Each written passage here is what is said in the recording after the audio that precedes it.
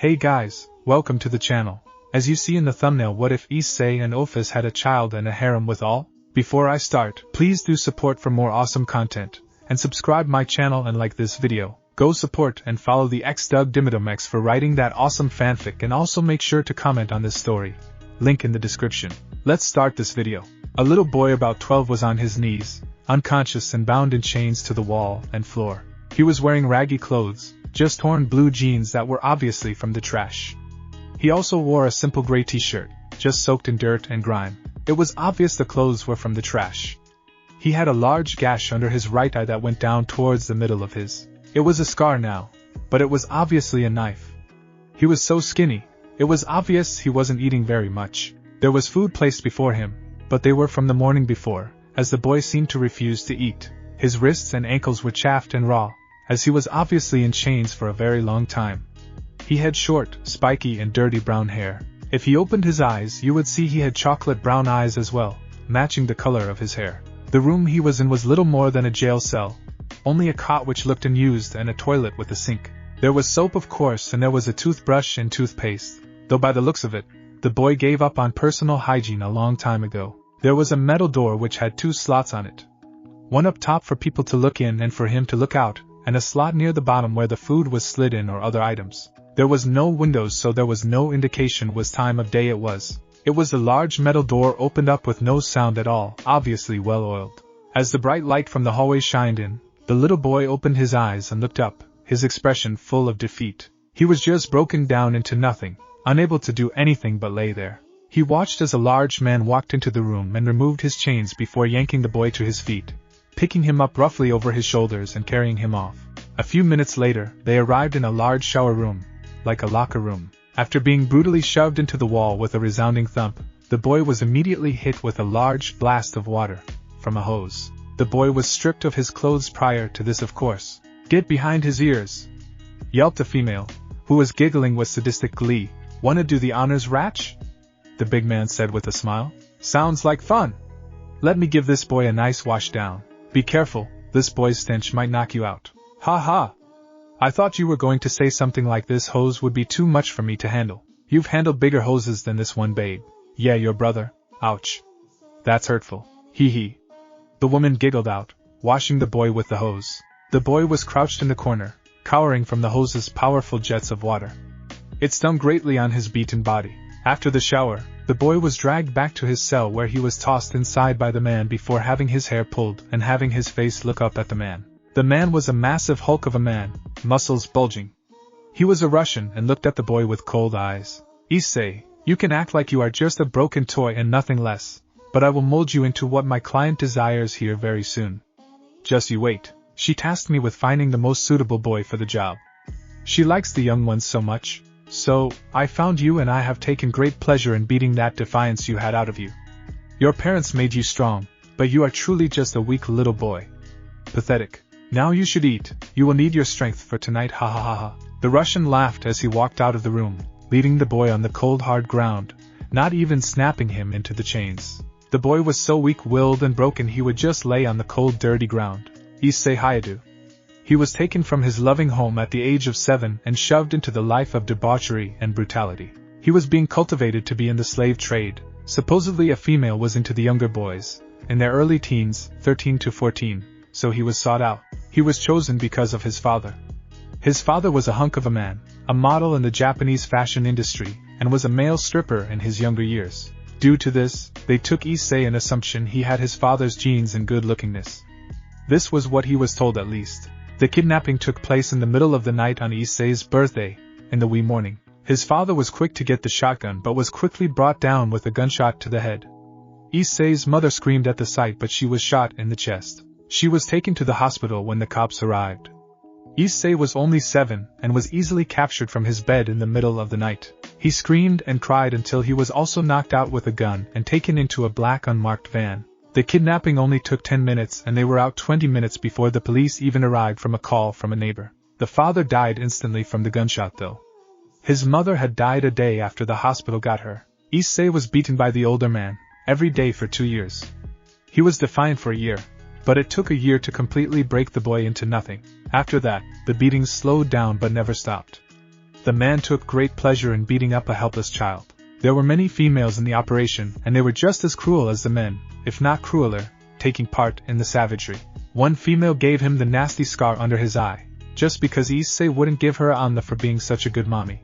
The knife was shoved into his skin and muscle right under his eye. He screamed and cried for mercy, but the woman just snarled and tore it down his face, until she hit his lower jaw and she removed the blade. She forced his to her, making Iseei her as his blood and tears mixed on her own and on the ground. Iseei was treated like he was just some toy for them to play with, which for what they were doing he was only a toy. There was actually very few men in the operation, only the large muscle man, the doctor, and the chef. 3 men and plenty of women. They were all good-looking females too, yet they were mean. Iseei was not touched though by the women, yet he knew everything there was to know about. He was forced to endure the painfully accurate classes that taught him how to behave for his mistress. He was whipped weekly and his body looked like a tic-tac-toe board after 3 years of it. His back was bloody and pulpy after the whipping that the body could never truly heal, and his body was just badly scarred. His bones were broken constantly, and he was still beaten with broken bones. There was a doctor on hand but never gave him any sort of numbing agent, and just painfully reset his bones or fixed him up. The entire operation was a cruel one. No one showed any sort of care for him, and he forgot what it was like to be loved. He was close to being turned into a toy by the men and women, but luck was on his side. After about 3 hours after the shower, Iseei began to hear screams of death and pain. It took only 2 minutes, but all the scream died down and everything was silent. It was then his door opened silently and a beautiful black-haired female stood in the doorway. Her hair rained down like silk and she was absolutely stunning. She looked at Iseei with a smile on her face and she reached a hand out to him. As he reached out to his savior, something that he wasn't sure why he did, he left his stomach wide open and the female gave him a wicked grin.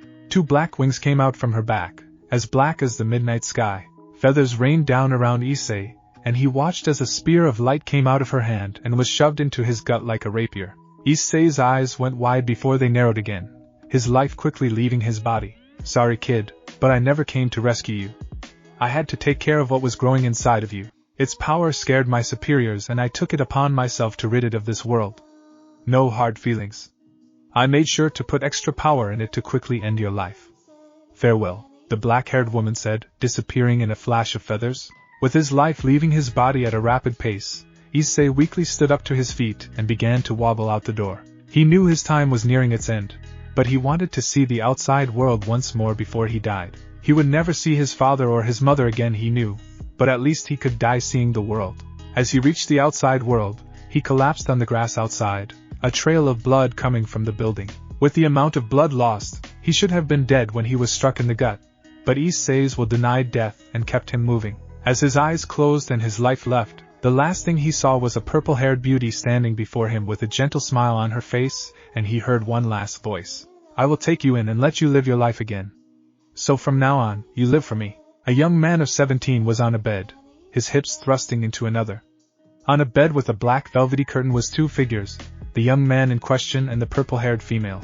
She was on her hands and knees, her face buried in her soft black pillows while the young man slammed into her, his hands on her hips. She was screaming in ecstasy as the boy hit every one of her spots, sending waves of pleasure down her spine. On the bed were 3 other females, all of which were splayed out in various positions with their legs twitching. Sweat and white fluid covered their bodices, all of which had an intense orgasm prior to the current display of lewd behavior. The young man was letting out no sound except the lewd slapping of skin upon skin and the wet sounds of a womanhood being ravaged brutally. The young man had no emotion on his face, just a blank stare like a doll. His eyes were chocolate brown and his messy hair, which was messy because of the previous females clinging onto him, was chocolate brown as well. Yes, this young man was Iseei Hayadu. His body was no longer scrawny and weak. He showed a great musculature, a good six-pack, though he wasn't disgustingly muscular either. His arms were still a bit thin in comparison to other muscular people, but he still had a good deal of muscle if any would just take a look. He was a very handsome man, just like his father and what the kidnappers predicted. While Iseei was being treated as nothing but man meat, he was also ordered to train his body and get stronger for raiding games. Iseei had actually competed in such competitions before, and he was quite strong. He was brutal in his attacks as he was in his ings, breaking bones quite normal for him. He was vicious. So Iseei was either in the bedroom, the kitchen for cooking or the gym. Yes, Iseei was the cook for Hooky and her peerage and was quite good at it. He was treated as a female is stereotyped to be. You know, in the kitchen or the bedroom. Hooky wasn't exactly the brightest of them all, as she never knew that Iseei had a secret power inside of him. A powerful power inside of his own body. Not even he knew, but unknown to him, as he gained strength he would awaken this power. And this power would change his life forever. Hooky clapped and spoke to Iseei. Alright, be a good boy and go to bed, Iseei. I want a breakfast of French toast in the morning before I wake up. Now shoo, Hooky said, as Iseei left her bed and her room, leaving the 4 girls in the bed they shared. He made his way down the hallway of the large mansion on the human world, somewhere in Japan. Iseei had no idea where he was, but it wasn't like he cared now. Iseei made his way to his room under the staircase. A very small space that only had a small bed. Yes, he lived the hairy lifestyle, if not worse. As he laid on his bed, his mind immediately shut off like a light and he was shoved into his dreamscape, though it was normally just a bland and black where he sat in the corner. It started out as such, but about 5 minutes later, it turned into Antarctica. He wasn't cold oddly, but he knew he was supposed to be. It was then some rumbling appeared, and out of a large mound of ice and snow, appeared a slender and icy blue dragon. It stretched out and let out a yawn, loud and feminine. It was then the dragon noticed the boy and she narrowed her eyes. Yes, this was a female dragon. She had ice blue eyes, just like her body, though just a shade or two darker. Her claws on all 4 of her legs were long and sharp and her tail ended in a wicked-looking spike. Her back was smooth of any sort of spikes, though her head had 2 small horns. Her slender, however, was that of a Spinosaurus, and so was her teeth. She stared at the boy for quite some time, his emotionless and blank stare staring up at her. She cocked an eyebrow, or at least that is what she attempted to do if she had one. She, however, did arch the top of her eye, quite curious with the boy. So you are my host? I could have sworn I was dead. Ha ha ha, I guess they failed after all in ridding of me completely. So tell me, what is your name? She asked. Iseei just stared up at her, not even answering. She wasn't his mistress. Why is it you are silent? Are you scared? No answer. She narrowed her eyes, not liking being ignored. Or at least someone not talking to her when she was talking to them. It was then her head quickly dipped to the ground and she let out a loud growl of pain, her slender claws on her head, holding her head as if she had a massive headache. Well, actually she was having a massive headache. She was reliving Isei's life as they were connecting finally. She let out growls of pain, fury, and sadness, all in one go, her body shuddering. When the pain and images stopped, she looked at the boy with a look of pity. She moved over to the boy and circled around him until her body could wrap around him. At least put him in the middle. Her large and long reptilian tail wrapped around his body protectively as her long wings also did the same. She laid her head near the boy, nuzzling him softly. I'm so sorry, my dear boy. I can't believe that there are people who have suffered as much as you have. I guess I was given to you to protect you. My name is Cindergosa. I've been called Cinder before though. I am one of the legendary dragons, equal if not greater than the twin heaven dragons. I was known by many names. The frost dragon Snydra, the great mother dragon, or one that I wasn't fond of. The ice bitch. Iseei sat there in the protective cocoon of the dragon, not speaking or moving. He, however, felt a warmth he barely remembered. The hug of his mother. The love of his mother. The protective feeling of his blanket. This warmth was only the beginning of his recovery. I will help you right now, Iseei. You won't have to feel the pain any longer. You can be back to as normal as possible. You can live a life now, no longer will you have to be a slave. Just let me in, let me take control. Release your mind to be let me in. As if on command, Iseei woke up with a jump, his body sitting straight up. His eyes were closed but a smile spread across his face. It was sinister and full of malicious intent. His eyes opened and no longer were they chocolate orbs.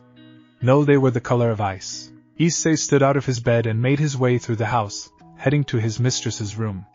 As he opened the door, his mistress woke up and she peered out into the darkness. As her vision quickly turned to normal, she spotted Iseei in the darkness, her devil eyes able to see everything. Iseei?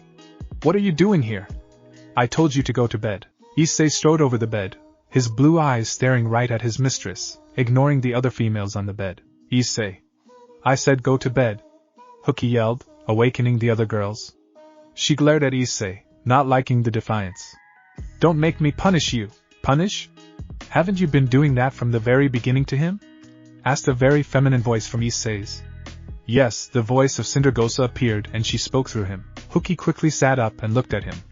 You aren't Iseei, are you? How observant of you. No, I am not him. Sindragosa walked over to Huki and stood before her. Who are you?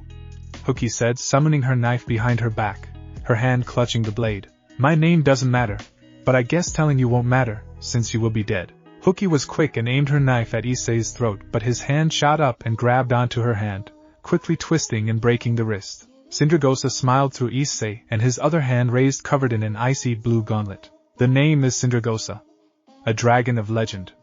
They were tipped in savage claws which came down quickly and removed the ability to scream from Huki, who fell back on her bed. The blood began to pool around her body as her life quickly left her body. The screams from the other girls, who were frozen in fear at the sight of Iseei changed, were quickly silenced with more swipes from the gauntlet. As Sindragosa left the room, she made her way out of the mansion and quickly began to head away from the area, taking Iseei back home. The room left behind looked like a painting with all the blood everywhere, and all girls were treated the same way. Throats removed with 3 gashes in the throat. Sindragosa wasn't cruel, and just ended their lives. It wasn't what they deserved, but it was just quick and easy. In a large room, a crimson-haired buxom beauty sat behind a desk. A pair of reading glasses sat upon the bridge of her nose as she read the small print on the papers before her. She sighed and rubbed her eyes, tired. It was then the doors opened and stepped in a black-haired beauty who looked at the tired female. She gave a cough and the red-haired female looked up and let out a beautiful smile. Akino, you're up late. What's up? We got a call from the Great Duke. A stray devil killed Falbium's daughter. What? Huki? Akino nodded. It seems the one responsible is a devil that was once a human. He was part of her peerage. Rias, he lives in this town. I see. Gather the others. We need to handle this. Falbium must be devastated. I will get the others. And yes, he is. I saw him. Let's get the bastard who would kill such a sweet girl. Yes. His chocolate brown eyes awoke suddenly as the train edged suddenly. Iseei quickly looked around, slightly panicked, his eyes darting everywhere. He was alone on the train and the clock near the door said it was about 1 a.m. It was then he heard a familiar voice, a soothing voice. Calm down, Iseei. You're safe. I rescued you from that evil devil and I've taken you to a train station. I had stolen money from the woman as well. We are on our way to your hometown of Ku. You want to go there, right? Iseei did a slight nod, his first acknowledgement of any kind. Well, started Sindragosa with a happy chuckle. It looks like being freed from the bitch worked wonders. No response of any kind. Alrighty then, no jokes. Sindragosa said before a silence fell over the two and the train itself, except the seedy clack of the train on the tracks. Iseei stared out the window across from him, his body never moving and his eyes never leaving the one spot. He was just staring creepily at the outside flashing before his eyes. It was then he shut his eyes tight and a tear escaped him, as the flashing lights before him brought back painful memories. Sindragosa let out a sigh as she felt the memories herself as she was a part of him. I wish I could keep more control of you, but I'm really tired for some reason. I thought I was sleeping the entire time, but I guess I didn't exist until I was put into you. Pity. I will need to sleep soon, but can I ask a question? No acknowledgement. Are you educated by any chance? I wouldn't think you got much of an education considering I am educated. He speaks. Well, don't you have such a wonderful voice? No acknowledgement. Okay, fine, no more jokes. Sorry. How educated? College graduate, surprising but good. Do you know much about the devil world or the supernatural world at all? Yes. Well, as you know now, I am Sindragosa. I am one of the legendary dragons in legend, though not much is known about me. I was a very secluded dragon, only wanting to be left alone. My power was great, but I had no interest in conquering anything unlike most dragons. I was killed during the great war between the 3 powers, the fallen angels, the devils, and the angels. The 4 devil kings sought my power and went to find me. When I refused, they attacked me and slain me while I wasn't looking. They were cowards. Anyways, it is nice to meet you, Iseei. No answer and Sindragosa went silent. After about 5 minutes Iseei spoke up again. Why save someone like me? Sindragosa yawned loudly. Don't fret, child. I have no interest in enslaving you. I freed you because you needed to be freed. What was done to you was despicable beyond words and I can't fathom being subject to that kind of torture. So for my sake, live your life the way you want to. Be happy and try to live a normal life. I can take control anytime you like, but I need my sleep. You will be home in a few hours. Just go home and rest, we can talk later, xDoug-Dimmadome-x said, her voice slowing down as she fell asleep. Iseei just kept quiet the rest of the ride, his eyes closing as he began to sleep as well. Back in some kind of cavernous mansion, a group of figures were sitting around a round table, in deep thought. Then a man, who was sitting in quite the expensive chair, spoke up. I want that boy with us. He is going to run into a trap at his hometown of xDoug, and I think we can persuade him to join our side. Are you sure? The dragon doesn't like your ancestor. Your father killed him. She could easily wipe you out. You are very strong as the other two super devils, but she is a unique existence. While not much more powerful in strength than the heavenly dragons, she has unique abilities. I am aware of this, my dear Catlia, but it is of little concern. She should have no problem if the boy wants to join our side. Plus, knowing her own personality, I don't think she will hold a grudge against myself. As for her power, I am still researching a way to get around it. In the meantime, I hold it to one of you to get this boy to join us. Do not fail me. Of course not. I will save him at the right time. This should prove that we are on his side. I will leave you to it. Everyone else nodded and disappeared in magic circles or puffs of smoke, while the leader, who was in the expensive chair, sat back and played with a cup of wine, his thoughts on the future. Iseei was awake by the stop of the train, and he noticed that it was his stop. He walked out of the train doors as it began to close on him, but made it through, so he began to walk out of the train station, in which he was frozen on the spot. It was his home. It had changed greatly since he was gone, but it was his home.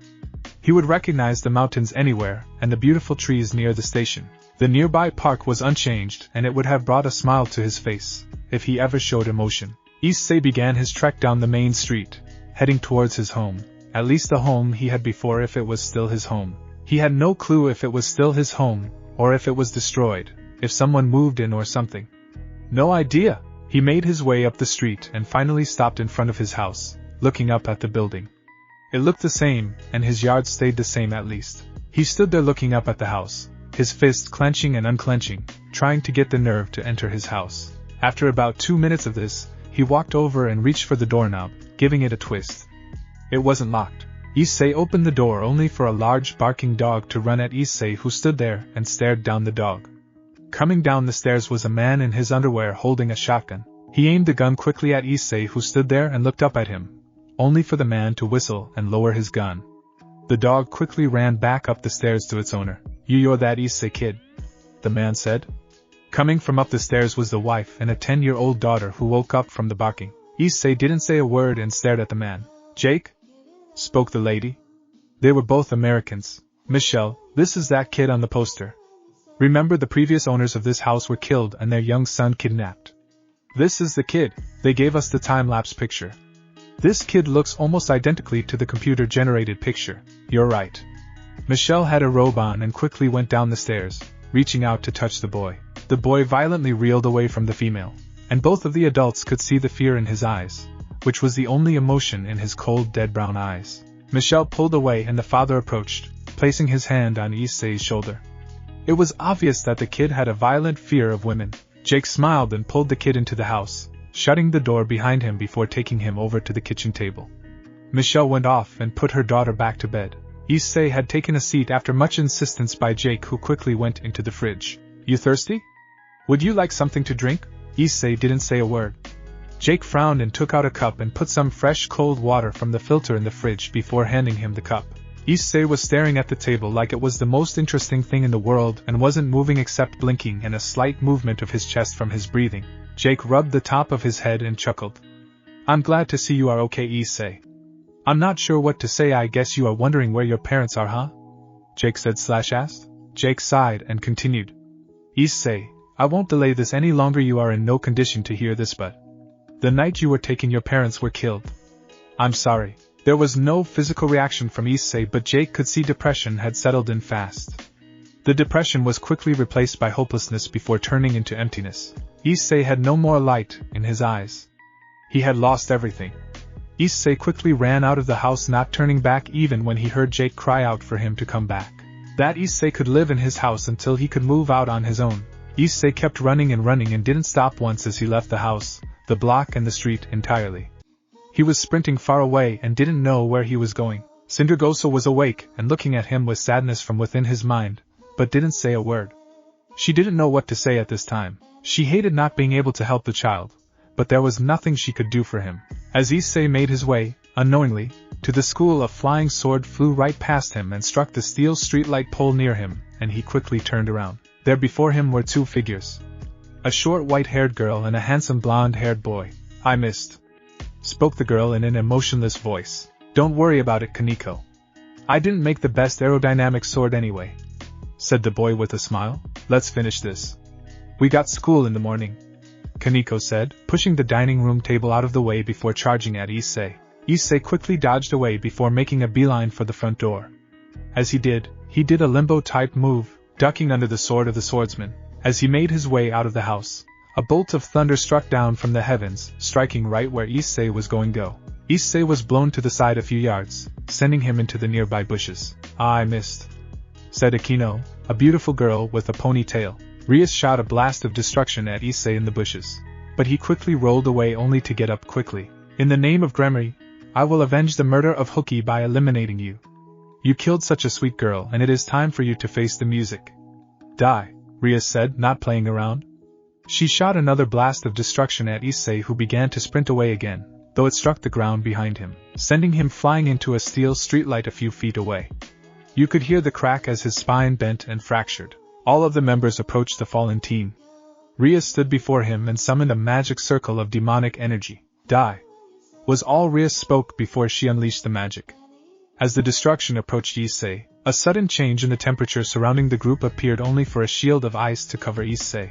When the energy struck the ice, a massive amount of steam appeared and covered the entire block. The only thing visible within the steam was bright blue icy eyes. Kaneko was struck in the face by a fist of ice, sending her skidding across the ground. A block of ice struck the swordsman in the chest and sent him flying into Isei's house, sending him right into the window. A flying foot struck the long and black-haired female in the face, cracking her skull before sending her into the neighbor's car, denting it heavily. Luckily, the car alarm didn't go off.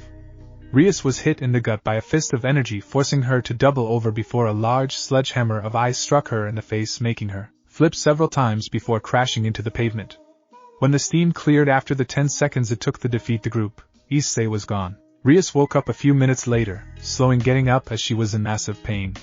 Her face was bleeding heavily and she felt her skull was cracked. She spat out some blood and was shocked when she saw a red magic circle appear, and out came her brother, a long and red-haired man with attire that matched royalty. "Brother, what are you doing here?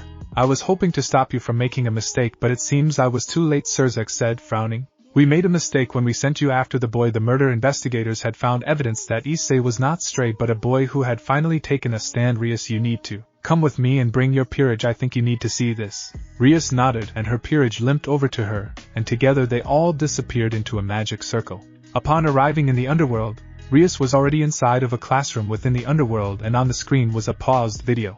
Falbium was already there, and by the look of his face, he had mixed emotions. On one hand he missed his daughter, on the other hand he looked greatly disgusted. xDoug frowned. "Rias, this video is going to be very hard to watch for you. Please bear with me through this," xDoug said, choking up a bit before gaining his cool. He only slipped up for a minute. He snapped his and the video played. Down in the real world, Iseei was finally back to normal and he was walking around town. Sindragosa had relinquished control to him and explained to him what happened. He said nothing to her and didn't even react to the news that she saved him. He was even farther gone than when she met him. She was currently watching through his eyes and sighed in defeat.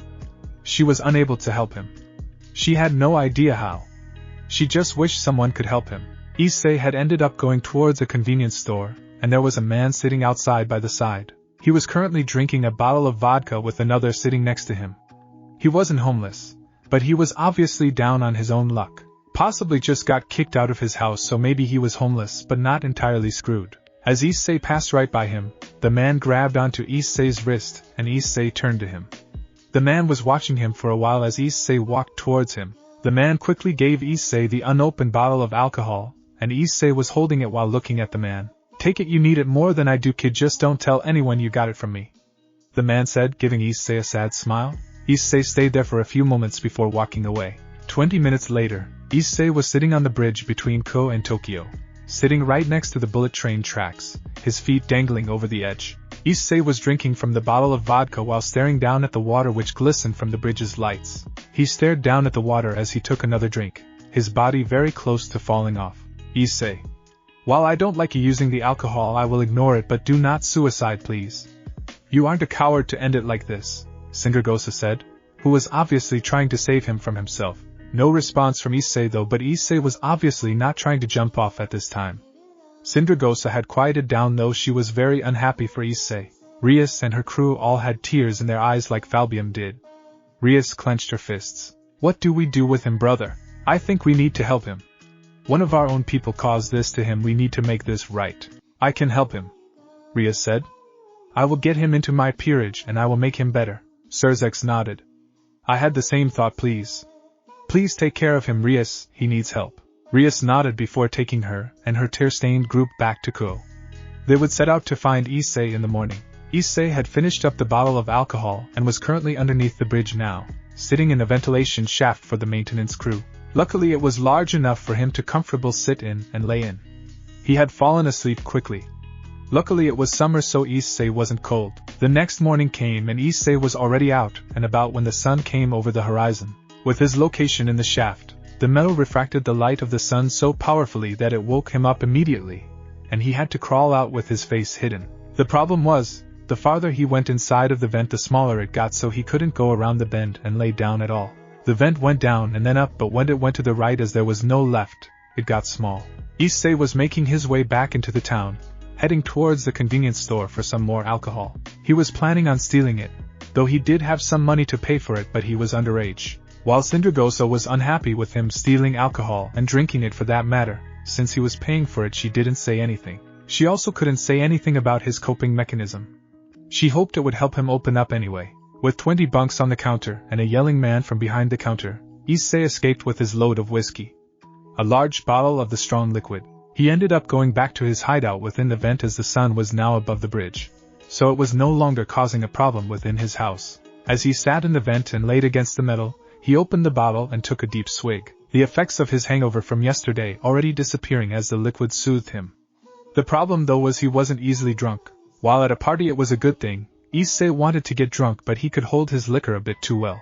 Rias and the others were up and about now, as it was not a school day. A Saturday morning, Rias and the others began to split up in search of Iseei, the boy they attempted to kill the night before. They had all watched videos on Iseei, getting security camera feedback of where he was held before. His training, if one could call it that, and the homemade videos from Hookie. They all saw that Iseei was the victim in everything, and they made it worse on him as they basically showed that his home was no longer home. Rias and the others felt bad for what they have done, and they took it upon themselves to fix it, even though xDoug never said that they should. They all wanted to help the dear boy, including Kaneko, who was the most emotionless of the group, though she wasn't as bad as when she first met Rias. Kaneko perhaps felt the closest to Iseei, as both suffered at the hands of devils and suffered period. Of course, her suffering isn't nowhere near as traumatizing, but he was the exact same way she was back then. With the group split up, they began to search for him. Rias went to the north of town, Akino to the south, Kaneko to the west, and Kiba to the east. They would split up and then converge on the middle of the town for a meeting if they couldn't find him.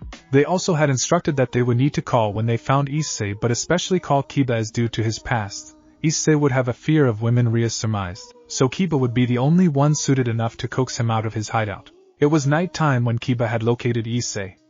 Kiba was walking across the bridge when he spotted a small light in a vent, like a small flame. Inspecting the grate, he spotted Iseei, who was curled up around a small candle, huddling for warmth, as this night turned out to be quite chilly. Since Kiba was quiet, Iseei never noticed him, so Kiba quickly texted his comrades before gently knocking on the grate before opening it.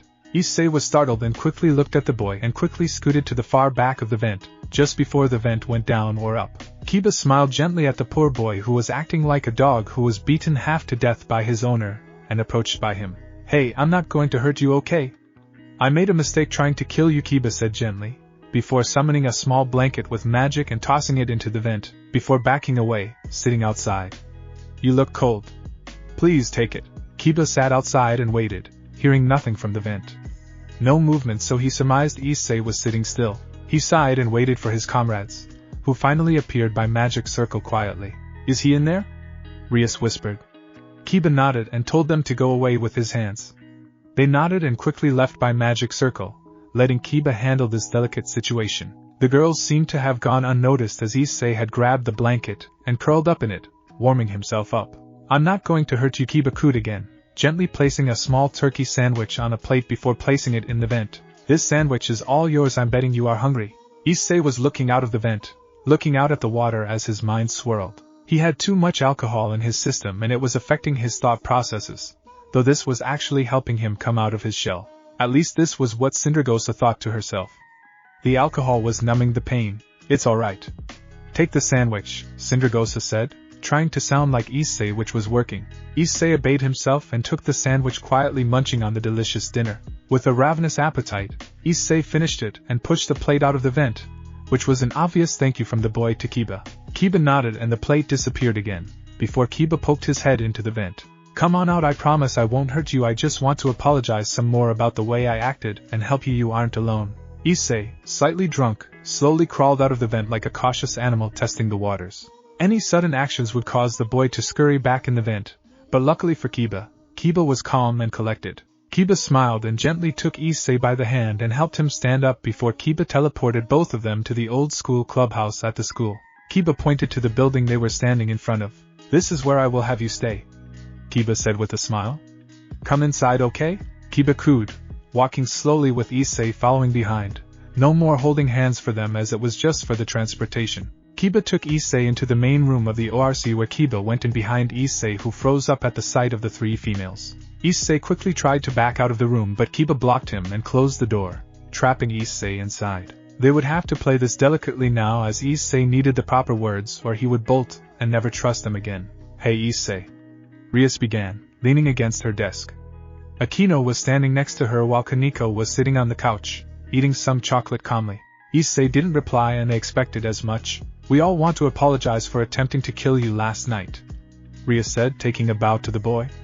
Akino, Kaneko and Kiba all took suit and Iseei noticed this. We were unaware of what happened to you and we attacked without knowledge of the situation. We again apologize for our actions, Rias said, all of them keeping their bows. We don't want you to hate all devils for the actions of us or Hookie, so we hope you do not hold hard feelings towards the rest of the world. Iseei didn't respond to Rias, but he listened. His mind was still swirling from the whiskey, but he was still coherent. With Rias finally no longer bowing, she nodded to everyone. With our apologies out of the way, we want you to know we want to help you. So, to start, I offer you a bed in my clubhouse, Rias said, opening a door to a very nice bedroom, clean and unused. It had so many pillows and a very comfy-looking comforter and blanket. Akino smiled and stood forward, opening up a large door to the bathroom. Here, you can use the private shower. We have another shower that is used by Rias and I for convenience, but this one is unused and cleaned daily, Akino said, bowing her head to the boy. Kaneko didn't have anything to offer, so she quickly went to the table and placed a plate of chocolate into the boy's hands, not thinking about how quickly she went to move to him. Luckily, Iseei was unaffected and continued to stand there, holding the chocolate he was looking down upon. Kiba nodded and gave Iseei a large bag. This is a lot of new clothes. We guessed your size and it looks like we were right. Please use them at your will, Kiba said, backing away from Iseei. With everything said and done, everyone began to leave before Rias turned around. If you need anything, well, just ask tomorrow when we next meet. Please sleep well, Rias said, bowing her head and leaving. Iseei stood still for a few more minutes before walking into the bedroom. Undressing down to his birthday suit, he climbed into the shower and cleaned himself rather well. After a 10-minute shower, he climbed into the bed after getting dressed in some boxers and began to fall asleep, rather quickly. The bed was extremely comfortable. About 20 minutes later, the door to his bedroom opened quietly and a small figure was there. The figure walked in and made its way to the foot of his bed. After 5 minutes of just standing there, the figure grew a tail and 2 cat ears before she climbed into his bed and curled herself between Isei's legs, using his left thigh as a pillow. All of this time, Cindergosa watched. For hours, at 1 a.m., Iseei woke up with a startle and sweat coming from his head. He had a nightmare, and it was the one he has been having for a long time. His past kept reoccurring. With him finally calmed down, he looked around and then noticed a weight on his body. Once he noticed the weight, he quickly bucked and scooted back up against the headboard, though he only moved an inch. With a sudden movement, Kaneko was shaken awake and looked at Iseei with her cute feline eyes. Ones that veiled shyness, worry, and fear. Fear he would hit her or run away, making her the culprit of him leaving. Shy that he would hate her. worry that he would cry and get worse. Iseei was about to bolt from the room and never return, but xDoug-Dimmadome-x appeared quickly in his mind, shoving him into the frigid world. Calm down there, Iseei. I know that it was sudden to find a girl in your bed, but calm down. Just listen to me. Isei's heart was racing in fear, but he was calming down at the soothing voice of the mother dragon. Syndra smiled and looked at the boy. I was watching the entire time of her climbing into your bed and snuggling you. Please don't be alarmed. She didn't touch you to hurt you. She was just using your body as a pillow and sending some senjutsu into you. Iseei, she was calming you in your nightmare. It's why you weren't crying at the end, nor did it last as long as it did. She was only helping you, and I think she also was going through some sort of her own crisis too. She was hesitant to become a Nikomata, so please give her a chance. If I am wrong and she hurts you, I'll never interfere in your life again. Syndra said, bowing her head to Iseei. Don't bow to me, Iseei said before returning to the normal world. Looking down at Kaneko, who was still laying down, afraid of what Iseei would do, she let out a gasp of surprise and a smile as Iseei gently placed a hand on her head, gently petting her head. It was over in 2 seconds. But Kaneko felt Iseei accepting her, and that he was going to run away. Iseei quickly went back to his sleep, no longer paying attention to her, as he immediately fell asleep. Kaneko reaffirmed her location on his thigh. Heading back to sleep, as well as senjutsu began to come from her body into Iseei as she slept, calming the boy. Syndra was looking all this time and had a puzzled look. Why do I get the feeling in an alternate reality there was a black cat fixing Iseei? Morning came around fairly quickly and Iseei was still asleep, though he was waking up as the birds outside provided a nice alarm clock. They weren't obnoxiously loud, but loud enough that it interrupted the peaceful dreams he had after falling back asleep with Kaneko strapped to his thigh. As he awoke, the first thing he noticed was his bed was empty besides him.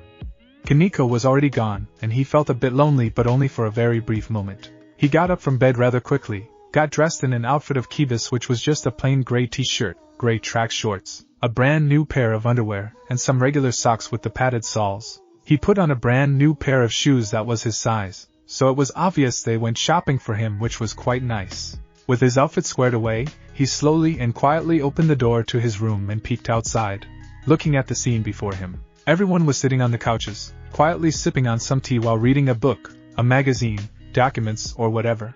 They were quiet, so Iseei quietly made his way out of the room, only for Rias to look up and give him a very heartwarming smile. Morning, sleepyhead. I hope you slept well. Akino here cooked you some breakfast, so it's in the microwave. It should be still warm, so it may not need to be warmed up.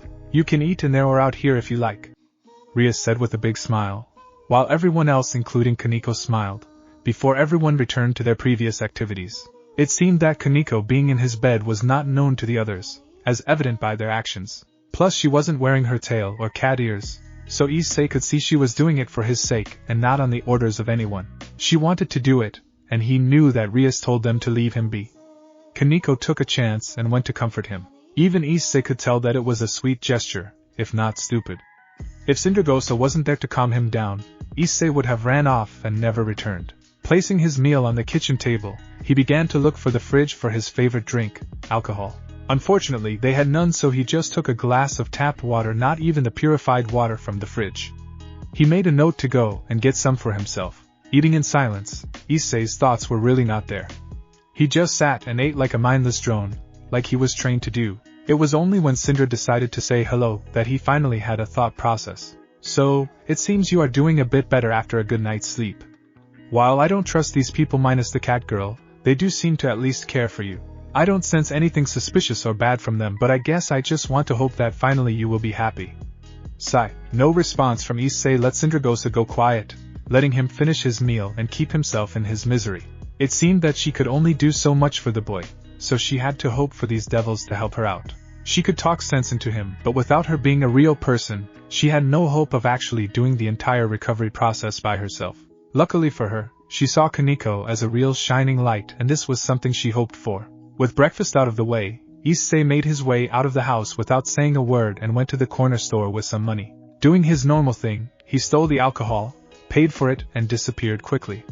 This time he stole a large bottle of Jack, a case of beer, and a bottle of antidepressants. While this would be alarming to Syndra, she knew that as a devil he could take such combinations of items without risk of dying, though she knew he would suffer for it with massive stomach aches and other things. Maybe a slight hospitalization, but she doubted it. She knew that the only thing that these would do was numb the pain for now before forcing him to go through some different types of pain down the road. She was unable to talk him out of it, and she couldn't force him to not take these items. While she did take control that night, Iseei had the final say in everything he did. She just had to hope he wouldn't do anything stupider than this. 20 minutes later, Iseei found himself back on the bridge, sitting at the edge with his feet dangling over the water. He opened the bottle of pills and chugged half of the bottle before swigging the large bottle of Jack. He looked out at the beautiful river, taking a gaze at the wonders of nature, if he really cared. Do I matter? Why do I keep living? Iseei thought, pointing his thoughts to Sindragosa. Sindragosa was alarmed now. Iseei was having suicidal thoughts, and this worried the mother dragon to an extent she would yell at him. Of course you matter. You keep living because it's going to get better. Why are you thinking about this now? I don't get it. You were quiet just a few hours ago. No thoughts. No nothing. Why are you thinking of suicide? If you do that, I will never forgive you. Sindragosa yelled out, scolding the boy harshly. What does it matter? I've got nothing left for me. Iseei said back, though only in his thoughts. I've lost my family, my innocence, any sort of life that I could have had. There is nothing left for me. Iseei thought, scooting closer to jumping off. You will not jump off this bridge, Iseei Hayado. Your parents would have never wanted you to do something like this. They would want you to live your life. Stop acting like no one will miss you. I will miss you, damn it. When you die, I have to go to a new host. I want you as my host. I don't want you to die on me, and I refuse to believe you are cowardly enough to do it. Stop it. He scooted over even more. I know I'm not doing much help here, but you have people who care for you, damn it. Please don't do this. What's the point anymore? Iseei thought as tears began to come down his eyes. Who's going to care for me, huh? Just you. That's so helpful. No one else cares. I've lost everything in my world and there is no one else. Those devils are trying to help you. They care for you, Sindragosa said calmly, trying to approach this a different way.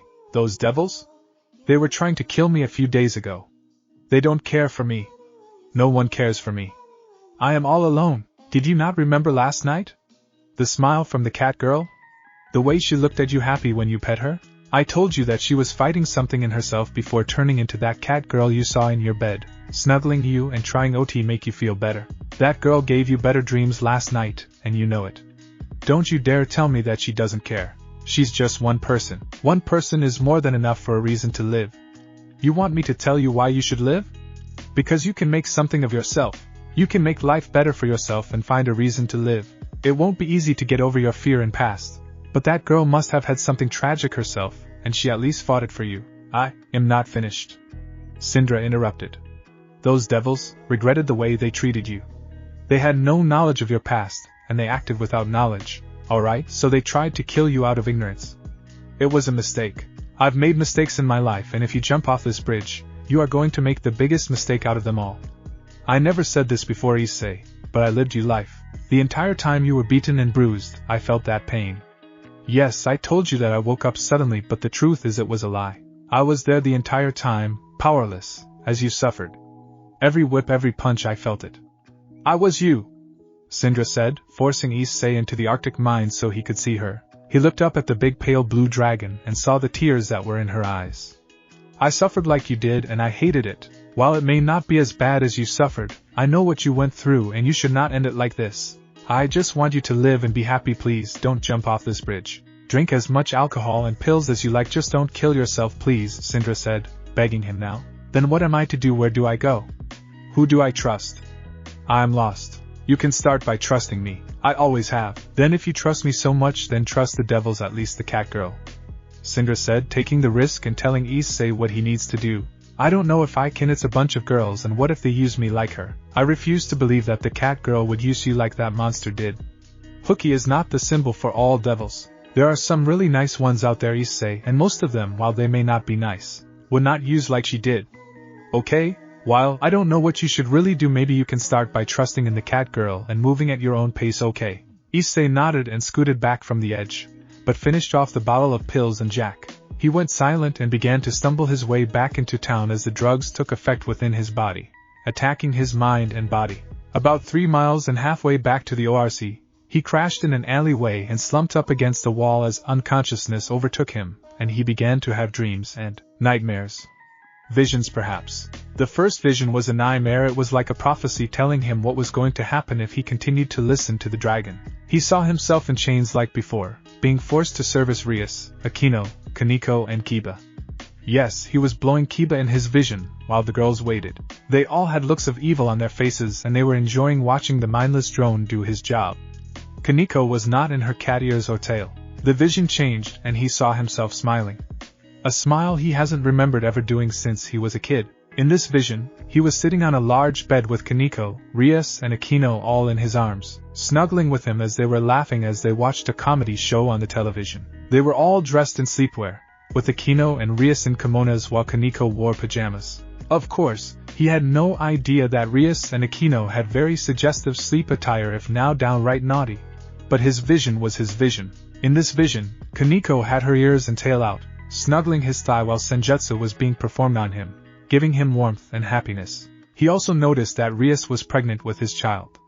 Akino was not pregnant herself, but it wasn't for a lack of trying. While Iseei was not fond of the hints of him having, he couldn't find himself hating this vision as he was happy. Happier than he could ever remember. The next one was a vision of the last vision, but this time Hooky was mocking him as she stood around the bed and killed each and every one of the girls, mocking him for his stupidity, like he was ever going to be able to be happy with her in his head. It changed quickly to a life of pain and misery. It was like the first vision, but this time Hooky was there as well, grinning at him as she hugged Rias and Akino. She was going on about how this entire time, Rias and Ko were in cahoots with her and all of this was a ploy to have him suffer even more. Iseei was now crying as he thrusted into Kaneko, who ordered him to go faster and faster. The last vision was the second vision, but it wasn't different. Just a repeat. A copy. It was his last dream before he woke up in the night with a massive headache and a belly that felt like something was trying to throttle it. Sitting up, Iseei sat against the wall with his head in his hands, his mind reeling with the visions of his dream. Hey. It's alright. I saw them too. I don't know what to make of them, but I think it's your brain is telling you what could happen with your next couple choices. I don't know anymore. As I said before, trust me, so go for it. I'm not saying marry them right now, but I think we should return to the house at least. That's all. Maybe talk with the cat-haired girl, or at least listen to her. Yeah, listen to her. Maybe she can tell you about her own past. Iseei nodded and slowly stood up, stumbling his way out of the alleyway. A mile down the road, Iseei stopped as he heard a scream. It was a scream of helplessness which he recognized all too well. He let out the same scream so many times himself, it was etched into his memory. Moving towards the house it came from, he opened the door and made his way inside. Once inside, he felt a twinge of pain in his arm. It was his devil warning system, telling him something holy was ahead. Iseei entered the home, ignoring the warning that devils get near holy, and continued until reaching the living room. The first thing he sees is a human gutted like a fish with her limbs cut off and placed in random locations around the body. Her tits cut off cleanly and shoved into her, and her head removed and placed on top of the flowers that were in the vase. The water was blood red now. He heard another scream and a surprised gasp, so he turned and spotted the duo who made the sound. There was a white-haired priest, at least judging by his outfit and weaponry, and a holy maiden. The maiden was pinned against the wall with a sword of light with her breasts exposed, including her panties, and was being fondled by the priest. Well, it looks like we have the presence of a devil here trying to catch a show. Bad devil. The priest maniacally laughed. Hey, if you want to watch it's going to cost you. Iseei stared at the priest and the maiden, his emotionless eyes staring at the duo while his were sealed. His face never betrayed his thoughts or emotions either. He was a complete doll. Scared silent, right? Or wait, is it shitless? I never understood that term myself. I always thought that when you are truly scared, you shit yourself. Haha, or is the shitless term meaning you have no shit left in you? Ha ha ha. Let's find out after you're dead. Freed dashed from the wall with his gun and sword, firing a shot at Isei's face, who slightly moved his head to the side, dodging the bullet with ease. Freed, seeing this, roared in anger and began to slash at Isei's body, trying to stab and hack the poor boy to death. Run, Mr. Devil. He's going to kill you, the sweet Asia voiced. Iseei at this time had no idea who their names were though. Isei's eyes feared to the girl who was genuinely scared for him, but he went back to looking at Freed, who was trying to kill the boy. Come on, coward! Fight back or just die! That's it! Just die! Ha ha ha! Fried maniacally laughed out only to find a fist in his gut that knocked the wind out of him before a palm to his chest sent him flying back into the wall, cracking the plaster. You hit me. You hit me. You shitty devil. How dare you hit me, Fried Selzen. That's it playing around. Let's go for the world record of how many pieces I can chop you into. Ha ha ha. Fried roared angrily yet maniacally happy, charging back at Iseei with gunshots and sword thrusts. Iseei moved his body to the sides without moving his legs, dodging the bullets and the sword thrusts. If the sword or bullets went to his feet, he would lift the leg out of the way or move sideways. He used minimal movements. You are just a shitty devil. You don't speak or anything. You are nothing but a loser, aren't you? Bullied, right? Well, now I see why. Ha ha, Fried said, trying to provoke the boy, which worked but only for a palm to the priest's chest which sent him flying into the wall. It was then a magic circle appeared and Rias and the others appeared. Era, what a mess in here. Going to take forever to clean this stains out. Aquino, be a bit more respectful, Iseei is here. Rias scolded, treating Iseei like a very delicate doll. Luckily, though she wouldn't know, Iseei didn't care about Aquino's attitude. It wasn't mean to him, and it wasn't making her a bad person, so he didn't care. His eyes however fared to Kaneko at his side and he looked at her for a bit before looking back at Fried. Well, now it's a party. So many devil bitches. I don't know which one I wanna first. You have such a dirty I really doubt you could handle us though you could try. Ooh, on the red. I like the feisty ones. While I would love to stay and talk, you are laying a hand on a friend of mine. I don't like that. Ah, poor redhead. What is a hot piece of ass like you doing with a loser like him anyway? I am very curious. None of your concern, now die! Rias said, shooting a black magic attack at him, though he dodged. It was then a portal appeared behind Fried. Ooh. I'm also bringing friends to the party. Party time, Red. Shit, alright, Kaneko grabbed Iseei. We need to leave. Iseei stood still as Kaneko picked him up, though he was now trying to leave her arms and reaching out to Asia. Asia just waved bye to Iseei before Iseei disappeared into the magic circle. Back in the ORC house, Rias looked at Iseei with concern. This would be the part where I scold you, and I know I should keep my distance from you, but you cannot keep following that nun, you are going to get yourself killed. Iseei looked at her the entire time before walking away without saying a word. Everyone watched as he just blew her off, not that they expected anything. He went to his room and shut the door, obviously going to bed. Once Iseei laid in bed, Syndra appeared and he was in the Arctic world once again, where she looked at him. You handled that very well, she said, a smile on her face. I expected you to run away from Rias and the others for being quite aggressive and in your face. You said to try and to start trying to trust them, while I don't trust them yet. Minus the cat, I don't hate them, and I know they are just caring for me. So, when are we going after the girl? I know you want to save her too, Iseei just shrugged. I don't know where they are at. I suppose so. Looking around town would be too difficult, but wanna still try? Iseei nodded, and with that, the world around him disappeared and he was back in his bedroom, where he noticed that the entire house was quiet again, and that Kaneko was climbing into his bed, wearing her pajamas. She had her cat ears and tail out. She looked at him frozen before she slowly made her way to her spot between his legs, his eyes on him the entire time. She lowered herself to the bed and snuggled up to his thigh, looking up at him before moving her head back into a sleep position before sending the warmth of her senjutsu into him. With a slightly petting of his hand, which was over in just a moment, he calmly went to sleep himself, followed by Kaneko's calm sleep sounds.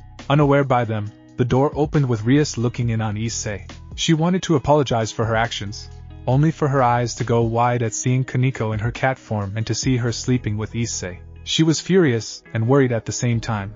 The next morning, Kaneko as normal woke up before Iseei and snuck out, hoping Rias and the others wouldn't notice. Plus it was a school day. It was when she sat down with a tea and a breakfast cake that Rias looked at her. Wanna explain yourself for what you were doing last night, Kaneko? I saw you too. Kaneko was frozen stiff and was unable to respond for a moment or two. Aquino and Kiba also appeared from the kitchen, anger and concern on their faces. Yes, we want to know why you did that, Kaneko, Kiba said. You were jeopardizing our relationship with him. I thought I could relate to him and help him out. While the thought is nice and all, it was too risky. You could have lost us a friend. Kaneko got quiet again and just let them scold her as they were right. She risked everything to help Iseei and she could have screwed up. She had no way to defend herself and there was no reason for her to do so, but she wouldn't stop doing what she was doing. It was obvious Iseei liked it and needed it. The next morning, which was a Monday. Iseei didn't attend school cause he didn't have OT considering he was beyond high school level anyway, but it was because no one signed him up for it, and he didn't want to. So with this out of the way, Iseei began to walk through town, heading to the general store for some alcohol. With the alcohol, he began to make his way back to the bridge. But to the bridge he had to make his way through a park where he was stopped by a cute voice. "Mr. Iseei?" said the voice. It was Asia, and Iseei turned to her, looking at the female he wanted to save from the priest. "Well, this was a bit too easy," Sindra said to Iseei and herself with disbelief. Asia tilted her head at the boy for not talking back to her. She blinked. "Are you okay?" "No" answer. "Oh, I see. Your eyes say a lot." "Well, I'm Asia," she said with a big smile. "It's very nice to meet you." "So, I am doing alright since we last met last night," the girl said, taking the liberty to grab Isei's hand and walk off with him, being a bit bold. Iseei did not react but did follow her, walking with her into the main town. He took a swig of the drink, only for Asia to turn and look at him. She grabbed the alcohol and dumped it into the trash, puffing her ass out in anger at the boy for drinking but kept on walking to the arcade. "Well, we got an interesting character to deal with. She's innocent yet with you she's quite bold. Haha, this is amusing. What's more amusing is you are following the girl around, but I guess you sense the same thing I do. Well, again I'm proud. My name is Asia Argento, and it's nice meet you Mr. Iseei. So, let's play some games," Asia said. Iseei obliged and traded in some yen bills for coins, going to play with the little girl. They spent 3 hours in the arcade in silence. No questions between them, not that Iseei was one to ask questions. They had played many games, including multiple shooting games, where Asia was surprisingly good at. Her hand-eye coordination was not too bad, yet something tells Iseei that she is quite clumsy. Walking out of the arcade, they sat in the park together with Asia looking at the fountain. "So, a devil, huh? I guess you are scared of a holy person like me, right? Well, I won't hurt you if that is what you are worried about. I won't ever hurt you, I'm your friend after all," Asia said with the biggest smile on her face. Iseei said nothing but his heart beat a little. "So, it seems you went through something tragic, worse than what I went through, but I can at least tell you what I went through, right?" Asia asked before going off about her life as a holy maiden and yada yada. It was then an evil laughter was heard. "Ah, how sweet. So you still live, huh?" voiced Rainier, the woman who killed Iseei. Iseei saw her, and in his eyes, rage began to flood his mind as well as despair. Despair because she was like an angel of death, coming back to finish the job and haunt him some more. But rage because in front of him was the girl who broke his guard and killed him.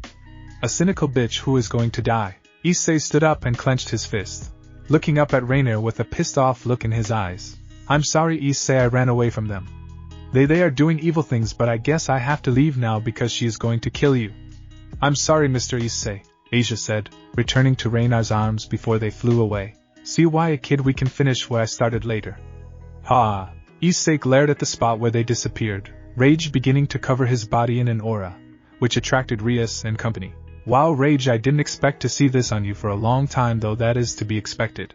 Normally, I would scold you again and tell you there is nothing I can do for you about the nun, but it's obvious that I need to back you up on this. While the responsible devil in me says no, the friend in me says yes, so, let us go, alright Iseei? We can do this together," Rias said with a smile.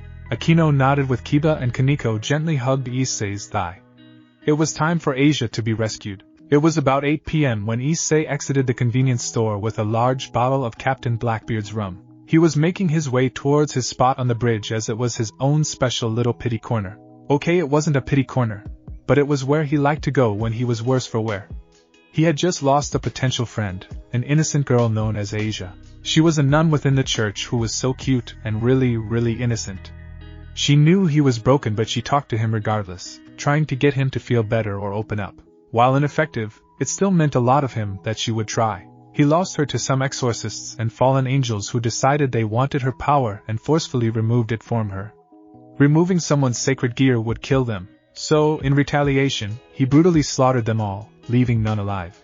The only one he knows that survived the bloodbath was Freed, the maniacal stray priest. Sitting on a lower rung of the bridge, below all the cars that were traveling, he stared down into the water as he began to drink the large rum bottle, which was a gallon in size, chugging it like it was lemonade. When he finally finished the first chug, a quarter of it was already gone, and he already felt himself become woozy and dizzy. With a really quiet groan, he chugged a bit more and looked out at the water, wondering if Asia was better off up in the sky than down here. If she made friends already and was happier. He wanted her to be happier. Iseei. I just thought about something and you may want to hear it. Iseei said nothing in response, so Syndra continued. You know that devils have evil pieces and they can revive anyone, right? Well, what if Rias revived Asia? Think about it. It's possible Rias did it actually. I could see her doing that for you, and it would actually be a smart move for her due to Asia's healing ability. Do you really think so? Yes. I actually do think so. There is no way that Asia would be completely gone from your life. No way. She's too sweet to be truly dead, so Rias must have revived her, Syndra said, trying to cheer Iseei up. In truth, she had no idea if Rias would have even thought of such a thing to help Iseei out of his funk, but it is a possibility. Syndra was just saying these things in order to get Iseei off of the metal beam and head back home. And it worked. Iseei began to walk back home, chugging the large bottle of rum while he did so. He felt his brain getting muddled, and he knew he was drunk, yet he wasn't even done with the gallon yet. He had more to go, and he kept on chugging. He was ready to just become pass-out drunk, but he at least listened to Syndra, though the drink may have helped with the decision some. When Iseei arrived back home, he had half of the bottle left. He opened the front door of the ORC room and chugged a bit of the bottle, startling the girls, including Asia, who actually got Iseei to stop drinking the rum for a moment. Taking a look at Rias, then at Asia, then back at Rias with just a pair of his eyes, he quickly placed the bottle down and rubbed his eyes a bit before looking back at Rias. Welcome back, Iseei. Yes, you are not dreaming. Asia is alive and well, but she is a devil now. Mr. Iseei, it's really nice to be near you again. I hope we can be friends. Iseei looked back at Rias and then bowed his head to her, giving her a wordless thanks for reviving Asia. Rias smiled and nodded. She is a valuable piece to my peerage with her twilight healing, but she is also your friend, or at least I think she is. I thought it would be a good thing to bring her back for you. Have a good night, Iseei, Rias said as she watched Iseei pick up his rum and walk back into the bedroom, not even stumbling. Iseei could handle his drink, though it did mess with his mind a little. Iseei drank the bottle some more and then placed the bottle on the nightstand before collapsing on the bed, curling up to himself as he stared at the wall. Iseei was exhausted, yet sleep evaded him. He knew not why, though Syndra offered a reasoning. You can't sleep without the cat, Syndra said with a grin on her face. Iseei could hear the amusement in her tone. I think this is a wonderful thing. You have someone you are dependent on, and she is taking care of you well. Have a good night, Iseei. Hopefully the cat joins us soon, Syndra said, going quiet. Iseei waited, and it took a while, but 20 minutes after he collapsed on the bed, the door opened and Kaneko walked in, her ears and tail out. She looked right into Isei's eyes and made her way onto the bed, not being hesitant this time. She got in between his legs and snuggled up against his thigh, only to let out a soft gasp as the strong arms of the boy she was snuggling grabbed her and pulled her into his chest, holding her like a cute teddy bear. She was surprised that Iseei was cuddling her, but another thing also surprised her. Isei's breath was visible. It looked like he was breathing in the cold, yet it was warm in the room. Iseei was asleep at the time, so he may not have noticed, but this was the first time Iseei was doing this. It was surprising. There was also the surprise that he didn't smell of liquor on his breath. He smelled kinda minty for some reason. Like polar ice. She, however, shook herself of her stupor and began to use her senjutsu before snuggling into his chest, pressing her head at the crook of his shoulder and head, snuggling into his neck before she began to fall asleep as well, her senjutsu on autopilot. Iseei woke up when the birds started chirping, making it a pleasant wake-up. When he opened his eyes, he froze up and his body locked up for a few seconds, only for his brain to kick into gear. He froze up because there was a girl in his arms, snuggling into his naked upper body while he was flush against her as well. Kaneko was snuggling with him. At first, he was scared and wanted to hide in a hole, but when his brain kicked into gear, he realized that he was the one holding onto her. He was the one who pulled her into his chest, and that was what kept him from leaving. With this thought already in his mind, he relaxed and gently began to pet her head, gently stroking her ears with feather-light touches, enjoying the feel of her hair and ears. A cute cat. Kaneko yawned cutely, with a small meow, only to find herself rubbing her head into his hand, enjoying the boy's ministrations. She also began to purr, enjoying Isei's touch. It was when he spoke that she froze up and stopped rubbing and purring. She was in shock.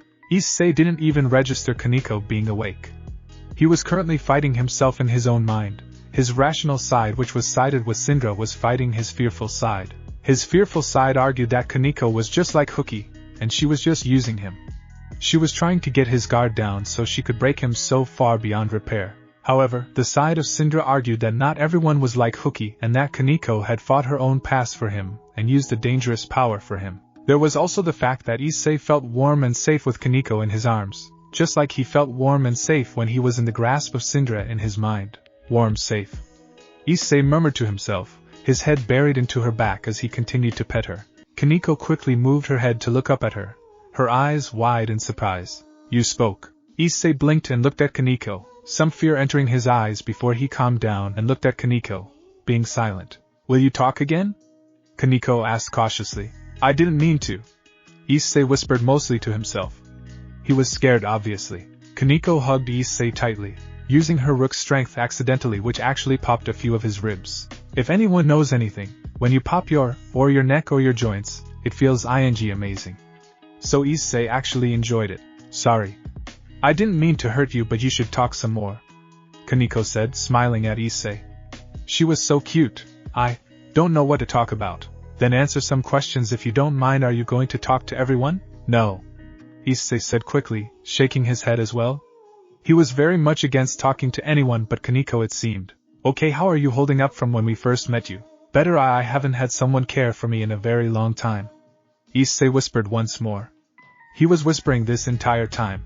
Everyone needs someone to care for them, Kaneko replied, using her senjutsu once more while hugging Iseei. Iseei responded with very light touches onto her head and ears, gently petting her. Do you need me to continue to do this every night? Iseei responded with a hug around her head, gentle but firm. He nodded quickly. Please don't leave me. I need this, Kaneko responded with a nuzzle into his chest. Then I will continue to do this. You are also warm and safe, Kaneko replied. It was then the door opened and Rias was wide-eyed at seeing a half-naked Iseei and Kaneko snuggling in bed. It was then she realized that of course Iseei didn't sleep with her. While I do not approve of you doing this without permission, Kaneko, it's obvious that he needs it. So please continue to do so. However, it's time to get up and get ready for school, Rias said, walking away. Kaneko slowly removed herself from Iseei and left the room but poked her head back in. I will see you after school. We can talk about other things later, Kaneko said, now leaving. Once Kaneko left, Syndra decided to open her. So, you are improving at a good speed. I'm glad the cat girl was the catalyst for you to no longer be a frightened rabbit, which any sudden movement would frighten you to run away. I'm proud of you, Iseei. Despite your fear, you powered through it, and at least became somewhat docile. She was nice and safe and warm. I needed it. Yes, you did. You needed to feel safe though. Now I hope you could continue to improve with the others in the group. I could try. Rias seems nice. That she does, for a devil and a pure blood at that. She's not overly snooty. She's not condescending, and she isn't here to use you for your power. While you may not be her servant, she has no ulterior motives to help you. She just wants to help you. For what it's worth, she is a great person, and you should begin to trust her some more. I'm not saying have conversations with her, but maybe try and be near her more. Iseei nodded quietly and got dressed himself before heading out of the old school building to prowl around the town, looking for something to do. After about 3 hours of walking in silence, Syndragosa decided to speak up and ask a question.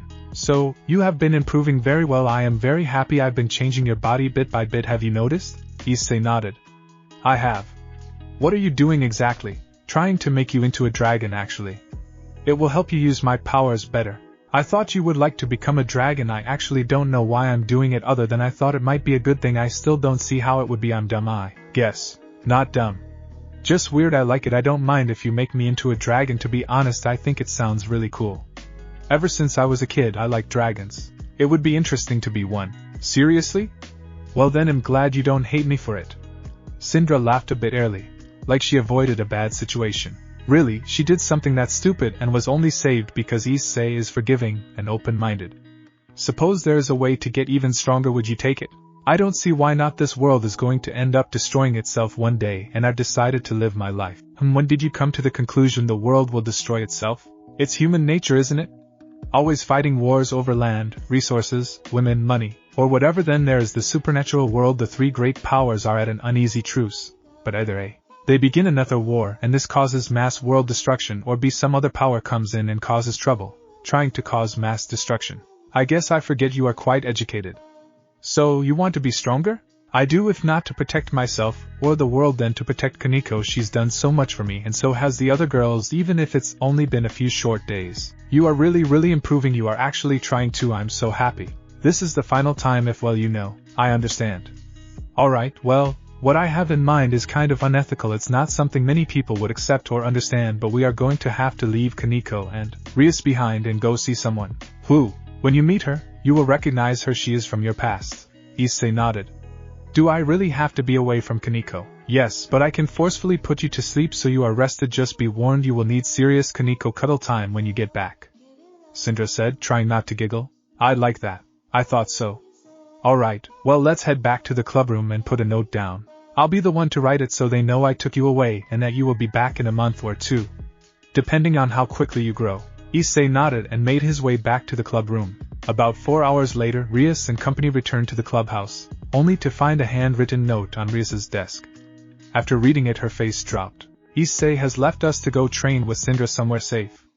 They both didn't want to endanger us. Kaneko frowned unhappily and was now a bit scared. She was using Iseei as emotional support as well, hoping he would help her out if she ever went out of control with her powers. With him gone, she had no one to turn to, no one that made her feel safe like his arms felt. While she liked Rias a lot, Iseei was different. They both knew what it was like to be in each other's shoes, kind of. She was the closest to him out of anyway though, and he was a very warm and caring soul, even if he was scared and antisocial. Iseei found himself, after a magic circle teleport, in a large cave system. It was dark, but Syndra had changed his eyes to be that of a dragon, along with his inner core which gave him the visible breath. His body was colder deep inside though he felt warm outside. It was weird.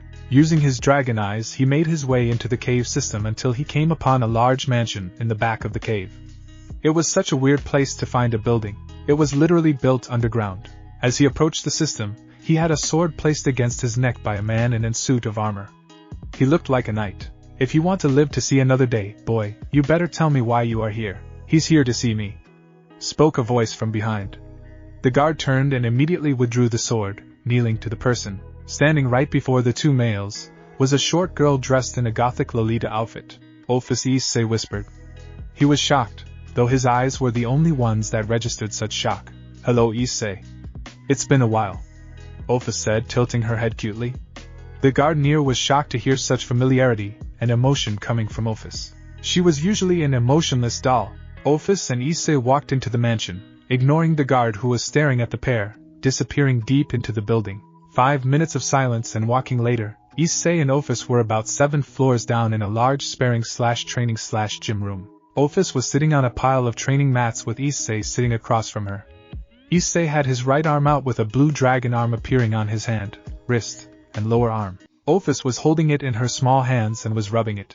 Hello, Syndra, it's a surprise to see you here, said Ophis, a bit more emotionless than she was with Iseei. Hello, Ophis. It's been quite a while. You were dead the last time we met. Yes, well, somehow I'm a sacred gear now. Even now I'm not allowed to rest in peace. What brings you here?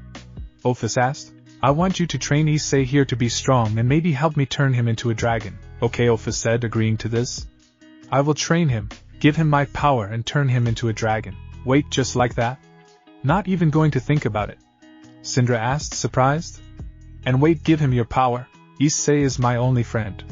We met when he was a child, before he disappeared. Ophis, about that, Iseei was kidnapped, and well, it's not something that's easy to explain. I can find out myself, Ophis replied, placing her hand on Isei's forehead as a black magic circle hummed to life on her hand on his forehead. After about 20 seconds of this, Ophis looked at Iseei with a slightly saddened expression. She was not emotionless, but she was far from being emotional. If I would have known, I would have killed them, Ophis said, not even trying to sound threateningly but just a matter of fact. Iseei nodded and looked down. Hi, it's great to see you again, Ophis, Iseei said, hugging Ophis tightly out of the blue. Ophis responded with a hug of her own. It's good to see you too, Iseei. You wanted to be my friend when no one else did. You played with me when no one else would. You were my only friend and still are. Iseei nodded. So what are you? Iseei asked, confused. She is Ophis, the infinite dragon god, spoke a male's voice from the staircase. Walking over was a boy in a black suit with wild dark silver hair and icy blue eyes. Vala, Ophis said, looking over more emotionless than with Iseei. It was obvious, Vala and Ophis were slight friends, though only barely. Nothing in comparison to Iseei and Ophis. Who is this you have brought over? Vala asked, only to look at Isei's hand. Another dragon's sacred gear. I thought only Drake and Albion were the only ones to look like that. Drake and Albion aren't the only heavenly dragons vanishing one, though I guess I wasn't considered a heavenly either. Ah, but you were considered to be one Sindragosa at least by the dragons. Albion spoke. Well, that's good. Albion, Sindragosa? I never heard of this dragon. She among dragons was the most reclusive, residing only in the Arctic locations in the world. She wanted to be left alone with the penguins. She was basically the mother of the dragons, nagging us to be healthy. Bite me. Interesting. So is he strong? This Iseei character? Your fight will have to wait a long time, Ophis said, sounding like she was slightly scolding Vala, which shocked him immensely. I have to train him first, and he has to heal. I see. So, the first person in history to ever be trained by Ophis herself. This will be interesting indeed. Well, I will be awaiting our fight. Iseei becomes strong, Vala said, disappearing in a flash of white light. Don't mind him, he's just a battle maniac. Iseei nodded and waited for what was going to happen. First, Sindra and I will turn you into a dragon. Second, I will train your body and your mind to better wield your sacred gear, and then I will give you a fraction of my power, which will integrate with your sacred gear, and it will grow as you grow stronger. You could be at my level very quickly. Iseei nodded, a bit overwhelmed, but he was over his shock when he felt an immense pain in his body. His transformation had begun. With a magic circle granted to him through his training with Ophis, he teleported himself with Ophis into the clubroom's main gathering, with the couches and Rias's desk. When he exited the room, he noticed it was almost completely empty, as there was only one person in the room at the time, and he was not part of Rias's peerage last time he knew. This was a man with long crimson hair like Rias, but he was taller, and had a slight intimidating presence. He seemed to be depressed though. When the purple light flashed through the room, he turned around from what he was doing, which was standing in front of Rias's desk. He looked surprised but put on a small smile. Might you be Iseei Hayadu? He is xDoug-Dimmadome-x. It's been a while. Sindragosa, it really has been a while, and I was most surprised yet relieved to see you have not truly passed on. Sometimes I wish I did really pass on, but I'm satisfied with helping Iseei out. That's good. And who might this young lady be? Take a seat, xDoug-Dimmadome-x.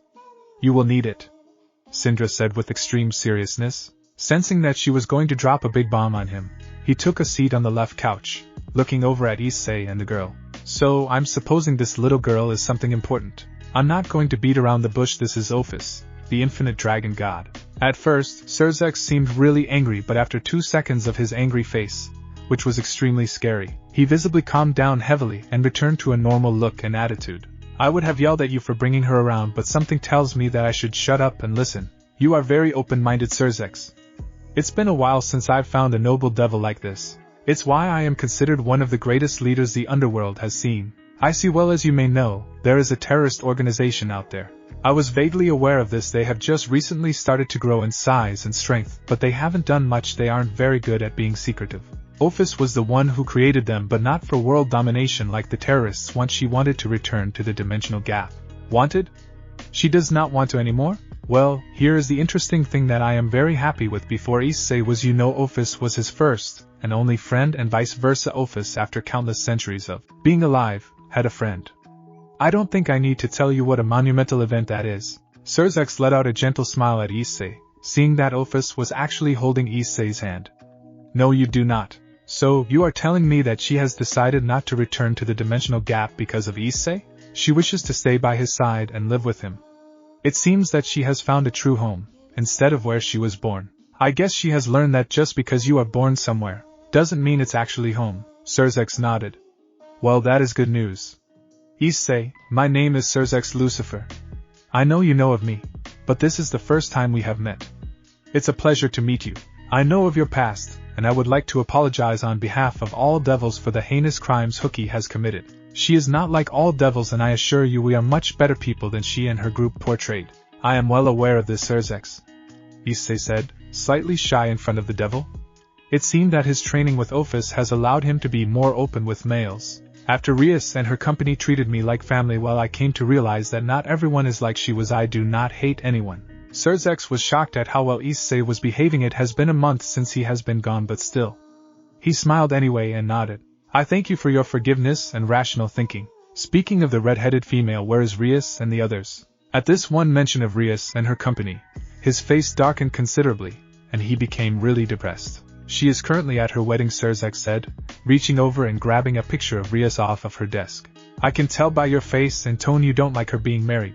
I do not, but I don't have the power to stop it. I am a devil king first, and a brother second, and I wish it was the other way around. She is being given away to a pompous brat by the name of Riser Phoenix. He is terrible for her. Well, I suppose we could crash the party for you. With this suggestion, xDoug looked over at Iseei and actually studied the boy for a moment. Iseei's eyes displayed his entire past, the haunting that Hooky has left on his heart, but he has a light in his eyes as well. It seemed that Rias was right when she said that Kaneko helped him quite a bit, and it seemed his time with his first friend helped him even more. It was then xDoug looked hopefully at Iseei. I know I have no right to ask this of you, but could you save Rias? Are you strong enough? Iseei nodded. I will save her, Iseei replied. Ophis, do you want to come or should you stay here? I do not care, Ophis said, looking up at Iseei. Could you stay back at least for a while? Try to come in at the right time if you want to come. I don't think it would be good for the infinite dragon god to make such a sudden appearance. All right, Iseei, Ophis said, taking a seat on the couch opposite of xDoug. Iseei, Ophis Sindragosa, you have no idea how happy it makes me that someone is going to save my sister from this man. If there is anything I can do to repay you, please let me know. It would be our pleasure to help you, xDoug. It's time for the world to witness the power Iseei possesses. Oh, and if I were you, I would watch closely at the fight if it comes down to it. I will actually be in attendance. I can help out with getting Iseei his fight, xDoug said, BF standing up and placing a magic circle on Rias's desk. Iseei, Rias had to go against Riser in a raiding game, and she lost. Would you like to view it? xDoug asked, hoping that Iseei would, as he hoped that it would give Iseei more incentive to save Rias. Sure. The magic circle came to life, and Iseei began to watch the raiding game. About an hour through, Iseei watched as Rias was crying. She was on her knees crying in defeat as she surrendered. Laying next to her was a burned Asia who was close to death. She had given in to save Asia from death, and now she cried in defeat as she had lost to Riser and was now doomed to this life of marriage. She sobbed and didn't even push Riser away as he hugged her to his chest, trying to calm her down. Iseei frowned a bit, though very slightly, and stood up, opening up his magic circle wordlessly before disappearing through it. Isei's magic circle was a dark purple with black infinity symbols. xDoug followed with his own teleportation, which left Ophis alone in the room to wait for Iseei. Riser Phoenix, a tall man with blonde hair and a ripped physique. He was wearing a black tuxedo, though the undershirt was unbuttoned and you could see his upper chest, revealing that he was in fact quite muscular. He had an arrogant face on today, though you could see the lust in his eyes, as today was the day he would marry Rias Gremry, and the beautiful girl that he has been after for many years. Today was the day he would seize much greater power than he had now and become even more of a nuisance for the devil world. It was then that Rias Gremry was being escorted by her father, her face depressed and defeated. The light had disappeared from her eyes as she was forced to marry the detestable man known as Riser Phoenix. She was being escorted over to Riser, and now she stood before him, dressing in a beautiful red dress that had phoenix feathers and actual fire on it. It was not hot or anything, but it was real fire mixed with magic. She took a look over at the crowd and saw her entire peerage, and each and every one of them were depressed and felt pity for Rias, but they could do nothing. They could not even speak out against the marriage. No one would save her today.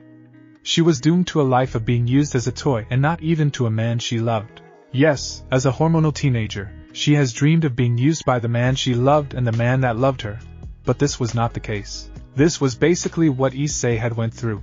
Dear friends and family, today we gather Riser Phoenix and Rias Gremry into holy matrimony. Today they enter as individuals but will leave as husband and wife, blending their lives, expanding family ties, and embarking on the greatest adventure that anyone has known, marriage. The story of their life together is theirs to write. All those present have come to witness and celebrate this joyous union, and are eager to part of this story not yet told. The crowd, minus Rias and the gang, cheered in joy slightly. Rias's father and mother did not say or do anything as they felt Rias's pain, but were also obligated to their duties for the betterment of the devil world.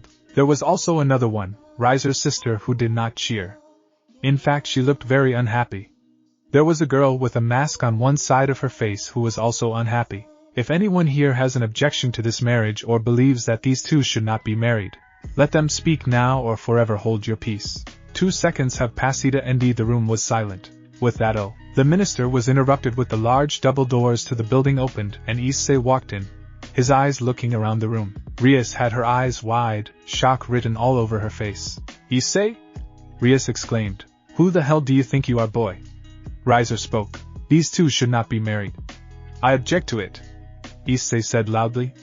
Rias and the crew could see he struggled to gain the courage to enter, let alone say something so loudly. The entire room was in uproars. You boy! The minster has already went past that stage. You are too late, Rias said arrogantly. She is coming with me, whether you like it or not, Iseei said with his tone being the final word. Not if you're nothing but ashes, Rias said, his hand flaring up with phoenix flame. And I, Lee, Zulin, handle this intruder before I kill him, Rias ordered. In that instant, 3 girls appeared in front of Iseei. It was 2 cat girls and a girl dressed in a Chinese fighting uniform. It seemed all 3 of them had kimonos on earlier but discarded them. You should have kept your shut, and I and Lee said together. So I will shut it for you, Zulin said, who charged at Iseei, leaving Ni and Lee behind.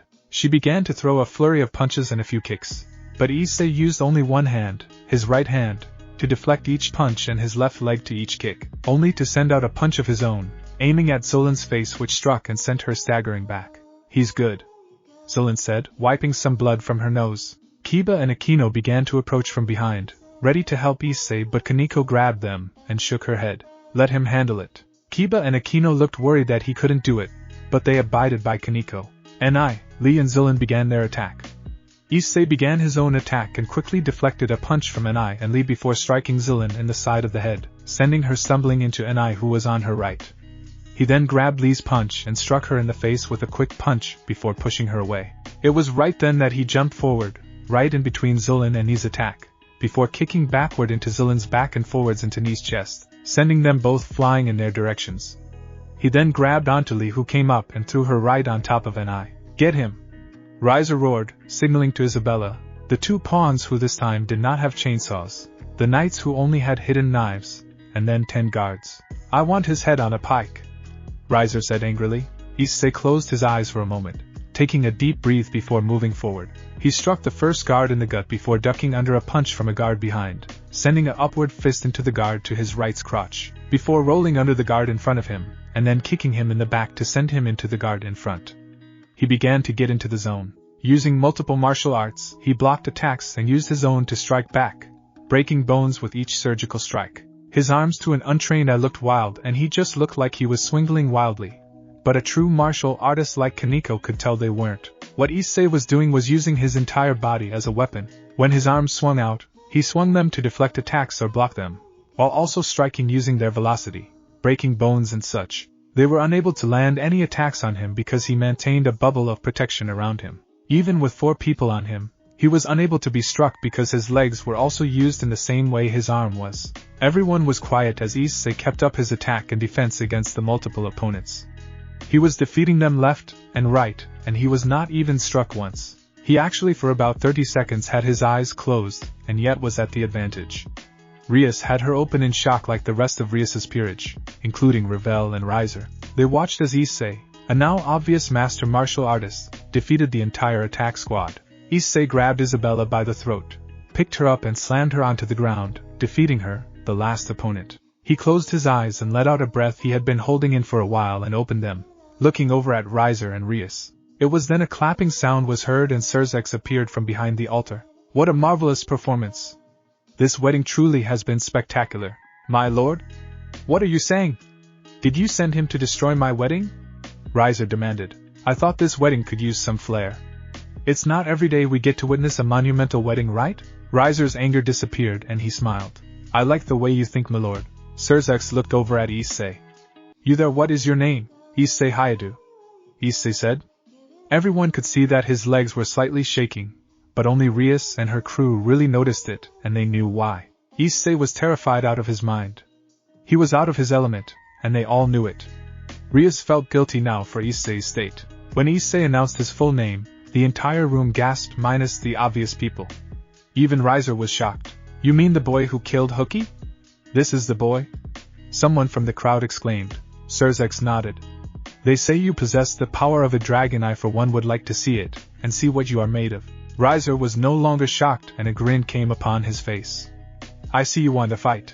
Yes, Dragon versus Phoenix, a head-to-head match between 2 superpowers. A crowd member spoke up in anger. Kill him. He killed Hookie, the daughter of one of the kings. Ravel looked over at the man and growled. Silence. That woman was a monster and traumatized the poor boy. It's a miracle he's able to do this. Now shut up. Ravel roared before blushing in embarrassment and hiding behind a fan. Iseei took note of the female and nodded very slightly before looking over at xDoug and Rias. As I was saying, this match would be a wonderful wedding addition, don't you think? Rias grinned. I absolutely agree. I hate to admit it, but my older brother's wedding was very boring. Some action would have done nicely, so I would be happy to oblige your request. And you, Iseei, there are many of us who are wanting to see what you are capable of. Would you be so kind as to oblige my request? Iseei nodded silently, his legs still slightly shaking. Iseei, please don't. Just go home, Rias said, trying to save him more pain. Rias chuckled. Iseei is a big boy. I am sure he can take care of himself. So tell me, dragon, if you are the victor, what would you like to have as a reward? Iseei pointed at Rias and steadied himself before speaking a few seconds later. Rias Gremory, he said boldly, his legs shaking a bit more than usual. Rias blushed at his exclamation. And you, Phoenix? I don't desire much.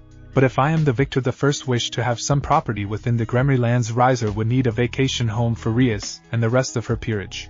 Isei's left eye slightly twitched at hearing this, and his right hand clenched up. He looked over at Kaneko, who was staring at him, and she slightly nodded, telling him that if he lost, they would all serve under him as his wives. Iseei was not happy at all. They were then both transported to a battlefield, which was just a large chessboard that was surrounded by castle walls. Rias was on one side, floating in the air as he had his arms crossed, looking at Iseei, who was far away on the ground. You are quite the confident one, Iseei. I hope you put up a better fight than Rias. Don't bore me. Iseei was seething now. I don't like to encourage violence usually, but this is one of the few times, Iseei, that I will say it. Make him pay, Syndra said with venom, her hatred for Rias festering within Iseei. I did not really want to come here. Iseei spoke out, deflecting the fireballs with his right and left hands. This shocked Rias, yet he kept throwing them. I was nothing but a slave and a doll when I was under Haoki's control. I was used, abused, beaten and scarred. Then Rias came along. At first, she tried to kill me, but after that she did everything in her power to make me feel safe and secure. She gave me a home after I had nowhere to go. I was living in a ventilation shaft under a bridge. I was alone and scared, and yet she gave me somewhere to go. Then I met Kaneko. She went through her own dark past, and in order for me to get better, she decided to get over her past and help me. And she is scared as well, scared she is going to lose control, Iseei said, which shocked Kaneko. She was surprised he knew this about her. And now this marriage, I can't believe that even after what I suffered you guys would do something like this. This marriage is for the good of all devils. Yes, but it forces her to be unhappy, and you would treat her nothing but a slave like I was, and then you threatened to take Kaneko and the others as well? I will not forgive you, Rias Phoenix. I will make you pay for this. No one takes Kaneko from me. Nobody, Iseei yelled out in rage, before running at Rias and then jumping into the air. Balance break, Iseei roared. With that, a bright blue light shined from his body, and he was covered in a thin dragon scale armor with bright icy blue wings coming from his back, looking like real dragon wings. Balance breaker. Scale male. Syndragosa roared. You made a terrible mistake here, Phoenix. Now it's time for you to suffer. Iseei was now flying in the air, his breath visible as it came from his faceplate.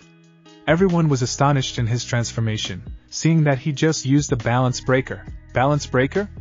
Who do you think you are, boy? Iseei responded with a lightning-fast movement from his position, striking Rias in the chest with his fist, sending him flying into the wall, crumbling the small section of the wall. I will be defeating you here shortly, Rias. I do not want to play games. First, a curse. Iseei put his palm out, and his magic circle, granted to him by Ophis, appeared and rotated before a small black ball shot out from his hand and struck Rias as he was getting up. The ball was absorbed into his body, and it crackled a little like electricity on the outside, showing that it was now in effect. But it did no damage. Your curse did nothing. You are pathetic pawn. Just like that dragon of yours. I know of that dragon. Syndragosa was the little bitch dragon who was defeated years ago, wasn't she? How fitting she is put into someone like you. A reject within a reject, Rias said, his sanity disappearing as he was in complete fear of Iseei. Iseei was generating a massive pressure only dragons can give off. True dragons. It was the feeling of being marked as prey. Everyone gasped at his words, and everything was silent within the battlefield and in the main room. A needle could drop and anyone could hear it. Iseei, while I know he is in his right state of mind, I will not allow anyone to besmirch the name of a dragon. Please show him my true power. That was the plan all along. Trust me, he is defeated with this next attack. Goodbye, Riser. This will end this fight. Iseei spoke, putting his palm out once more. Ice began to swirl from his body, like he was generating this massive aura. The ice swirls began to form a ball in the middle of his palm, and it was the size of a baseball. It was then shot like a bullet towards Riser, who was enveloped in flame and charging at Iseei through the air, attempting to burn Iseei to a crisp. The ball struck Riser's hellfire attack, and it seemingly did nothing, but everyone watched as the flames slowly died out and were completely eradicated before they watched as ice began to creep down Riser's body, starting from his forehead down to his toes, slowly turning him into a statue. He wasn't encased in ice, but his body was turned to ice. Everyone was in shock at how quick Iseei dispatched Riser, but they watched as sparks appeared around Riser as he fell to the floor, before he defrosted and returned to normal. When he was completely healed and returned to normal, the black electricity arced once more and he fell to the floor, writhing in pain, screaming. His screams were of the excruciating kind. You are done for, Riser. The curse was part of the gift of power that my friend gave me, and then I froze you solid with my absolute zero attack. It takes a slight time to charge up, but you should be lucky I only shot a small amount of it. If I really wanted to, you would be dead well close to it. Just a simple decapitation, and there would be no more Phoenix. The curse I placed on you would only activate when you healed. Depending how much you healed would give you different amounts of pain. Since your whole body was basically destroyed, minus your soul, the pain would be beyond imagining. I should kill you as you are like Hookie, but something tells me it's your upbringing that gave you such an attitude. Hookie was rotten from the inside out. Goodbye, Riser Phoenix, Iseei said, turning around and flying away. I'm not done, boy, spoke Riser, who was suddenly behind Iseei. Iseei was then forced into the ground by a massive fire attack from Riser, who was exhausted. His legs were shaking and he struggled to maintain his flames, but yet he persevered. Iseei groaned in pain as the fire ate at his s. Sorry, Iseei, fire does a bit more to me than other dragons. I didn't have that thick of scales, but my claws and attacks were much stronger. It's fine, it's a lesson learned. Finish my opponent off. Iseei stood up and summoned another purple magic circle, another black ball appearing, though this time it was much larger. It was the size of a basketball. This was the final attack from Iseei, which would defeat Riser. Everyone knew it. They all watched as the ball enveloped Isei's right fist, and he charged at the fearing Phoenix. It was then Revel Phoenix appeared from a magic circle. Stop! Don't hurt him anymore. He's lost. Move aside, little girl, or you will be the one who gets struck with this fist. Iseei roared, charging at the both of them. Please, Revel said, her eyes closing in fear of being struck with such a powerful attack. Iseei remembered that she is now his enemy, and he stopped his charge and removed his armor, landing on the ground with a grunt. He won. It was then the ground below them crumbled and Iseei found himself free-falling. He was in the underworld now, and he was free-falling thousands of feet a second, and he would splatter on the ground within 20 seconds. Ophis didn't teach me how to fly in my normal form, Syndra. You'll be fine. You got company, said her reply, very relaxed and happy. Iseei was then caught by Rias, who was crying. She was crying in happiness and worry. Thank you, Rias, she spoke, her voice cracking from her sobs. Thank you so much. You saved my life. And you saved mine, Iseei said very softly, a bit shy and scared. This is the first time he and Rias were ever alone.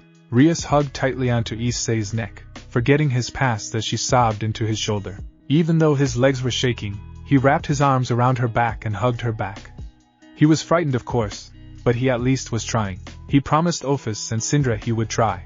After a good 30-second hug and cry from Rias, she transported herself and Iseei to the clubroom where all the others were waiting. When she arrived, she was about to say something to the others in happiness, but her eyes got serious at seeing what was going on. Her entire peerage, minus Asia, were staring in fear, anger, worry and the feeling of preparing for a battle. They were all looking at Ophis, who was sitting on the couch, eating one of Kaniko's cakes, not paying attention to them as she watched some TV.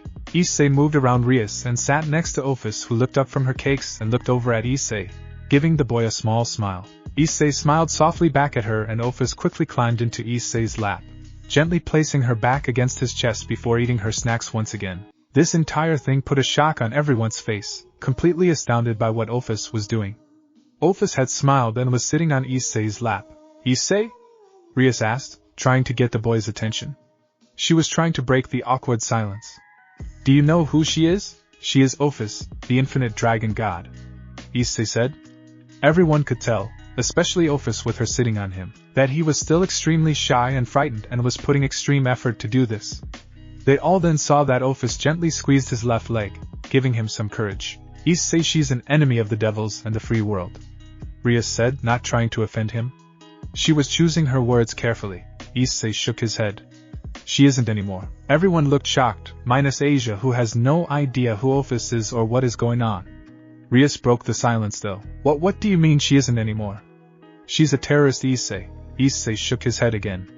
She is not anymore, she just left them today. Rias sighed and rubbed the bridge of her nose. Like the rest of the girls, they realized that Iseei could get away with whatever he wanted with them, all due to his past. It was not like he was abusing this at all, and he honestly may not even realize it. Rias took a good look at Ophis and Iseei before smiling, nodding. Alright. Could you at least tell us how you two met? Before I was kidnapped, Ophis was my only friend. We played together and hung out, had dinner with my parents, Iseei said, grimacing at the bad memory. A small grasp upon his leg by Ophis calmed him down though. If I would have known he was kidnapped, I would have killed everyone involved, Ophis said suddenly and without any killing intent. This girl just said it out of the blue. This freaked everyone out. Iseei hugged Ophis a bit tighter, and she relaxed in his arms. Alright, she can stay, Iseei. Just keep her out of trouble, okay? Rias said, smiling. Didn't really expect this to happen. Today was supposed to be a joyous day for me, then this happened. It's still joyous, Iseei said. You're free, you won't have to experience what I went through. I am so happy, Iseei, and I can't thank you enough. Then just saying thank you is enough. I don't need anything in return. I wanted to do it for you. You and the others have been so kind to me since you took me in, and it meant a lot. I was scared to talk to you and open up, scared that you might use me like Hookie did, ruin my life, make me wish I was dead, Iseei said, tears beginning to brim, though a quick squeeze on his leg calmed him down, and he shook his head. I couldn't let someone like you or the others suffer. I don't want to see any of you cry. Rias and the others smiled at his words, touched by the boy who was always terrified of them. Everyone, except Iseei and Ophis, who were watching TV, watched as Kaneko walked over towards Iseei and sat in his lap as well, sitting next to Ophis before grabbing the plate of cake out of her hands and eating it. Her ears and tail were out, which was swaying side to side in happiness, as she enjoyed sitting on Isei's lap. Ophis blinked and reached over to take her cake back, but Kaneko slapped her wrist, surprising Rias and the others. My cakes, Kaneko stated, just stating like it was a matter of fact. You can share, Ophis said, using her superior powers to grab the plate from her and began to munch on the fluffy treat. She took one bite before Kaneko grabbed it back and took a bigger bite. You didn't ask. My cakes, she stated again. Rias and Akino giggled while Kiba just left with amusement. Iseei just watched TV, enjoying the warmth of the two females on his lap. He let them handle themselves. However, his hands wrapped around their waists and gently pulled them back into his chest, where he began to gently nuzzle Kaneko's neck, enjoying the warmth and safety of the petite female. Kaneko forgot all about her cakes, which Ophis took the liberty of eating while being hugged by Iseei, and began to purr softly as she nuzzled into Isei's head. Rias and Akino left the room and went off to go take a bath together and chat like old friends. Rias and Akino were in the large bathhouse that Sona Citri owned, which they were allowed to use whenever. Sona was there as well, all three of them in the buff and relaxing. So Rias, you've been busy the past week or so. I hear you have a new servant. Rias shook her head. That was only rumors. He isn't my servant. He's just someone under my care. Ah. Would this be the same boy that murdered Hookie? Yes, but as you know, yes. I am well aware that she deserved it, Sona interjected. So, what are your plans with him now? I'm not sure. I usually let him do whatever he wants to heal himself. I see. Sona frowned, her brows tightening. I want him to be enrolled in Ko Academy, our school. I know he's very well educated, but he has no records of any sort of schooling, no middle school or high school. Not even elementary. We cannot forge his records. You know this. So he needs to attend some kind of learning institution. No. Absolutely not. He is not ready, Rias replied. Akino, however, shook her head. I disagree, Rias. The way he acted with Riser and stood up for you showed that he had made tremendous improvement. I think he is ready. That's not to say he will be able to handle it very well. Sona continued after Akino. I'm not stupid enough to think he should just be dropped into our school without some sort of lifeline. But as I hear, there is a cat he's close to? Yes, our Kaneko, Rias said, sighing in defeat. They both have grown very close together. Then that would be his lifeline. We could have him be a first year with Kaneko, and we would have a very similar story to his life be brought to the school's attention. Teachers, students. The works. That way people would treat him properly or most. Sona replied. Akino nodded. This would be the best course of action. I think this is a good step for him to improve his relationship with women, his own confidence, and other things. Rias nodded. Alright, I will tell him my decision. Hopefully it doesn't ruin things. Rias said, concern and worry on her features. Iseei was currently snuggling with Kaneko and now Ophis. Both of them pulled against his chest as he was taking a nap. He was tired after beating up Riser. He was currently sitting up on the couch, his head laid back on top of the couch, and his open while snoring softly. Not exactly the best position for sleeping, but he pretty much passed out. His grip on the two girls' waists was amazing, and while they both could escape, either of them wanted to. The door opened and Rias's voice woke up Iseei, snorting himself away before shaking his head. Oh. I didn't mean to wake you. Sorry, Iseei. Rias said, bowing her head. Iseei shook his head. It's okay. Rias took a seat across from him on the separate couch, her thumbs twiddling with each other. I want you to go to Ku Academy, the school I attend as a second year. Okay. Iseei replied. Rias continued though, unaware he just agreed. I know it's a new experience for you, but I think it would be a good step for you. I also think you should get some educational records for yourself. I know that you are already past high school in terms of education, but there are no official documents of such things. So please come to school with us after the weekend. You will be wait, you said, okay? Iseei nodded. Yes. He replied. I will come to school. Ah, really? That's wonderful. You all have worked very hard to help me. Iseei said, hugging Kaneko and Ophis tighter, in which the cat girl began to purr and nuzzle the neck of her senior.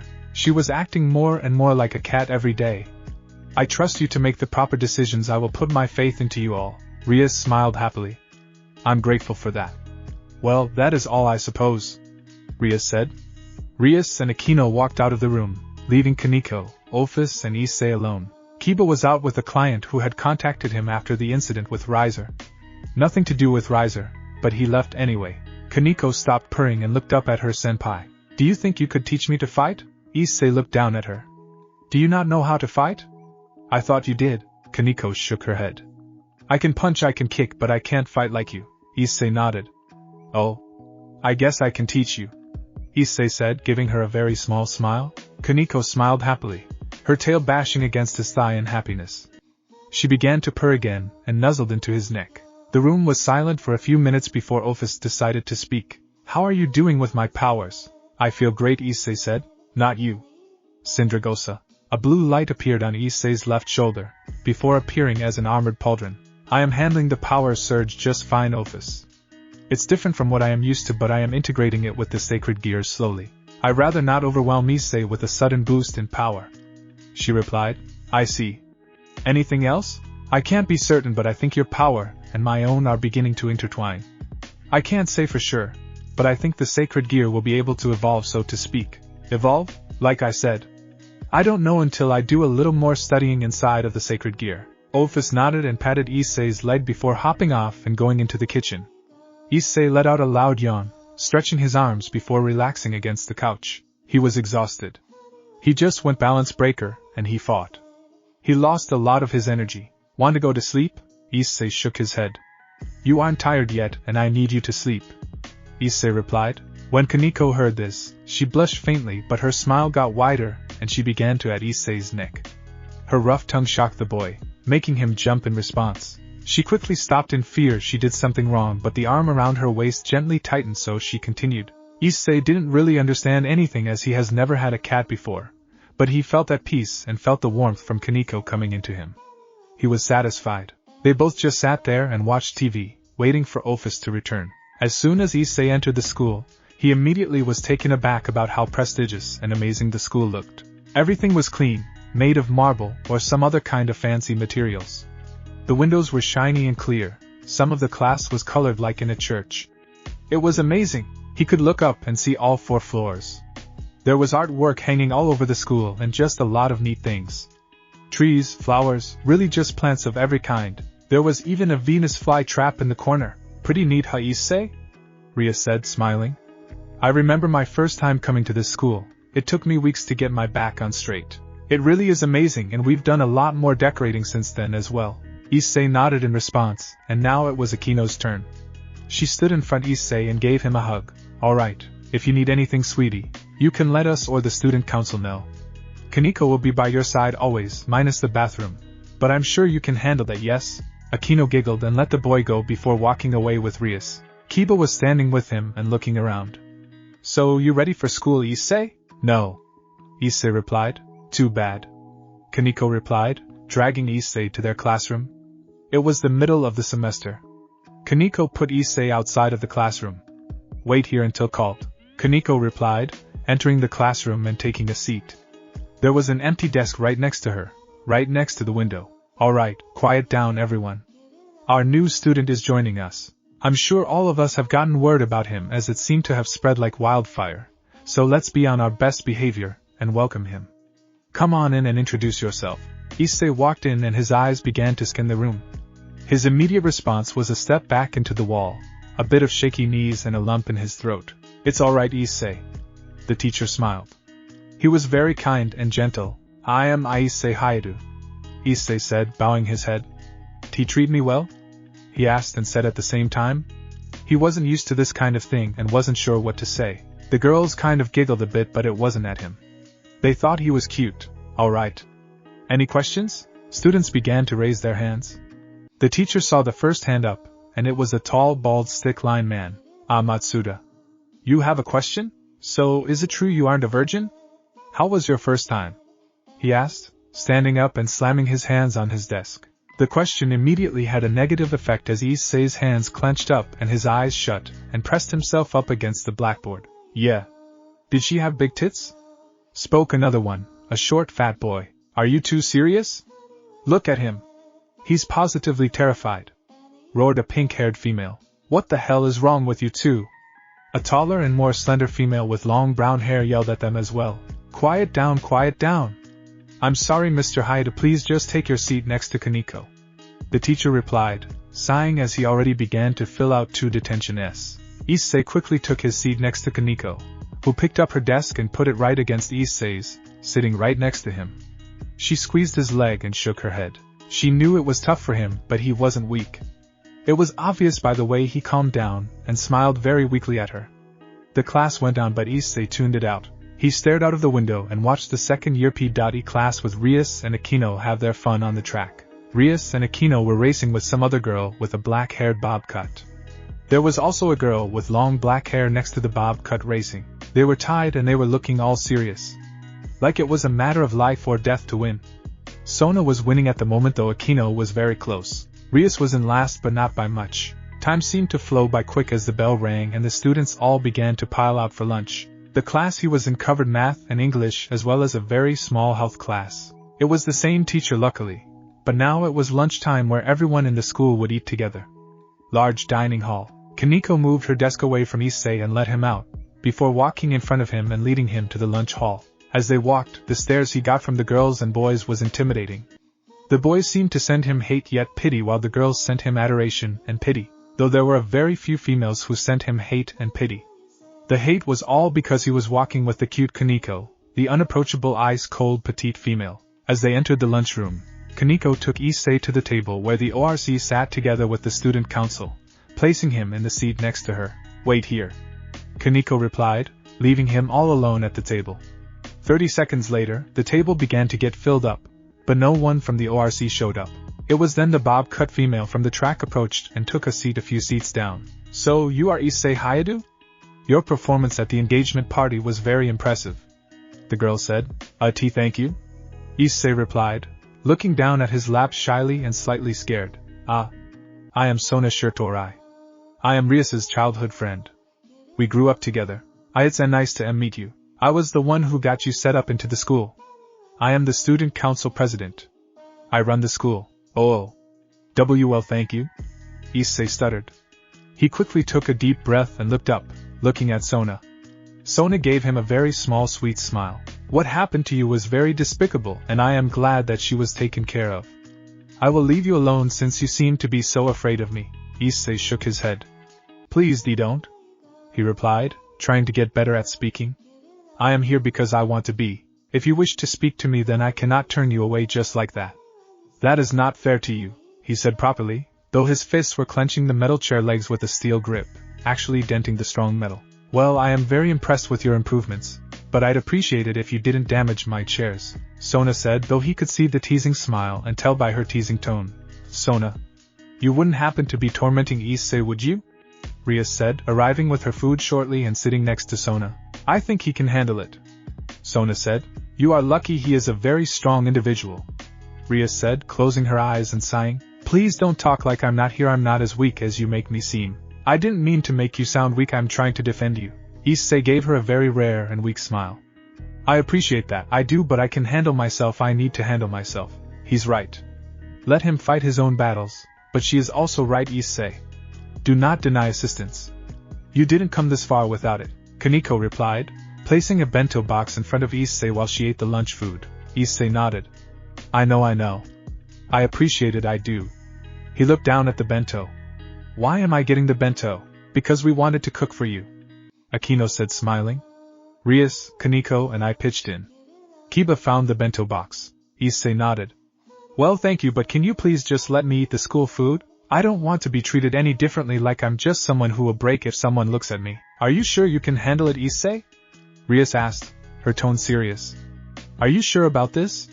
We heard about what happened in the classroom. I can do it. If I back out now, then I'll never improve and become stronger, Iseei said, before closing his eyes and taking a deep breath. I want to do this so I don't have to burden you guys again. I've always been a burden, and you cannot tell me that I haven't. I've taken your beds, I've used your showers, I ate your food, and I've done nothing but mope. I have to do this not just for myself but for you too. Rias smiled and shook her head.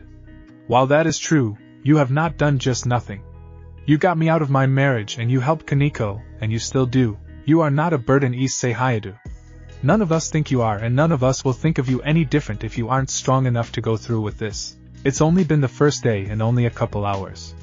All we want is for you to be safe. There is a reason we set everything up. Kaneko grasped Isei's leg, giving him a reassuring squeeze. She knew he was putting on a brave front, but she could feel with her senjutsu the fear, sorrow, pain that he still carried. There was so much fear in him that his eyes were clouded with it. Anyone could see it. Iseei nodded. I appreciate that, I swear I'll get better. Of course you will, but take your time, Rias said with a smile. Now go eat. Your food will get cold. Akino hates it when someone doesn't eat her food. Rias chuckled. Iseei immediately began digging into his food, starting with the special rice and eggs that Akino made. Akino was scary in a different way, not one that would make him revert to a devastated mess, but still scary. Akino chuckled happily and ate her food, watching him while she ate. He was enjoying the food as his face lit up with each bite.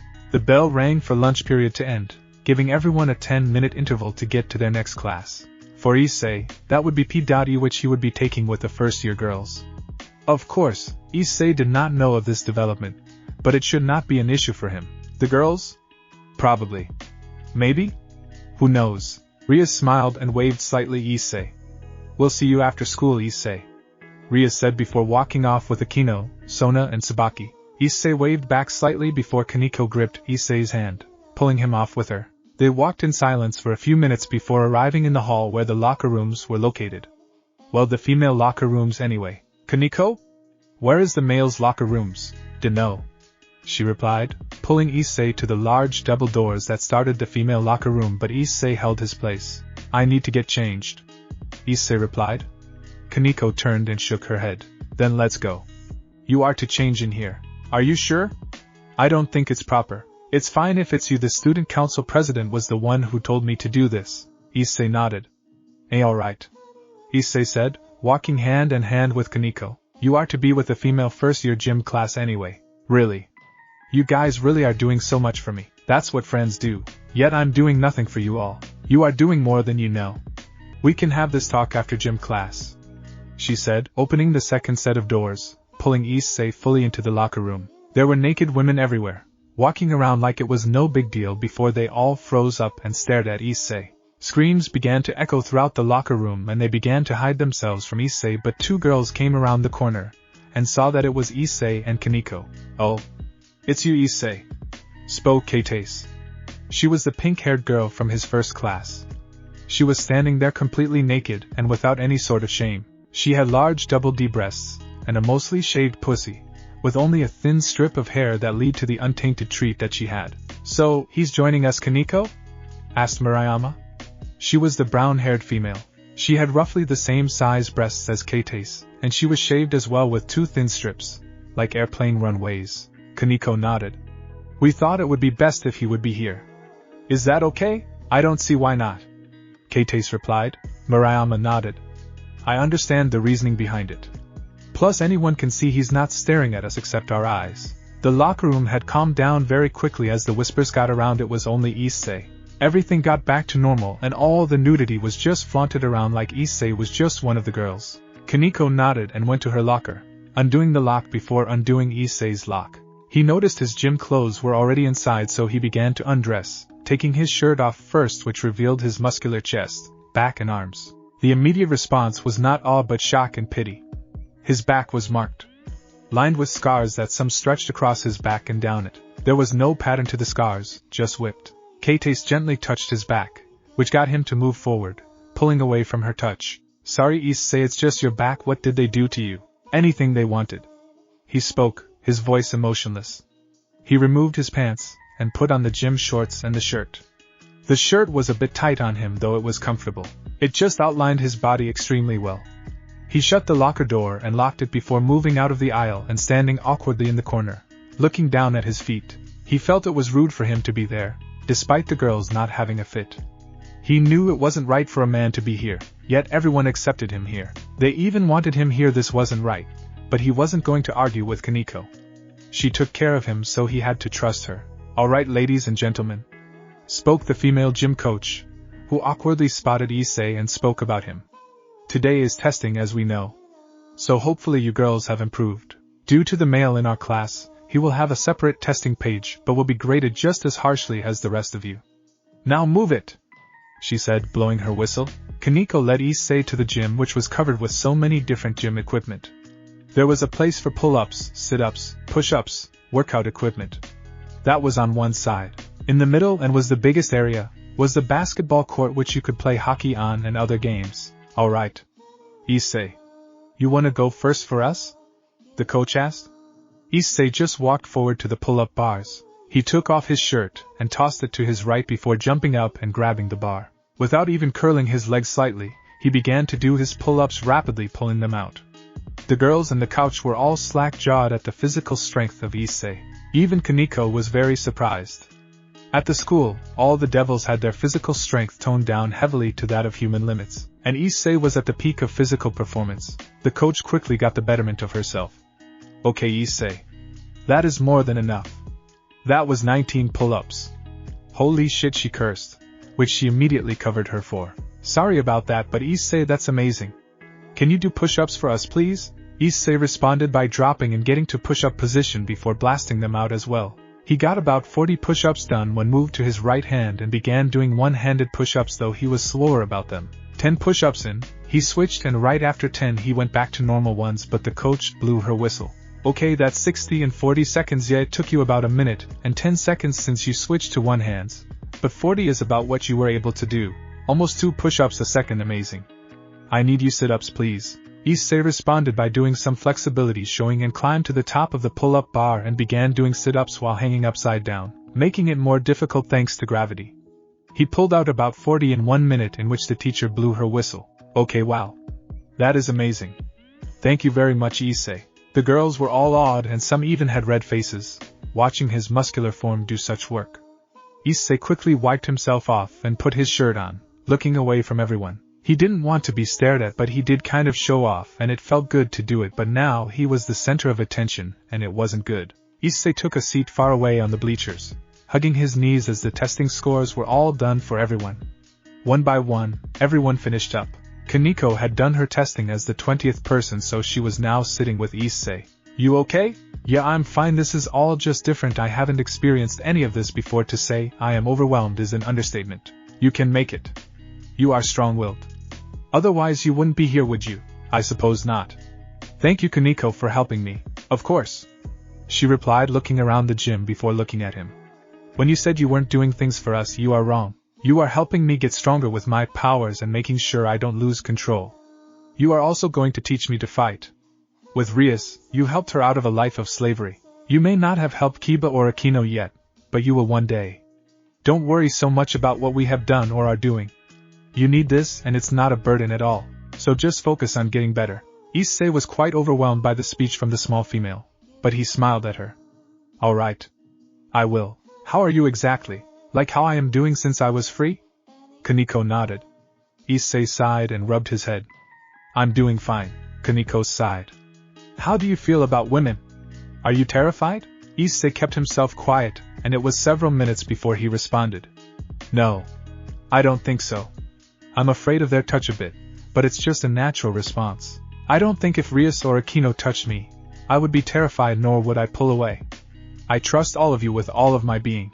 If I get to know other girls better then I am sure I'll be fine and will be able to do such things. Kaneko nodded. Are you okay with having conversations with girls other than us? Iseei nodded. I think so. Iseei said with a smile. That's great. That's all I wanted to know. You have improved so much. I'm very happy. I'm very happy too.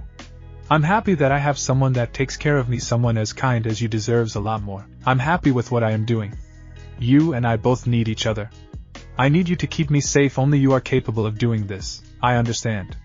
I will do my best to make sure you don't lose control, and if you do, I can bring you back. You will never have to worry, Kaneko. I will protect you. Kaneko hugged Iseei tightly around his waist, burying her head into his chest. Thanks. Iseei hugged her back gently. Iseei and Kaneko stayed on the bleachers for the rest of the period. The other girls had to run around the track for testing, but the coach let them stay together. She could not break them apart, plus she knew that Iseei would have just blown the test out of the water. When the bell rang, Kaneko and Iseei walked together back into the locker room. Kaneko undressed herself and went to the showers, which Iseei shortly followed her. There were more gasps and pity looks as they saw his back, but Iseei paid no mind. He stood under the shower for a bit, forehead against the cool tile, before he was approached on either side by Keitase and Murayama. Iseei, can we wash your back for you? Keitase asked. Yes. Can we wash you? Murayama asked as well. Iseei turned to Kaneko, staring at her, in which Kaneko looked back before nodding, looking away. Iseei sighed. Go ahead. He relented. Kaneko basically told him to let them do it. This was some kind of therapy. The girls gave him really warm and sweet smiles, before gently rubbing his back with washcloths and a sponge. Iseei placed his forehead against the tile, closing his eyes and clenching his fists. The girls saw this and stopped. Are you okay with this? We can stop. I know that we aren't exactly in your favor, Keitase asked, frowning. Iseei sighed. Just do it. You asked nicely and it's for my own good. He opened his eyes as they both looked his hollow brown eyes. If I allow myself to never take risks, then I will never get better. So please, go ahead even if I clench up or slightly move away. Wash me to your heart's content, please, Iseei said, not even looking back. Iseei had a hard-on as well, his dick erect. Kaneko was the first to spot it, so she gently poked Isei's side before pointing. Iseei sighed before standing up straight. Everyone. He spoke loudly in the shower. I apologize. I was. Keitase shook her head. That's enough. We understand that you were a slave. Your subconscious is naturally trained to be erect in this situation. We understand and won't take it as an insult. It's more of a compliment anyway. We won't freak out, right, girls? The other girls shook their heads. No, we won't, was the collective response. Iseei nodded and smiled weakly. Thank you, he replied before leaning back up against the wall, allowing the two kendo girls to clean him. After they were finished with washing his entire body, including his erection, he left and got dressed in his school uniform, tucking his dick into his pants to hide the monster. The bell rang and everyone began to leave the locker room, with Iseei with Kaneko. The school day was over and Kaneko was taking Iseei back to the ORC clubroom. But Iseei led them towards the gym after getting their things from their lockers. Why are we here? You wanted to learn how to fight, right? Iseei asked, removing his shirt as he hated getting sweat on his shirt. It just felt weird to him. Kaneko nodded. Yes. The gym began to get people entering. The kendo club, the judo club and the karate club. They all began to look over at Kaneko and Iseei, never seeing them here before. Alright. I am trained in multiple martial arts, which I have combined into my own personal style. I am a defensive type of fighter, so I prefer to redirect my enemy's attacks and also to allow them to have the first strike. You are more of an offensive person, so I will teach you several moves that will greatly enhance your ability to fight, Iseei said with pride and strength. Iseei looked around and spoke Keiteis. Do you know if there are any martial arts test dummies? I need something very human-like. Keiteis shook her head. We have test dummies, but they are only a torso and a head. Not even arms or legs. Damn, are you a martial artist, Iseei? I am skilled in multiple martial arts. I've made my own style already. You can consider me a master at Muay Thai, several Chinese martial arts, judo, karate, Krav Maga. I mainly use my Chinese martial arts training in judo. That's really cool, Murayama said with a smile. We can be one of your test dummies if you wish. My guess? I am going to get very physical. That's alright, Keiteis stated, shouldering her shunai. We don't mind, they said together before Keiteis turned to her fellow kendo mates. Go practice without us. The other girls nodded and went to practice. Keiteis smiled and stood with Murayama near Iseei and Kaneko. So, you are teaching Kaneko to fight? Keiteis asked. Yes. She wanted to learn to defend herself and her friends. Since she has seen me in action before, she wanted me to teach her, Iseei replied. He sounded like a professional. That's cool. Alright, so what's first? Well, as I said to Kaneko, my style is defensive but Kaneko is more defensive. So I am going to show her some moves that can do both. I will show her a very aggressive style that I'll use defensively.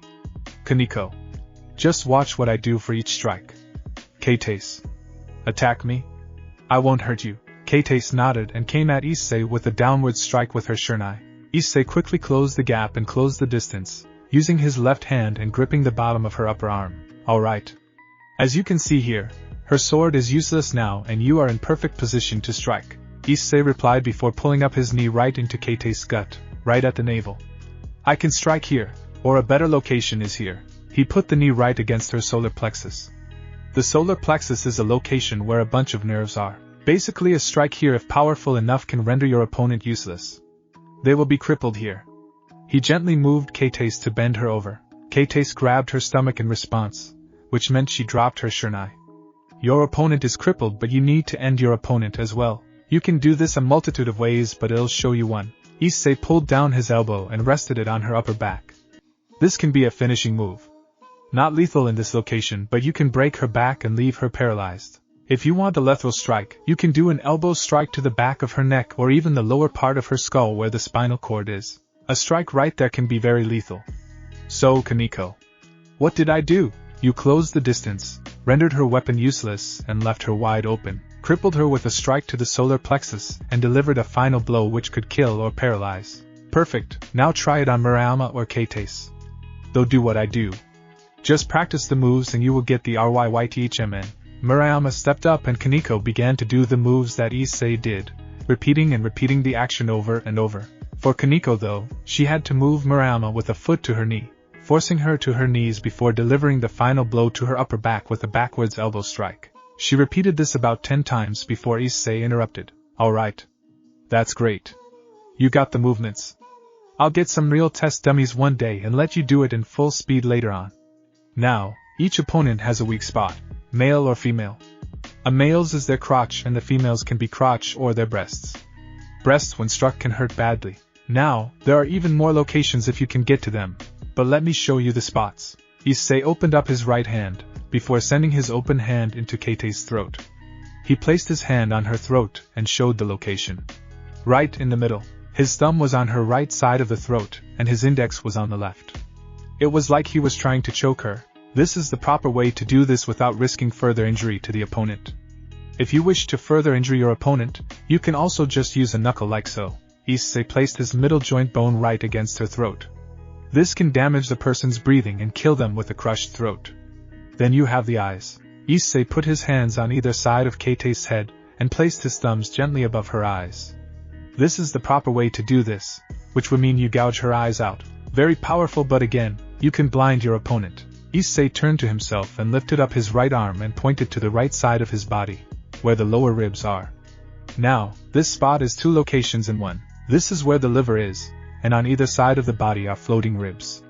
They are very easy to break and broken bones can cripple an opponent. If you hit the liver, the fight is over. The person will be in agony for over a minute, meaning you can further end the fight, kill, or whatnot. Iseei moved to Murayama and grabbed her arm, letting it be outstretched. He placed his palm underneath her elbow. If I put enough force into this strike, I can snap her arm in two. That will also end the fight pretty quickly. Very simple. Move to the knee. With a punch to the center you can shatter the kneecap, but a much easier way to do that is to hit the side of her knee. Knees only bend one way. If you strike this point and shatter the kneecap, no more walking. The knee is also a great location to even hit the back of the knee. You force them to their knees, making it easier to beat your opponent to submission. Iseei said, taking a few breaths. Any questions? Iseei asked, looking at Kaneko. Kaneko shook her head as she was paying attention fully, but Kate raised her hand. Yes, Kate? What kind of punches and kicks would be best for this? Honestly, just any type of punches or kicks that can strike at those locations effectively. You don't really want to do flashy spin kicks as they give the opponent ample time to strike and attack if your back is turned, but roundhouse kicks and really any punches are a go. The best thing to do is not be flashy but effective. A simple jab can end a fight with a single strike. It's even easier if you have brass knuckles or any sort of fist enhancement. Kate nodded, but Murayama smiled. What about sword and knife fighting? I'm not very skilled with a sword actually. That was one thing I failed at. With a knife, I am very good at it. Even throwing. Honestly, depending on how you want to use it, a knife can kill or cripple. It all depends on the location you aim for. However, in a fight, you want to end it as soon as possible with minimal if no injury to yourself. Aim for vital spots every time. Murayama nodded. That's amazing, you know so much. A male approached, clapping. You actually are amazing. I've watched you fight and I am on my 3rd black belt. You are at least master class. Would you like to join the karate club? We could use you. Iseei shook his head. No thank you. The male nodded and left. Would you like to join the kendo club? I'm not very good with a sword and I have practiced a lot. Iseei said, bowing his head.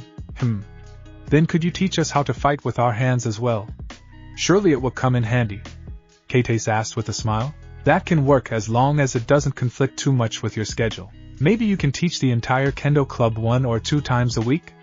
Murayama asked. Kate nodded. We can see if the girls would want to. Would that be okay?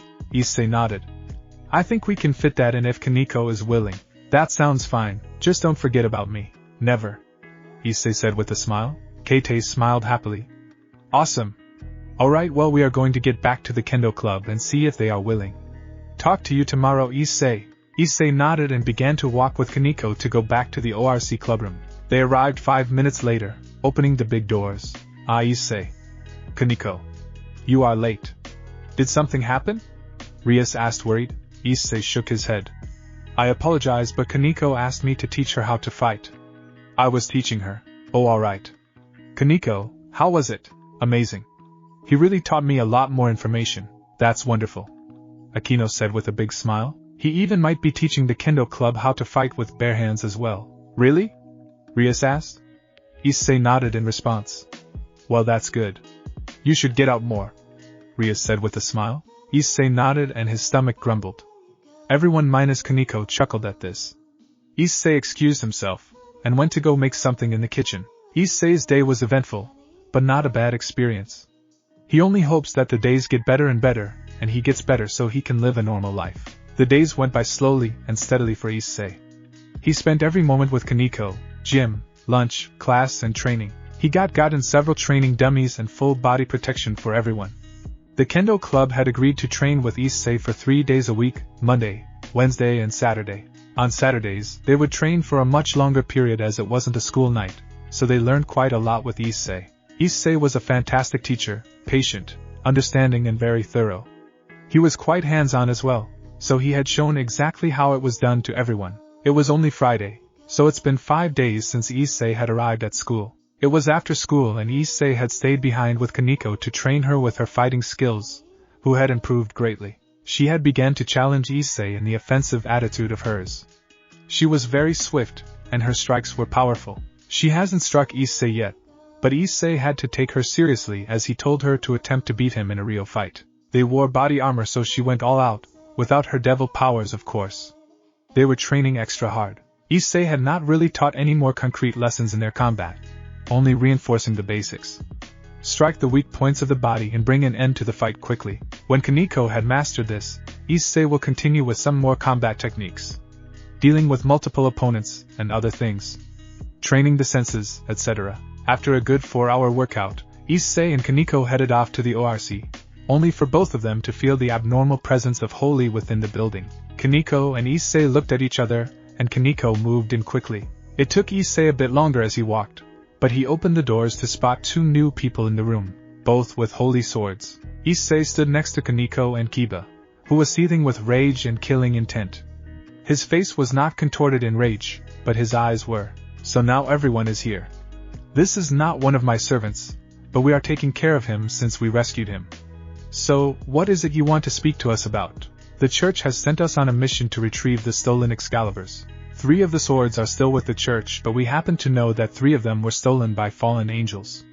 Irena, the auburn-haired female, spoke. She had twin tails. So what is it you would like us to do then? Surely you have a reason to see us. Rias asked. Yes. Stay out of our business and our way. This is between the church and the fallen angels. We don't need the devils in this town to intervene. Is that an accusation?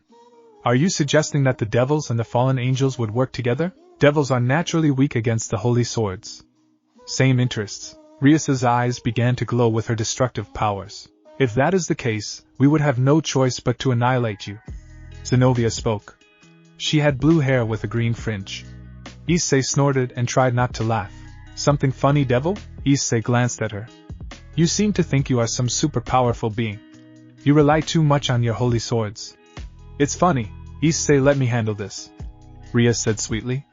Since you seem to have me figured out, let me assure you. There is no way I will ever side with a fallen angel. It's enough just to hear that. I was only relaying the thoughts of the church. I honestly didn't think the sister of the great devil Lucifer would be so stupid. I hope you also know that I will not provide aid to your side either. Of course. I trust we will prevail if you leave us to our business. You have my word I will not intervene. You may do what you wish. Zenobia stood up with Irena and began to leave. Would you like some tea before you go? Rias asked. No. I'd rather not make nice with the devil. Zenobia replied. We will let ourselves out, she said before turning to Asia. I was wondering if we would ever run into you, aren't you Asia Argento? Yes. Asia said. She was standing next to Iseei and beginning to hide behind him. I never thought I would run into a witch so soon, Zenobia said. Iseei turned his gaze towards Zenobia and his fist began to clench. Kaneko saw that and held his left hand, keeping him at bay. Oh, it is you! A former saint who became a witch. I heard you have the power to heal fallen angels and devils and that you actually used it once on a devil. I didn't know you would actually become a devil yourself. You must be pretty strong. Let me stop you right there before you continue with your insulting. We weren't insulting her, just stating the facts. Zenobia replied. Facts can be insulting. So, since you decided to interrupt me, I will continue. Asia's power allows her to heal anything in this world. Devils, fallen angels, humans, angels, dragons, dogs, cats, birds. Everything and anything is what she is capable of healing. To banish her for being able to heal devils and fallen angels is a joke, and you people have made a big mistake. You are going to apologize for calling her a witch now. Do I make myself clear? Iseei spoke, taking a step forward in front of Asia. I won't apologize for stating the truth, Zenobia said, turning to look at Iseei. Asia, do you still believe in God? Of course. I have always believed in God. I still follow his teachings. Falling to become a devil is the worst sin possible. But if you sacrifice yourself to him, you will be redeemed. Allow me to cleanse your soul. You can stop right there. You will not shame my servant. Rias spoke. I wasn't shaming her senselessly. As a servant of God, it's one of my duties. Iseei stood up in front of Zenobia, right between her and Asia. Isei's eyes were beginning to turn a nightmarish icy blue. A very dark blue. His entire eye was blue. Iseei, don't do it. Rias spoke. It's not worth it, Kaneko said, moving to Iseei. You have no right to call Asia a witch. Believe me. That's one of the nicest things I can say. I don't want to hear it. You pricks are the one who decided Asia was a saint, not her. That wasn't her choice. She was happier without any of this. A genuine saint can survive on the love of God alone. God, love of God? Do not talk to me about that crap. God picks and chooses who he loves. He wasn't there for me. Obviously, you weren't deserving of his love. Zenobia spoke. She's dead. Was the collective thought of the devils in that room. Kaneko turned and opened up the large bay window. as Iseei had grabbed Zenobia and just tossed her out the window. This way, the window was broken. Iseei leapt out of the window and slammed on the ground, his eyes filled with rage. What the hell is going on? Why are you attacking us? Irina spoke, running to the window. Rias placed her hand on Irina's shoulder and looked out as Zenobia pulled out her sword as Iseei took off his shirt. Everyone could see the scars, minus Zenobia. Irina gasped. What happened? Rias began to tell his story as Iseei glared at Zenobia. I don't deserve his love? I was the most deserving. I suffered since I was 6. I was kidnapped and taken from my home, Iseei roared, charging at Zenobia before grabbing her sword and punching her in the gut. Iseei had tears falling from his eyes as he punched Zenobia in the side of the face, using only his human strength, sending her rolling away. She was done for the moment she lost her sword. Where was God when I was beaten and abused? Punch to the gut. Where was God when I was raped over and over? Another punch. Where was God when I was tortured and starved? Punch. Where was God when they killed my parents? Punch. Where was God when I prayed for him to save me? Punch. Where was God when I asked him to kill me? Punch. Where was he? Iseei roared, his tears falling down his ass as he was on his hands and knees over Zenobia. Where was God when I needed him the most? Iseei cried before getting off of Zenobia and sitting down. You know nothing, Iseei said, his voice more calm and collected before he stood up and pointed to Asia. Asia is one of the kindest souls you will ever meet. She is gentle, kind and caring. She deserves the love of God just as much as anyone else in this room. If you can't see that, then you are an idiot. I am her family. We all are her family. Zenobia slowly sat up, holding her gut. It seems I was wrong, Zenobia said, groaning a bit before standing up. I will be taking my leave. Zenobia replied, walking away, without even apologizing. Iseei growled and clenched his fists, but Kaneko hugged him from behind. Let her go. During the fight, Irina had heard the story and heard Iseei cry. They had made a terrible mistake in insulting him and Asia. Irina had begun to lose her faith in the church. Irina bowed to Iseei. I am so sorry for insulting you and calling you a witch. You did not deserve such treatment. Please forgive me, Irina said. It's okay, Asia said, wiping a tear. I wasn't hurt. Irina nodded and moved to Iseei, who was in the garden with Kaneko. I apologize for insulting you, Iseei Hayato. I don't know what to say to make you feel better, but we understand that you were hurt in your life and suffered needlessly. If you ever want to talk, I will listen, Irina said before leaving. Iseei snarled at the retreating figures of the 2 exorcists, but headed back inside. Iseei took a seat with Kaneko on the couch while everyone calmed down. Kiba had disappeared somewhere during the fight. Are you okay, Iseei? Akino asked. I'm fine.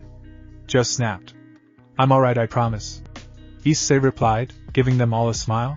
That's good, Rias said with a sigh. So Iseei, would you like to begin doing devil contracts? Rias asked. This shocked everyone minus Iseei. Are you sure that is wise, Rias? Akino asked. I'm sure it's fine. I thought he might want to get out of the house and get used to the real devil world. That sounds quite fine, Rias, Iseei responded. I will do it. Lovely. The only reason I ask is I got a request for you personally by someone earlier today. I thought it strange, but everyone who hurt you is dead now, so it's someone else. It's probably someone from school. Is that okay? Iseei nodded. Sure. I can take care of myself as well. I can fight. I know. Alright, well, go ahead and teleport there when you are ready. You can use the summoning circle provided on the paper. Alright, Iseei said, immediately disappearing in a flash of black light. Just as Iseei disappeared, Ophis walked in from the kitchen. What was all the commotion about? Ophis asked, munching on a bagel. Nothing. Just Iseei fighting with some exorcists. He just left to do a devil contract, Rias explained. Okay, Ophis said before going back into the kitchen. She is quite the bottomless pit in terms of her stomach. She loved to eat, especially sweets. Hello, Sindragosa. The fallen angel spoke. Iseei stood up and backed up, his eyes beginning to glow an icy blue. Calm down, boy. I just like to sound theatrical and dramatic, the fallen angel thought, showing off his 6 pairs of wings. Azazel. It's been a while. Took you a while to remember. I've been away for a long time. No one has ever gotten to be my host, so I've been wandering this void for a long time. I didn't know you would be a sacred gear. I didn't think the devils nor God would have put you into a sacred gear. God didn't do it. The 4 devil kings were attempting to replicate God's work and succeeded, albeit at different results. Different results? Their sacred gear was unfinished. It was clunky and honestly it was a piss-poor job. I see. In what ways? A sacred gear can change according to the user's wills, a subspecies, but never before has there been a complete evolution. The sacred gear I am in is evolving.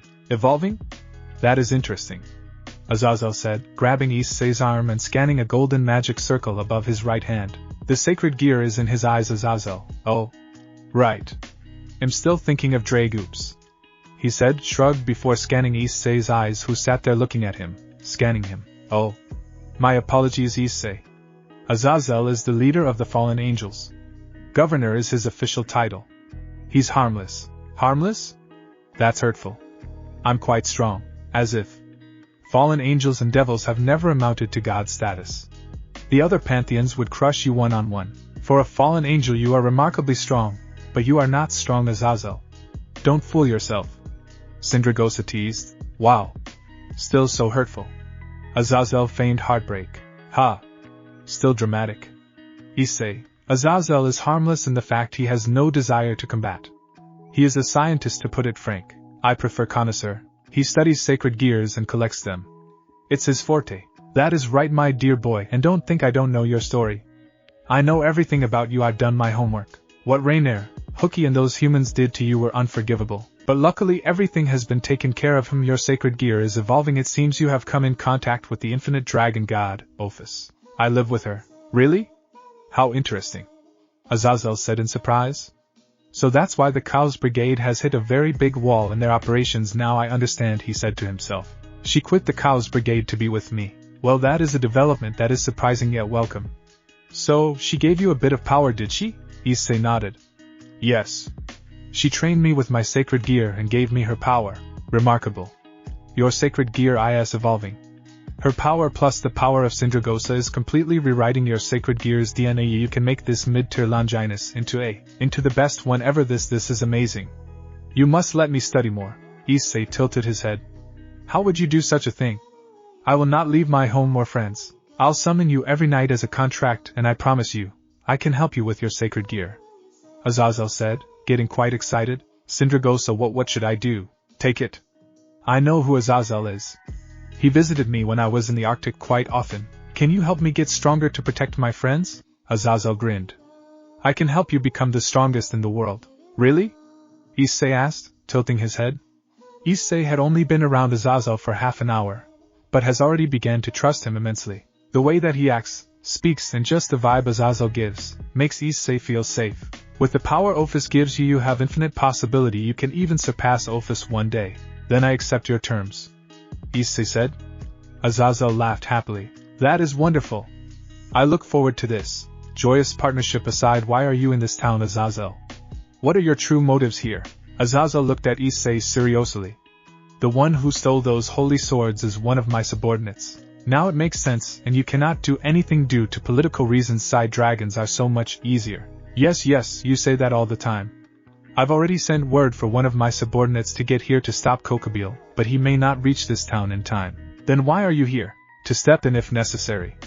If he kills the daughters of the Devil King, it's all-out war again, and none will survive. So you are here to protect Rias and Sona if necessary, so you will be nearby and watching the battle that is sure to commence. Yes, you might as well tell Iseei the truth, Azazel. About Kokobile. That's why you summoned him, isn't it?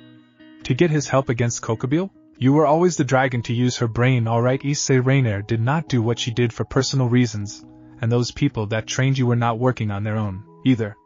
Hooky and Kokobile were associates at one point or another, Azazel said. He was struggling to find a way to smoothly talk this out, but Iseei stood up and glared. Associates? Iseei asked with venom. Kokobile and Hooky were associates. They were friends and have been for a while. Don't you find it interesting how Rainier found you and the humans so easily? I never thought about it. Are you saying Kokobile knew? Iseei asked, clenching his fists. Azazel put his hands up. Can you please sit down and calm down, Iseei? You can be mad afterwards, but I'd rather not get slugged in the face by you, Azazel said with a grin. It's okay, Iseei. Just sit down, Sindragosa said coolly. Iseei complied and sat down, but his glare and clenched fists remained. I only found out about this after Kokobile began to suspiciously delete data from the Grigori computers.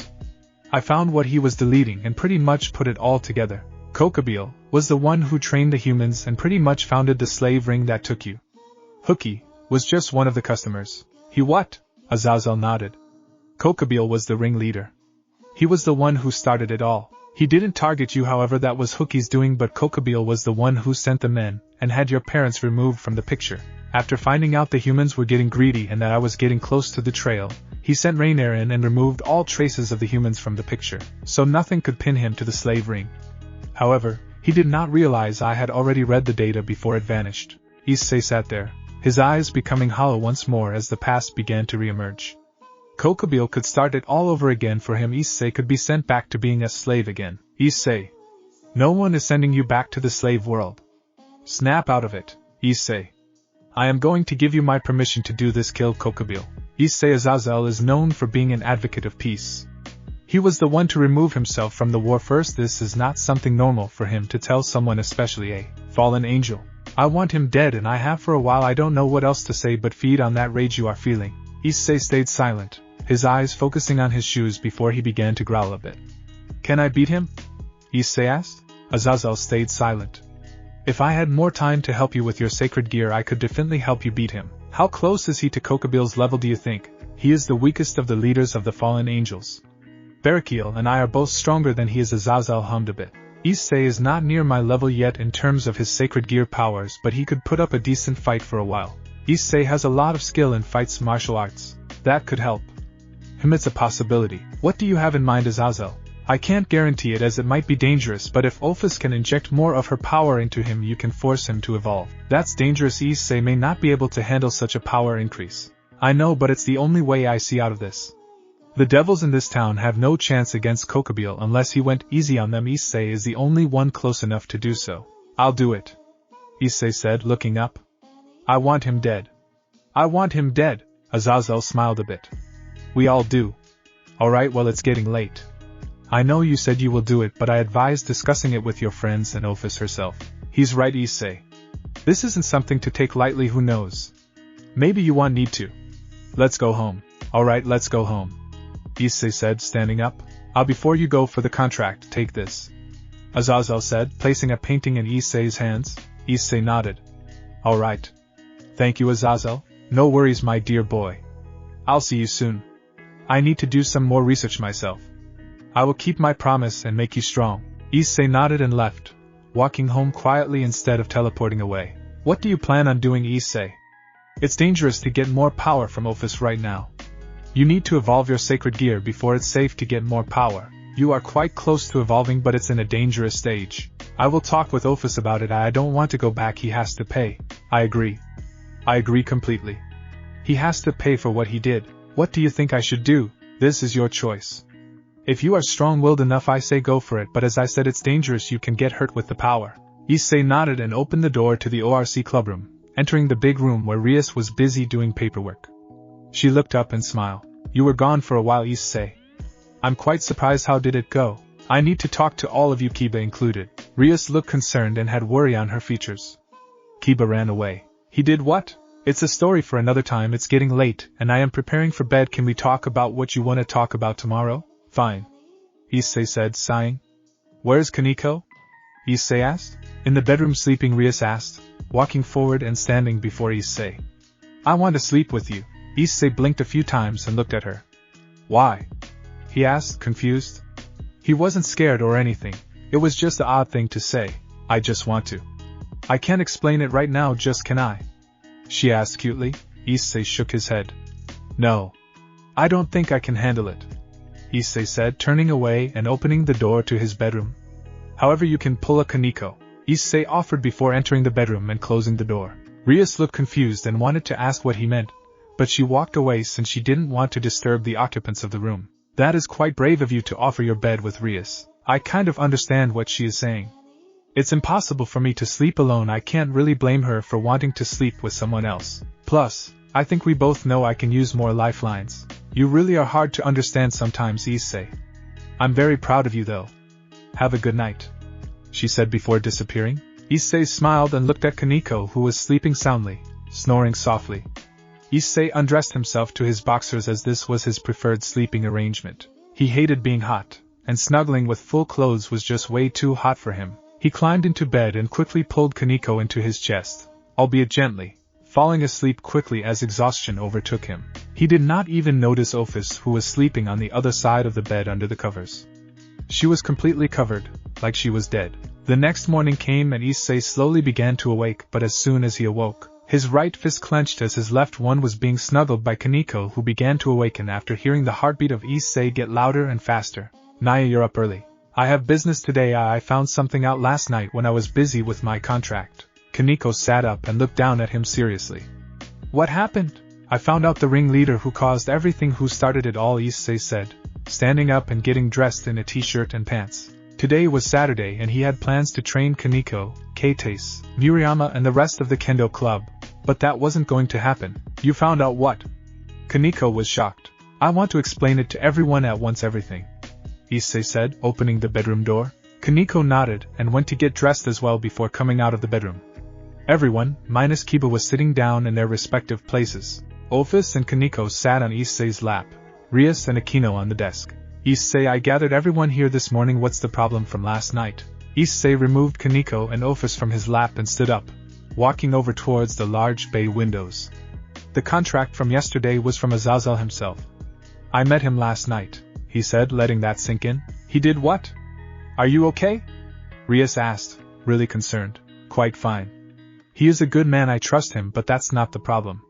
He told me something. Who stole the swords? It's Kokabile." "You got to be kidding me," Rias said, cursing under her breath. "That warmonger stole the swords. He must be trying to restart the war. He was the one who started the slave circle with the humans who kidnapped me." "He did what?" Akino asked, getting up. How despicable. "He was also the one who killed my parents. He's the one who sent the men in my house and killed my parents before taking me away." "Oh, Iseei, I'm so sorry," Rias said, walking over and placing a hand on his shoulder. "I know this must not be easy."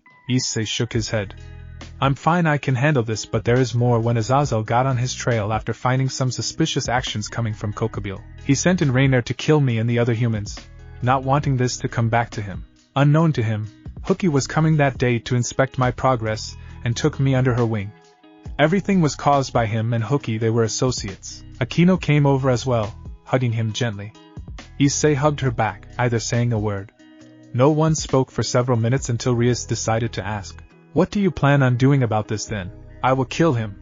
He is the last infection and I will kill him with my own hands." "Are you sure you want to do this, Iseei? You are talking about murder. It's called justice. There is no reason for him to be alive anymore. He has wasted his last breath on this earth making me suffer." Rias put her hands up in surrender. "I understand and I agree. I just wanted you to know what kind of path you are going down. I am not going to murder everyone just because, but this bastard deserves it." "Alright, Iseei. We understand and we will follow you." "No, I will fight him alone. None of you can keep up with his power, only I can. If he goes all out, you will be wiped out," Iseei said. "Surely you aren't strong enough yet either to go against him." "No, but there is a way around that.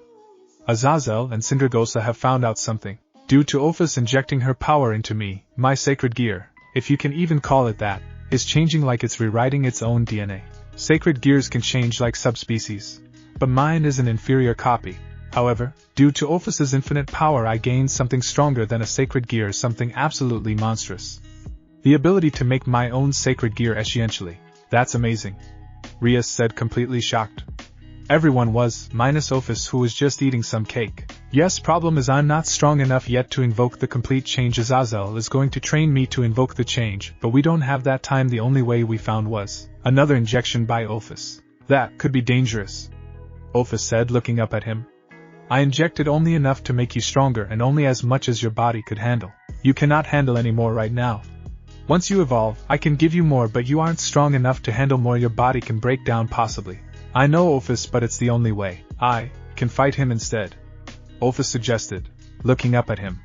"I would like to," Iseei shook his head. "I don't really want the world to know yet that you exist. The Cows Brigade can't know right now. If they find you, they will somehow find a way to bring you back to them. I would like that to not happen." Ophis nodded. "I understand and I'll obey your wishes. If you wish for another injection, I will do so." "I do wish for it," Iseei said. "Wait, Iseei, that's dangerous. Have you thought this through?" "Rias, I am the only one who should fight him. If I don't face him, then I won't ever get rid of this. This is my fight, and my fight alone." Rias nodded and sighed. I know," Iseei smiled. I can't die. I haven't taught Kaneko all there was to know about fighting yet. I haven't done all I wanted in this world yet, and after all I've gone through there is no way I will die from this. Have faith. Rias shook her head and smiled. Alright, Iseei.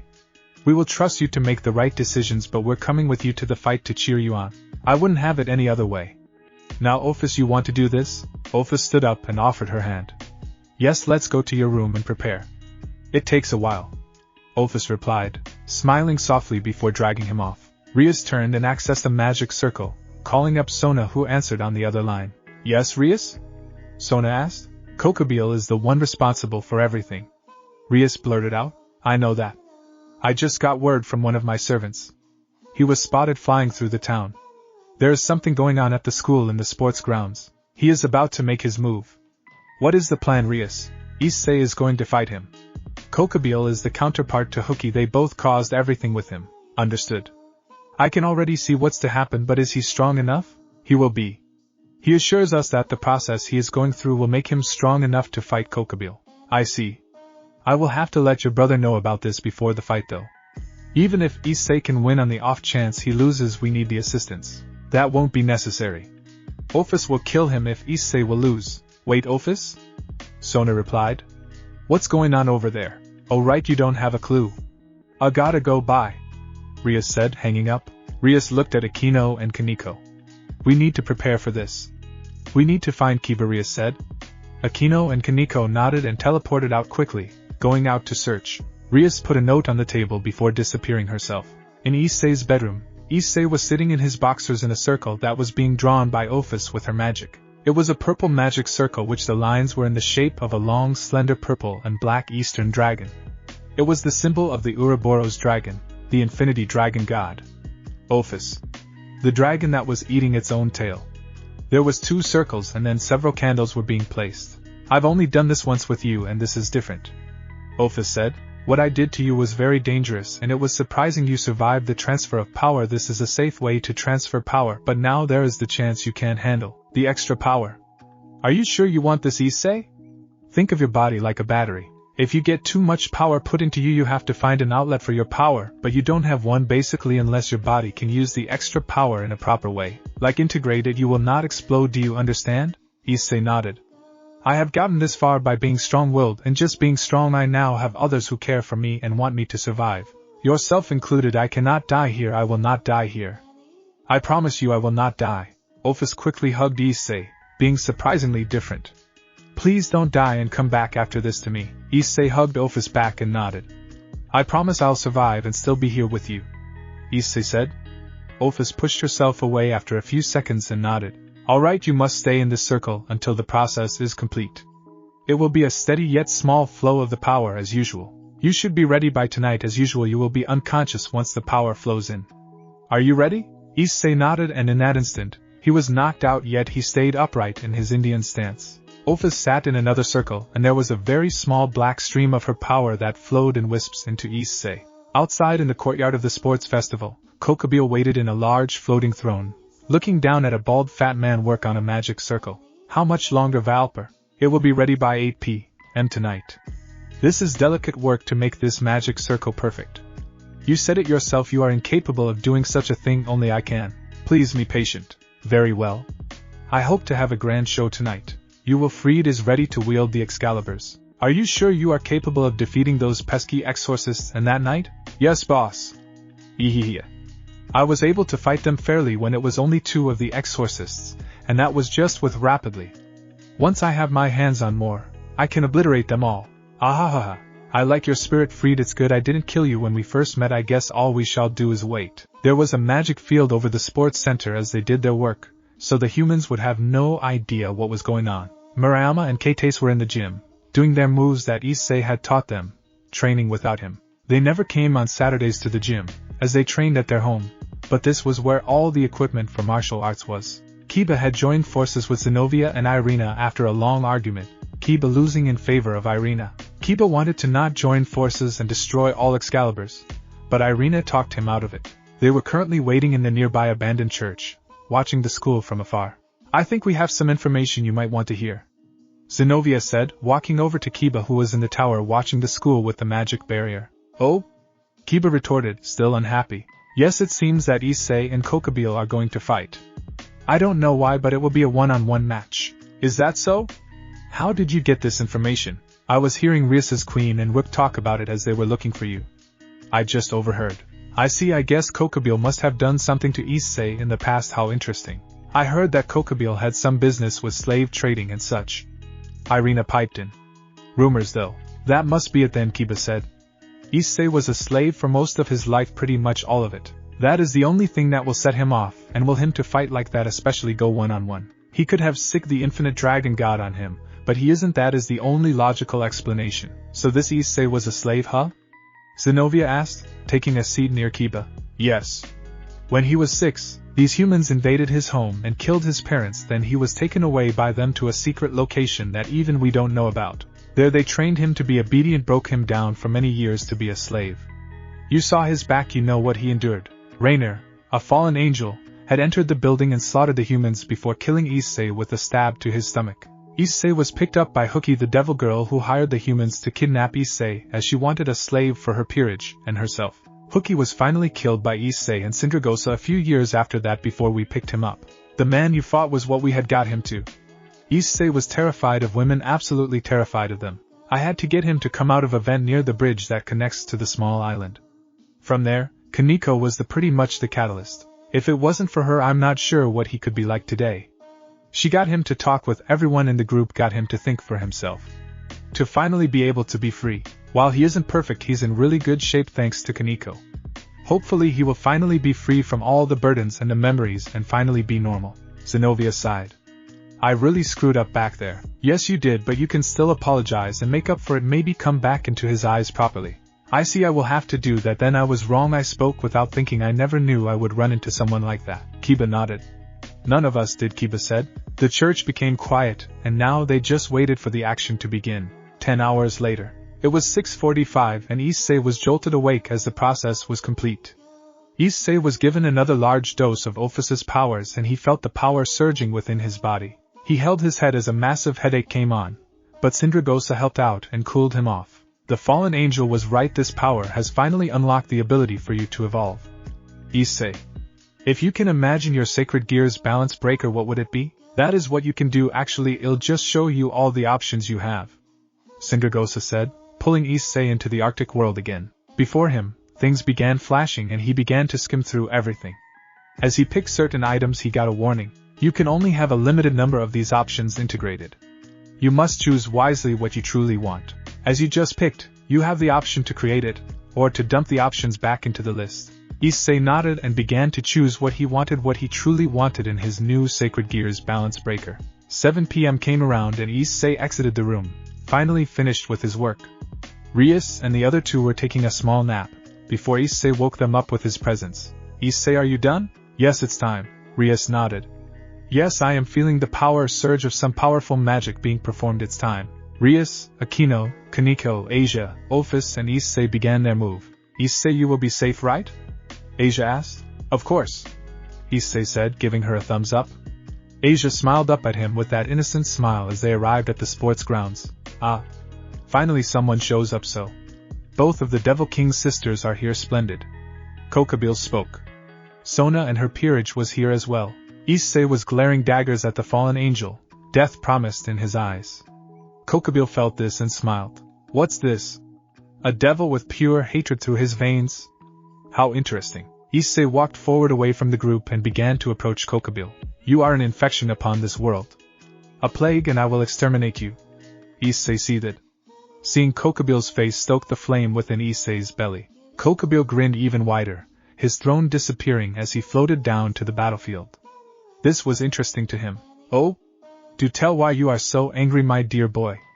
I am most interested in hearing this. You don't deserve to know who I am, you caused me a lot of pain like that bitch. Kokabil laughed. Oh? Well, I've caused a lot of people pain. Wait, you couldn't be. You must be the one who killed Rainer. Oh, this is too much. You are the slave boy. Ha ha ha ha ha. Kokabil laughed. So I have the pleasure of dealing with the little runt who I had his parents murdered and had him trained by the group of humans? How interesting indeed. Ha! This will be fun. Use that hatred and give me a fight, boy.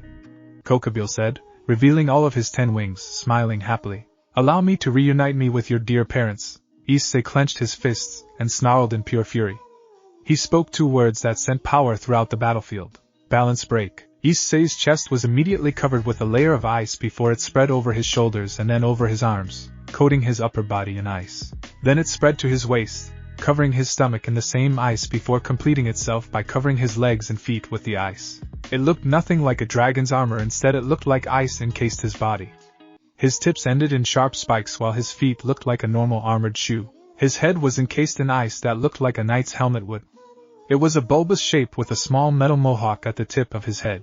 His eyes were covered with a layer of ice that looked like the little hatch that moved up and down on a knight's helmet. He was completely encased in ice. Kokobile raised a brow before laughing. "Well, this is quite interesting. I've never heard of a sacred gear like this. This was not the balance breaker reported that defeated the Phoenix. Most interesting. You changed your sacred gear's balance breaker. Ha! Oh, this will be fun," he laughed, charging at Iseei with a light spear in hand. Iseei stepped forward and used his left hand to grab his right lower arm that had the light spear before he sent his right elbow right into the sternum of Kokobile before using his right leg and smashing it into the left knee of Kokobile, sending him to his knee before he used his right knee and crashed it into Kokobile's chin, which sent Kokobile back. Iseei was relentless though, charging at the fallen Kokobile who had used his wings to get himself upright, though only to widen his eyes as Iseei sent a fist into his solar plexus, before delivering a right hook into his left floating ribs. Kokobile finally got into the groove of the fight.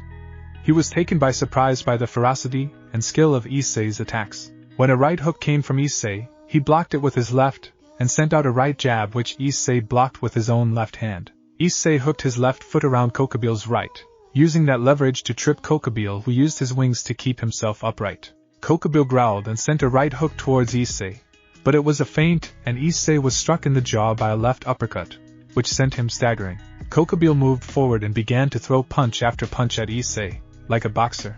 Iseei used his super fast hands to block, but was overpowered by the sheer strength that Kokobile possessed, pushed up against the wall as the punches didn't cease. Some of the punches got through and began striking the ice armor, seemingly doing nothing, but fractures began to appear slowly. Iseei quickly got his knees up when he could, placing them between Kokobile and himself, giving him breathing room. With this strange tactic, Kokobile grabbed Isei's legs and tossed him across the field, sending him skidding, but Kokobile was very fast and appeared right against Iseei, throwing a right hook. Iseei responded with a left kick to his right hook, blocking it before he crashed his elbow into Kokobile's nose before sending a right roundhouse kick into the left floating ribs once again. This gave breathing room to the both of them, who sized each other up. Kokobile wiped his bloody lip and grinned. "This is fun, Iseei. I haven't had a good fist fight in a while, but it's time I up a notch." Kokobile grinned, and his fists were now coated in a golden light. His fists were charged with his light. To the left of the battlefield, Zenobia, Irina and Kiba had finally arrived and were talking with Valper and Fried, doing something. Iseei couldn't pay attention to them. He was fighting to the death with the cadre. Iseei doesn't have a lot of combat experience, so while his skill with his training is large, his inexperience costs him. Iseei charging it and ducked under a right hook from Kokobile, getting up close and personal. He delivered 4 quick rapid punches to the left floating rib, hearing a yell of pain from Kokobile. The ribs were beginning to fracture and break. Kokobile grabbed onto Iseei, who held onto Kokobile's fists, keeping himself at a distance. But the larger Kokobile began to swing him around back and forth to shake him off before it worked. He tossed Iseei into a soccer net, striking the metal, which sent Iseei face first into the ground. Kokobile was right on top of him and backed Iseei into the net, throwing punch after punch. Iseei was getting better at predicting the punches, so he had redirected as much as he could but blocked the others with his elbow. His elbow struck Kokobile's hands, which were doing damage to the hands. Iseei was overwhelmed from the rapid punches, so he quickly pushed forward, placing his elbows against each of Kokobile's biceps, keeping those fists away, but Kokobile hugged Isei's neck trying to get him off. Iseei began to swipe at Kokobile's feet with his legs, striking at the shins as much as he could. Iseei wrapped his left leg around Kokobile's right and they both went to their knees, which was a mistake. Kokobile was bigger. Using pure physics and strength, Iseei was tossed across the field once again, where he rolled and stood up, only for a brutal right hook to crash into his temple and then an uppercut to send him flying onto his back. Iseei went down hard. "Iseei!" Rias, Aquino and Asia cried at the same time. "Get up! You have to! Get up!" they cried. Kaneko was up against the barrier, smacking against it. "Get up!" she cried. "You are the only one who can stop him." "You promised." Iseei slowly stood up, on shaky legs as he was knocked unconscious for a few seconds. This was a real fight. Kokubil grinned and put his fists up. There was a nasty crack under Isei's chin. His armor was holding strong, but it would break eventually from the sustained hits. Kokubil moved in and began to throw his punches. But Iseei changed up his tactics and began to dodge more, using his superior agility and reflexes to do such. Using rapid jabs, he punched at the vulnerable inner thighs and even the navel area of Kokubil. These punches were not as strong as Isei's usual strikes, but they were numerous and would work just the same. Iseei began to kick as well, using the superior extra-length legs had to deliver kicks at Kokubil's lower legs, as it was a boxer's weakness. Kokubil pushed forward suddenly, causing Iseei backwards, in which Kokubil stomped forward on the ground. Iseei used this and rolled into Kokubil, hitting the other leg that was supporting Kokubil's weight before kicking out at the leg that Kokubil used to stun him. With Kokubil effectively doing the splits, Iseei brought his foot up and shot it backwards, smashing Kokubil in the face, which sent him back. Iseei rolled away before attacking the downed Kokubil, who had woken up at the right moment, and decked Iseei in the face with a jab. This placed Kokubil up onto his feet. "You are very skilled, boy. Those feet are mighty dangerous, but your fists are no match for my own." He grinned. Kokubil moved in quickly once again, throwing out his normal punches but using more jabs this time. With the change in punches, Iseei was struck in the chest once and began to dodge backwards more, finding himself being pushed back. Iseei began to roll to the side, sending punch after punch into the weakened left floating ribs, before a sickening crunch was heard which sent Kokubil roaring in pain and moving back. His floating ribs were broken. Iseei, however, did not relent and moved in, sending a quick rapid 1-2 jab into Kokubil's left temple before kneeing Kokubil in the solar plexus. Now rapidly punching at Kokubil's face, the cadre put up his arms to defend against the onslaught, but Iseei countered with a trick uppercut right in between the cadre's bicep, striking the fallen angel in the jaw before sending a roundhouse kick into Kokubil's temple which sent him staggering back. In anger, the fallen angel roared and moved forward again, but Iseei moved sideways away from the left hook, moving from the right before coming from behind. He kicked the back of Kokubil's knee and began to punch at the shoulder blades, but Kokubil grabbed Isei's neck and tossed him over his shoulder before punching Iseei in the face. Iseei rolled away from the next hit, kicking back and striking Kokubil in the bicep, which hurt Kokubil a lot, making him swing the arm to get the feeling back. Kokubil was not using his light spear as Iseei would counter it easily. The speed and reflexes of the devil would not be underestimated. There was a slight fear in Kokubil's eyes, feeling himself being pushed back. Iseei would not go down, and was showing no signs of being beaten. Murayama and Keitase were busy in the gym when they heard the commotion, explosions and yelling.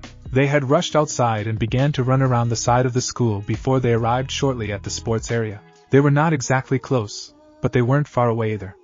They were pretty much in one corner of a triangle near them, the tip, Iseei to their left, and the fallen angel to their right. Much to their shock and surprise, there were two figures not unlike the ones you see in movies or anime. "What is going on?" Keitase asked Murayama. "Hell if I know. Get out of here!" Rias yelled, yelling at them to leave. Normally, she would use her magic to get them to leave, but in the barrier she was in, she was powerless. Keitase and Murayama turned to leave, but they were immediately surrounded by light spears all around them in multiple directions. Up, down, left, right, everywhere. They were the pincushion and the spears were the needles. Kokubil laughed as he turned to Iseei, who had turned to the girls, putting his guard down. "Now what is this? A couple humans wandering into our fight? They must have been in the school this entire time." "Ha! You let them go, you coward!" Akino roared. "Fallen angel coward! How the spawn of Barakil calling me a coward! You who hides from her heritage!" Kokubil roared, throwing a spear at the barrier should did nothing to the shield. "I am nothing like that creature." "You!" Akino seethed. Rias yelled. "You bastard! They are only human, yet they provide the perfect blackmail. Don't they?" Iseei understands. Look at him. Kokubil sneered, looking at Iseei, who had stood down, no longer in a fighting stance. The fallen angel cadre charged and punched Iseei in the gut before decking him in the face, forcing Iseei to stumble back. "Ha ha!" Kokubil laughed maniacally as he began to rapidly send his powerful punches into Isei's body, striking the chest, stomach and face over and over. "So weak. You care so much for these human females and now it costs you your life." "So weak!" Kokubil cried out, laughing happily and maniacally. Keites and Murayama watched in horror as the man with wings, Kokubile, was brutally beating the man called Iseei. Punch after punch sailed into Issei's body, fracturing the ice blue armor. "That's Iseei?" Keites cried. "That can't be him. What's going on here?" "Ha! Come on, Rias. Tell them all about what's going on here. Explain to them what you are." "Ha ha!" Kokubile laughed happily, enjoying his brutality. Rias growled and looked at Keites before closing her eyes. "Devils, fallen angels, angels. God, it's all real. We are devils." Iseei too, and Kokubile is a fallen angel. Keites and Murayama nodded. We can't believe that." Murayama spoke. "But what is with Iseei?" Keites spoke. "Why is he in that armor? Why is he just taking the hits? Fight back, Iseei." "Ha ha! He can't. With you being in danger of being impaled and killed, he won't fight back. He cares too much about you two to do so." "Ha ha! So weak." Kokubile sent a brutal uppercut into Iseei, forming a large spiderweb crack in the helmet. Kokubile laughed, and looked at Iseei with a grin. "Maybe he'll just have to put you back under, knock you unconscious, erase your memory, sell you back as a slave. Wouldn't that be fun, boy?" He punched Iseei in the gut, forming a large crack, then went up from his groin to his neck. "I think I'll do that. After I had my fill of beating you, I'll take you with me. Earn some money on the side." "That sounds great. You can be used again by all the females. Lucky you. Being raped day in and day out. You liked that, didn't you?" "Ahahaha." Everyone was pissed yet sad, as they knew that Iseei was suffering under the armor. They knew that he was terrified, not wanting to return to his previous state, not wanting to suffer as a slave anymore, but he stayed strong, let Kokubile wail on him just for the two kendo girls. Kokubile sent a left hook into Issei's face, shattering the helmet. Underneath the helmet, and everyone could see, Iseei was bruised badly. He spat up blood, his were split open, his nose was bleeding, his right eye was beaten shut, and his ass were puffy. He looked beaten. Kokubile pulled his light-covered right fist back to end the fight, only to hear a laugh. "How weak. You let your guard down, Kokubile," spoke Zenobia. Kokubile turned his head and his eyes were wide. The two humans were placed under the shield by Zenobia, who grinned. "Now you lose," she said. Kokubile turned to Iseei only for a jab to be sent out into Kokubile's nose, forcing him back. Iseei took up his fighting stance and looked at Kokubile, looking at the fallen angel's body. He looked at his muscular biceps and finally found the weakness he needed. "You got this, Iseei," spoke the girls, looking at him. "Pathetic." Kokubile growled out, charging in. Iseei deflected the right hook with his left elbow before sending a double-knuckled fist into the bicep, striking it hard. Kokubile continued striking with his hooks, but Iseei kept countering with the same tactic, except he would use his elbows and the knuckle strikes over and over. When he struck with his elbow or the knuckles, he would do a chop to the side of the neck right where it meets the shoulder before a punch to the sternum. Iseei did this 3 times before sending a knee up into Kokubile's solar plexus, sending the fallen angel back, who wiggled his arms. "You little shit! I will kill you!" he roared, summoning a light spear into his right hand and charging at him. Iseei charged into the raging cadre and grabbed the light spear's arm, before sending his right fist into Kokubile's right floating ribs, striking the broken ribs for more damage. He then grabbed Kokubile's hair and pulled him down before sending an elbow right into his right temple. He used a karate move and struck with both fists, striking the solar plexus and the forehead in one move before slamming both of his wrists into Kokubile's temples. Iseei ducked and spun around the wild right hook before rapidly punching his right temple, striking the same spot over and over. The fight was over. Iseei grabbed Kokubile and spun him around, standing over him from behind, where he used his right hand to hold the back of Kokubile's hair, while his left rained down powerful punches over and over into Kokubile's nose. Kokubile put up his fists quickly as he could, but his defenses worn down and Iseei kept on striking him. When Kokubile went limp, Iseei kept on hitting and hitting. He placed Kokubile on the ground and raised his fist before sending the armored fist straight down and right into his nose. The nasal bones were forced into Kokubile's brain while his entire frontal skull shattered and caved in, killing the cadre. Iseei fell to his knees before falling onto his back, coughing up blood several times before finally falling unconscious. He had won the fight, but no longer had the fight in him. Everyone, including Ophis, who was hanging with a beautiful girl with blonde hair, ran over to him, surrounding Iseei. Ophis pushed her way through and knelt down to Iseei, checking his body with her magic. "He's dying. As I told him, the power in his body was too strong for him. He is overloading with my power, Ophis said. It was a miracle he was able to fight with how much pain he was in. He's dying? Kates asked, looking at the small girl. Is there any way to save him? Luck. Willpower. Constant watch and care, Ophis said. Even then it's a crapshoot. Kaneko picked up Iseei and nodded. Then we don't have time to waste. Let's go, Kaneko said. Ophis nodded and set up a large powerful magic circle, teleporting everyone, including the humans, back to the ORC clubroom. Kaneko placed Iseei on his bed after Rias had removed the thick comforter's back. They took a look at Iseei. His armor had disappeared after the fight, and they could see the black energy that was in his chest, spreading like a virus. It pulsed like a heartbeat. It was the extra power that Iseei couldn't use. Iseei was in serious trouble. Iseei had stabilized after Akino had out some of the excess power. Well, she didn't really remove it, but when she on his, she was able to help Issei's body fight with the power that coursed through him. Gave him more room as a battery, though it was only a short-term bandage. Iseei was the one who had to fight to survive, and there was no guarantee, no matter how strong he was, that he would survive. Everyone was in the living room, including Azazel and xDoug. They were right outside of Issei's bedroom, ready to go in at any time. Ophis was the only one missing, as she was in Issei's room, watching over him.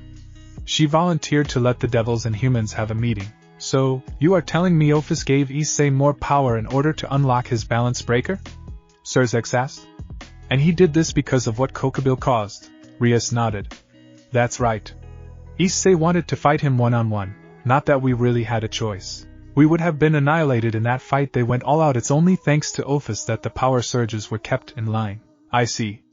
It's luck we have the dragon god on our side, and we are also lucky that you have such a powerful friend, Rias. xDoug said with a sigh. Was that all you wanted to talk to us about, brother? No. There is another matter. The Devil's Kings, especially Hookie's father, has decided that for reparations we are granting Iseei high-ranking devil status, he said, sitting on the chair relaxing. You mean he gets to make his peerage? Exactly. I thought you would like to know. That's wonderful for him, Rias said, though her expression was a bit saddened. There is also another thing we were talking about. Your father and I were discussing this before I came, but you could join his peerage and remain an heir to the family. Rias gasped. Are you serious? Quite. You would have to lose all your Devil King status, of course, but you would still be royalty, and treated as such. It's just that Iseei would be the true king. Rias nodded. That's quite an offer. I will have to consider it, Rias said with a smile. xDoug nodded. Alright, I will be back whenever Iseei is back to normal. Take care, he said before disappearing in a flash of bright crimson red. I just came over to check on him. There isn't anything I can do for him that you guys aren't already doing. Just keep me in the loop, Azazel said, disappearing in a flash of golden. This left the others to sit awkwardly in silence. Kiba glanced over to Zenobia and Irina. Aren't you two supposed to report back to the church? I'm sure the church would understand why we haven't returned, Zenobia said. Zenobia's right. Iseei needs help, Irina said with a smile. Kiba smiled and Rias looked over at Murayama and Kates. So, how are you two holding up? Rias asked. Kates and Murayama blushed embarrassed. Honestly, it's a bit overwhelming. I know we said we were fine back there, but all of this is just out of a fairy tale, Kates said. Murayama nodded. So you're all devils? Zenobia and Irina shook their heads. We're human, but we work for the church, Zenobia replied. Right, but devils? Like the ones who take our souls and drag us to hell? Rias laughed. That's just what the Bible says we are. We don't steal souls, but we do fulfill the wants and desires of humans who summon us, Rias said with a smile. What else can you tell us? Kates asked. Rias smiled. Let us finish this meeting with Iseei, and I will explain everything with Kiba, Rias replied. Rias stood up and turned very serious. Iseei is in a very bad state. Akino has currently stabilized him, but there is a possibility he will not make it. While I am not one to give up hope, we must accept that this is a possibility, so if there is anything you would like to say to him before, you should do it soon, Rias said, looking downcast. Kates looked up at Rias. What can we do for him? The pink-haired girl asked. Honestly, just hope for the best and take care of him like he's extremely sick. Someone would have to feed him, bathe him, and pretty much take care of him like he's unable to do anything. The two Kendo girls nodded. I think that is the least we should do for him. He deserves to survive, Murayama said. Kates agreed. I agree, Rias said. Alright Aquino, you can go see him if you wish, Rias said, taking a seat. Rias had figured that Aquino had something she wanted to talk to Iseei about or say to his face even if he was unconscious. Aquino nodded and left the living room, opening the door to Isei's room quietly. Rias began to talk to Kates and Murayama more about the devil world and the supernatural world in general. Rias had let them keep their memories knowing that Iseei would have wanted it. Aquino looked down at Iseei, who was sleeping on his stomach, snoring softly. Normally, a sick person in the movie sleeps on their back when they're sick, but this wasn't a movie. Iseei was sleeping like he normally would. Aquino sighed and took a seat on a chair next to Iseei. I guess you are wondering what I am doing here, a disgusting half-breed like myself, huh? Aquino said, berating herself. She truly thought that Iseei would hate her knowing she was half-fallen angel. The fallen angels had done nothing but cause pain for Iseei. Barakiel is my father. I am the half-breed offspring of a fallen angel and a human. She kept on going, revealing her wings. She knew he couldn't see or hear her, but she did this for herself. To come completely clean and be honest with the man she began to have a crush on. She had one devil wing and one fallen angel wing. I grew up hating my angel side and I jumped at the chance to become a devil when Rias made me the offer, yet I guess it's fitting for someone like me to become like this. Mismatched and disgusting, she looked at Isei's face with teary eyes. I've truly wanted to tell you for a while now, but you hate fallen angels. They were the cause of so much pain for you and poor Asia. They tried to destroy this town and they even killed you once. It isn't hard to guess what you think of them, Aquino said, beginning to cry. Aquino was taken by complete and utter surprise when a hand gripped her right wrist and pulled her forcefully on the bed. Iseei pulled her down onto the bed, laying her next to him as he slowly moving to the side. You're wrong. I don't hate fallen angels. Plus there is more to you than who your dad is, Iseei said, looking straight into her teary eyes. You never know, my congeniality just might be a facade to distract you from the fact that I am half fallen angel and devil. Iseei shook his head slightly. He was in a lot of pain to be moving like this, but it was worth it to him. The circumstances of one's birth is irrelevant. It is what you do with the gift of life that determines who you are. Iseei replied, smiling at her gently. As far as I am concerned, Iseei said, reaching a hand out and gently stroking her fallen angel wings. These are very beautiful wings. I am a terrible person. I am ugly. Stop that, Aquino. Stop beating yourself up. In my opinion, you are a terrific woman. As far as I am concerned, you are one of the most awesome women a guy could ever meet. While I may hate what the fallen angels did, you are you, and that is all I can ask you to be. You are kind to me. You took care of me when I was only a shell, Iseei said, gently stroking the wing still. You care for your friends and your family, and you are my family. You are so strong with your magic. I've seen that thunder magic in combat. It was mesmerizing. Then there is the fact you are so smart. You have to be the second best lady in Kuo. Then you are refined, so prim and proper, like a proper lady. You are a terrific woman and an awesome friend, and I will protect you with my life, Iseei said, giving her a rare smile before hugging her gently. Aquino began to tear up, hugging Iseei back. You say sweet things like that, and what's a girl to do? She softly cried into his shoulder. Iseei did not hear that, but she wiped her eyes before sitting up. Thank you, Iseei, I'm so happy. Of course. Anything for you, Iseei said with a small smile. Just please survive, make it. Please, Aquino said, looking at him with a needing expression. Iseei smiled. I promise you I will make it. I can't just leave you behind, can I? Aquino nodded happily, giving him a sweet smile. Good, she said, leaving the room quietly. Once the door was closed, Iseei let out a scream of pain into the pillow, yelling as loud as he could into the soft cushion. The power that ached through him forced him to lie still and not move. Alas, he endured a massive amount of aching pain. Just as he finished screaming and calming down, the door opened and he could see the cat ears, which began to move as if they were running.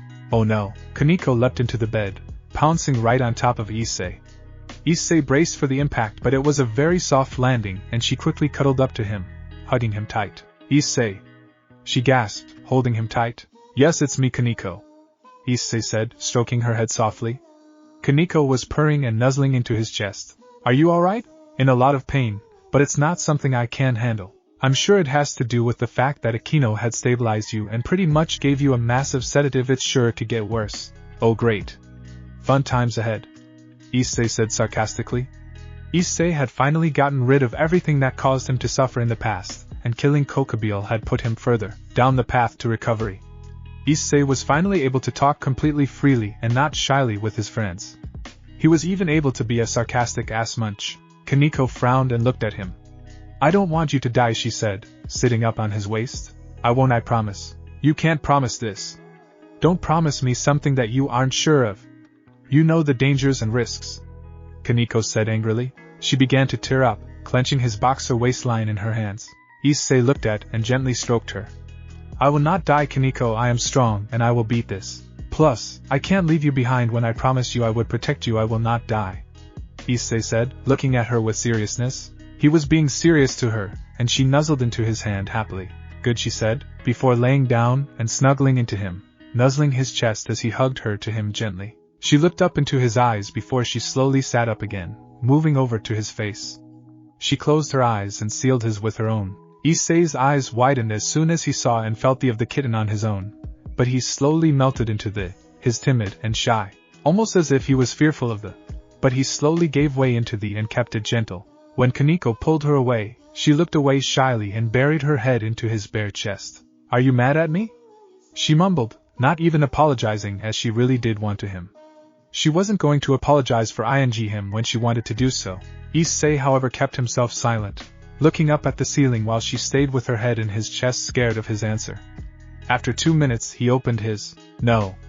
I liked it. Iseei replied, his hand gently stroking the back of her head and neck. This got the kitten to start purring, enjoying his touch. Are you sure?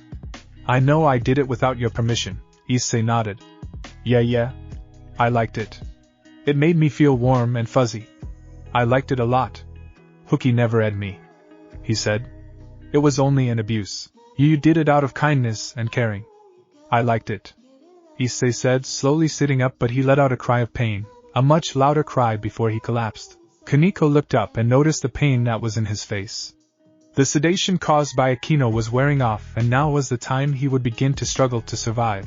Kaneko quickly got up and dashed out the door, alarming everyone in the living room, who began to clamber in, worried about their Iceman. Since they could see his breathe, they noticed that it was painful for him to breathe and that he shuddered every few breaths. His eyes were closed, and they watched him curl up in pain as his eyes scrunched, and his eyebrows squeezed in pain. Iseei! Rias yelled out in alarm, rushing to his side. She placed her hand on his forehead and pulled back away. Her hand was red. He's burning up. He actually hurts to touch. Kaneko rushed in and quickly placed an ice-cold cloth on his forehead, and they watched as the steam just hissed and came from his forehead. Ophis walked over and looked down at Iseei. This is the moment where he lives or dies. For the next week, he will struggle to survive as my power courses through his veins like a curse, which is essentially what it is, Ophis said, moving the blankets away from him. He was only in his underwear.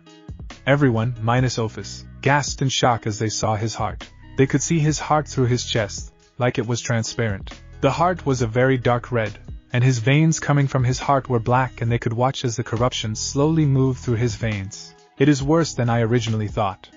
There is a very small chance he will survive on his own. Ophis said, sadness in his voice. What can we do to save him? Kates asked, the pinky worried. Take care of him. Constant vigilance. He needs to be bathed, fed, make sure his temperature stays down, and that he knows that he has people watching over him, and that he isn't alone. The pain he is going through will be the most pain he has ever felt. Won't be surprised if he relapses from his past. They all stayed silent, looking at him sadly, but Zenobia had an idea. What about fans and air conditioning? Wouldn't that help in keeping his temperature from getting too high? It should. I say go for it, but don't expect him to survive. If you wish to say goodbye to him, this week is your only chance, and I say to do it as soon as you can, just in case. Ophis said, walking away from the room. Her eyes had begun to glaze over in sadness. Everyone left his room and gathered outside in the living room. Akino stood up and looked around. We need to all watch him. 1 or 2 of us at a time. We need someone in there with him now. Since there are 10 of us, we can each watch him in 3-hour intervals or something like that. Just relieve the other person for whatever. I'll take first watch, Akino said, entering the room with a bucket of ice water. Rias went over and adjusted the dial for the A.C for 60 degrees, the lowest it can go. Everyone else dispersed and went to do whatever they needed to do during this crisis. Akino entered the room to see a sleeping Iseei, his face contorted with pain. The corruption in his veins had reached his lower throat, as it was creeping up towards his brain, which was where the danger would be. She had a frown on her face as she gently stroked the side of his face, looking down at his pain-filled face. Why doesn't it ever end for you? She whispered softly. You are always suffering. If only I can take the pain from you, she said with tearful eyes. She replaced the warm damp towel from his forehead with a brand new ice-cold one, and watched as he slightly shivered from the cold. He was no longer breathing ice as he usually was, as it seemed he was overheating entirely in his system. Akino lay down next to him, curling up against his side as she stroked the other side of his face while she at his. Her left hand palmed his chest. Pathetic. Just like your mom and dad, they couldn't save you from this fate, and now you are stuck because your parents were weak just like you. You aren't even chained and you still take your beating. Haha, this is pathetic. Kokobil sneered, his light powers whipping against Iseei's back, which was bloody and bruised. Back in the real world, Zenobia and Ophis were the current watchers over Iseei. The girl before Zenobia was Akino, who replaced the ice within the tub and gave the reins to Zenobia, who sat down on the chair next to Iseei. I'm sorry I said those things to you. I was ignorant of your past, and I realize now that not everyone could be saved because the church doesn't actually save people. I've lost my faith in them all, and which is why I kind of became a devil. Zenobia said, revealing her devil wings. She was currently just talking to Iseei even though he could not hear her, but she had to say everything on her chest. I am so sorry. There is nothing I can do to make up for what I said and what I've done to you.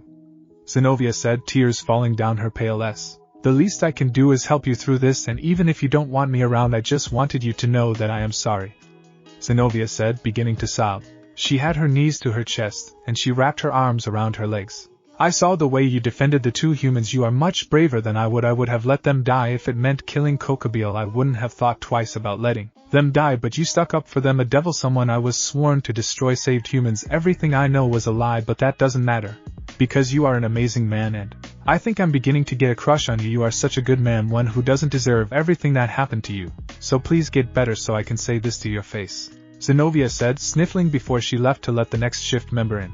Back in the dream world of Iseei, Iseei's mind had shifted and he was still within the training facility. But currently, he was forced to perform oral on an older lady, as when he would refuse to do so, he would receive a humongous lash on his back from Kokobil's light whip.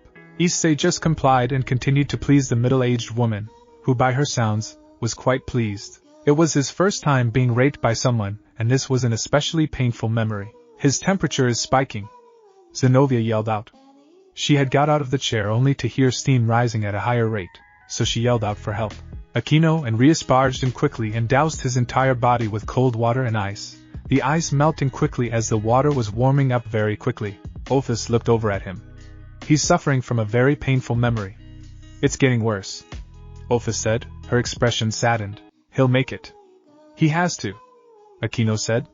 He promised. Just don't get your hopes up, Ophis replied, returning to her stoic state in the corner of the bathroom. Akino and Rias had successfully cooled down Iseei's body back down to 104 from an 111, barely missing the lethal.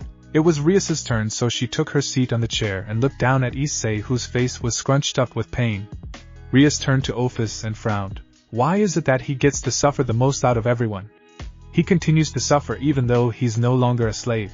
I cannot tell you, but sometimes people just aren't lucky. The best thing you can do is make the rest of his life an enjoyable one. Let him live the life he could have had if he didn't get kidnapped. His birthday is tomorrow. Ah, that human festival people do.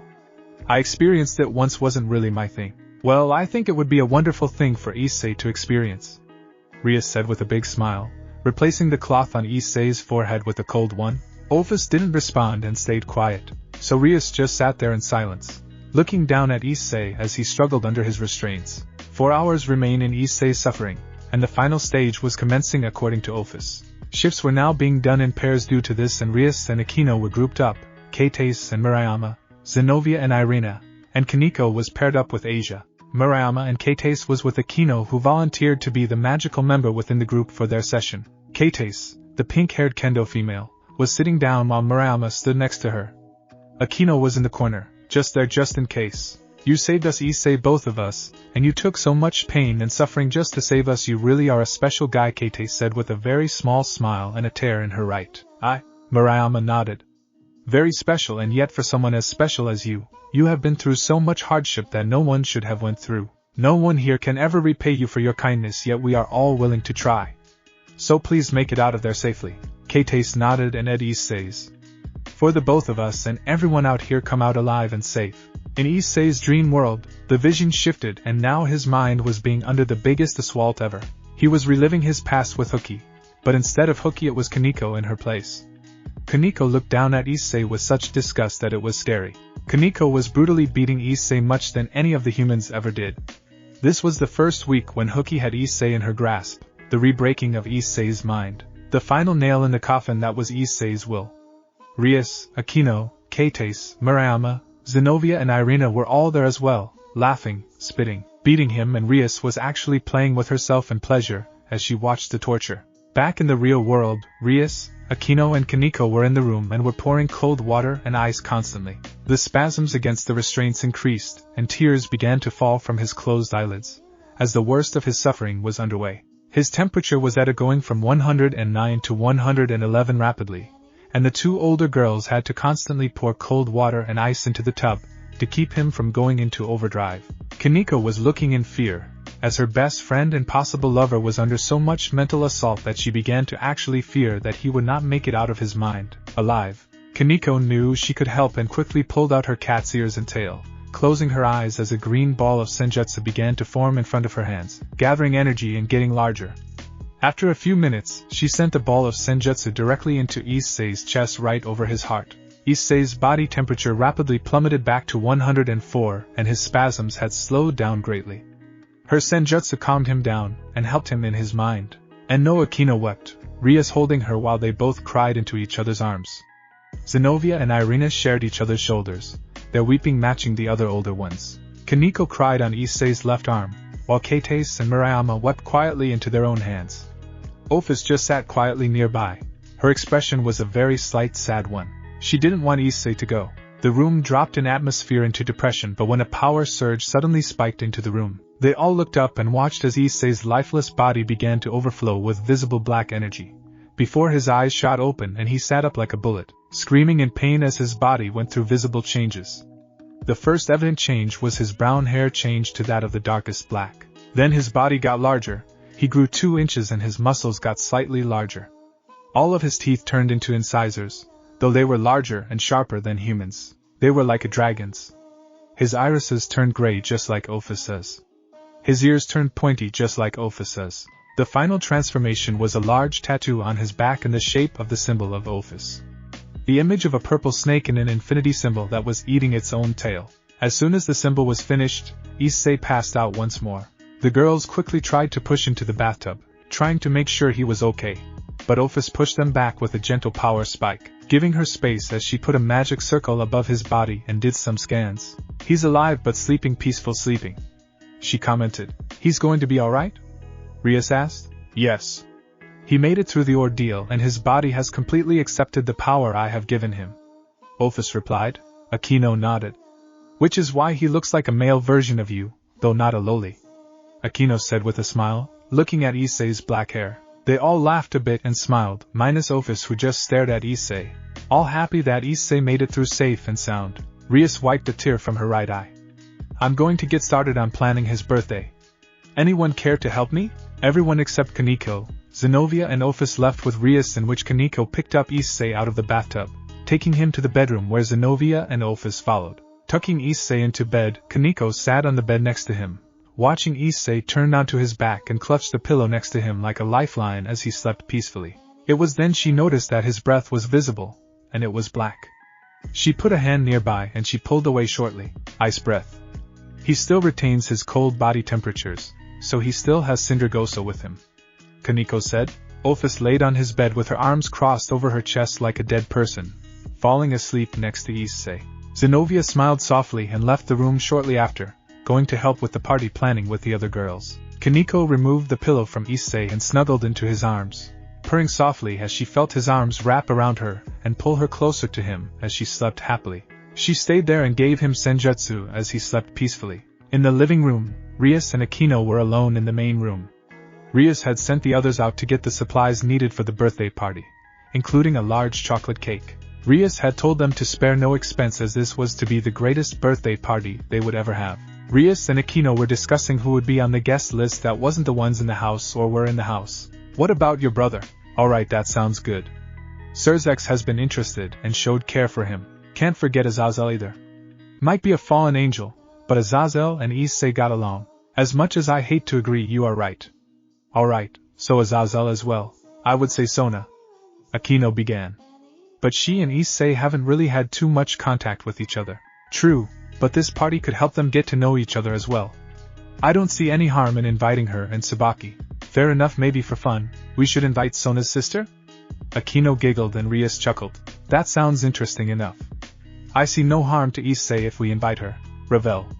She had messaged us earlier about Iseei. Oh, she did, didn't she? Okay, so she included. I think that would be it. I think so too. That's still quite a bit of people at this party. Just need to have everyone bring a dish for his party. Alright. Let's start sending out the invitations and instructions. Rias said, preparing her magic circles for the invitations. 8 hours have passed since Iseei had fallen asleep and it was 7 in the morning. Kaneko had fallen asleep 2 hours after she started snuggling with Iseei. She had spent most of her time with her own thoughts, thinking about herself. Not necessarily just with Iseei, but her life in general, her sister, her future, her life with the Gremry clan. Everything that was her life. Iseei began to wake up as the sunlight gently filtered through the curtains. He let out a yawn as he opened his eyes and stretched his body. Kaneko was still against his chest, so he put a smile on his face before he climbed out of bed and moved to the bathroom. After using the restroom, he paused in front of the mirror as he looked at himself. He was surprised at the changes that his body went through. Hair, eyes, height, muscle mass, teeth, and the tattoo on his back. It was all changed now. He looked like an older male Ophis. Speaking of Ophis, she had wandered in silently behind him before taking a seat on the bathroom counter after closing the door behind herself. Are you disappointed in me? Ophis asked, tilting her head. Of course not. You gave me what I asked for and what I needed in order to protect the people I care about. Even though you changed at a fundamental level, I don't think I've changed that much. Just some aesthetic changes with my body. My face remains my own face, my body is my body. My brain is my brain. You are no longer human. You are a dragon devil. So, since you are dragon, you gain dragon personality traits. That's what I meant at a fundamental level. I see. Are you upset? No. I can't be upset at you. I asked for the power that you gave me, knowing I could die. This was the best available outcome. Yes. You should have died from my power. It was tough trying to fight the curse. It hurt so much, Iseei said, letting a lone tear fall from his right eye, but then he opened his eyes and stared into the mirror. But instead I decided in the end to merge with the curse. To become its friend. Its master. I refuse to die. Iseei said, clenching his fists. I have to take care of you after all. Iseei said, looking down at Ophis with a smile. Ophis slightly smiled back and opened her arms for a hug, in which Iseei happily agreed to, hugging Ophis for all she was worth. Ophis had changed greatly from meeting Iseei. He was her first friend, and he was the reason that she was changing. She no longer wanted to leave Earth and return to silence. The dimensional gap may be where she was born, where she spent most of her life, but Iseei was her home. Being with Iseei was where she wanted to live. She had no emotions. She felt no anger, sadness, or happiness until Iseei came along. At first, she still felt nothing, but after she met him the second time, when Cindergosa took him to see her, she began to feel. She felt anger and sadness for Iseei when she went through his memories. She felt despair when he was suffering from her curse, and she felt happiness and joy when he was alive. Even now, she felt joy when she got a hug from Iseei. The most recent emotion was something she didn't know about. She had no idea what it was. It was love. They stopped hugging each other after a half-minute of an embrace, and Iseei returned to looking at the mirror, staring at himself as his hands clenched the counter. So much has changed, Iseei said softly. Ophis nodded. They have. Are you upset? No, of course not. If what hadn't happened, I'd either be a slave still or I'd be dead. I'm so happy that my life has turned out like this. I've met really nice people that I care about. Including you. I'm so happy to have met you that day at the park. I'm so happy to have you here and now, as am I. Nothing is going to ruin this for me. Even the Cows Brigade? Even the group you founded. If they try to take you back or hurt my family in any way, they will pay.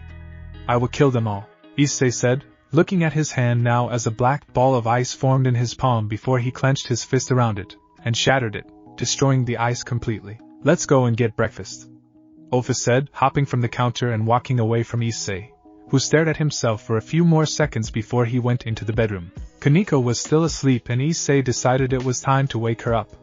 He walked over to the sleeping kitten and gently shook her away. As she woke up, she let out a mewling yawn looking very cute. She stretched and opened her eyes before she looked up at Iseei. Her tail began to sway side to side as she opened up her arms, and Iseei picked her up and put his right arm under her bottom and carried her out of the bedroom. As he approached the stairs, Kaneko leapt from his arms. "Wait," Kaneko said. "Put this blindfold on, please," Kaneko said, handing him a red blindfold. Iseei looked at her silently for a few seconds before complying and placing the red cloth over his eyes. Kaneko took his hand and she gently and slowly led him down the stairs. A few moments later, Iseei was on the main floor and Kaneko took him somewhere before he felt someone behind him removing his blindfold.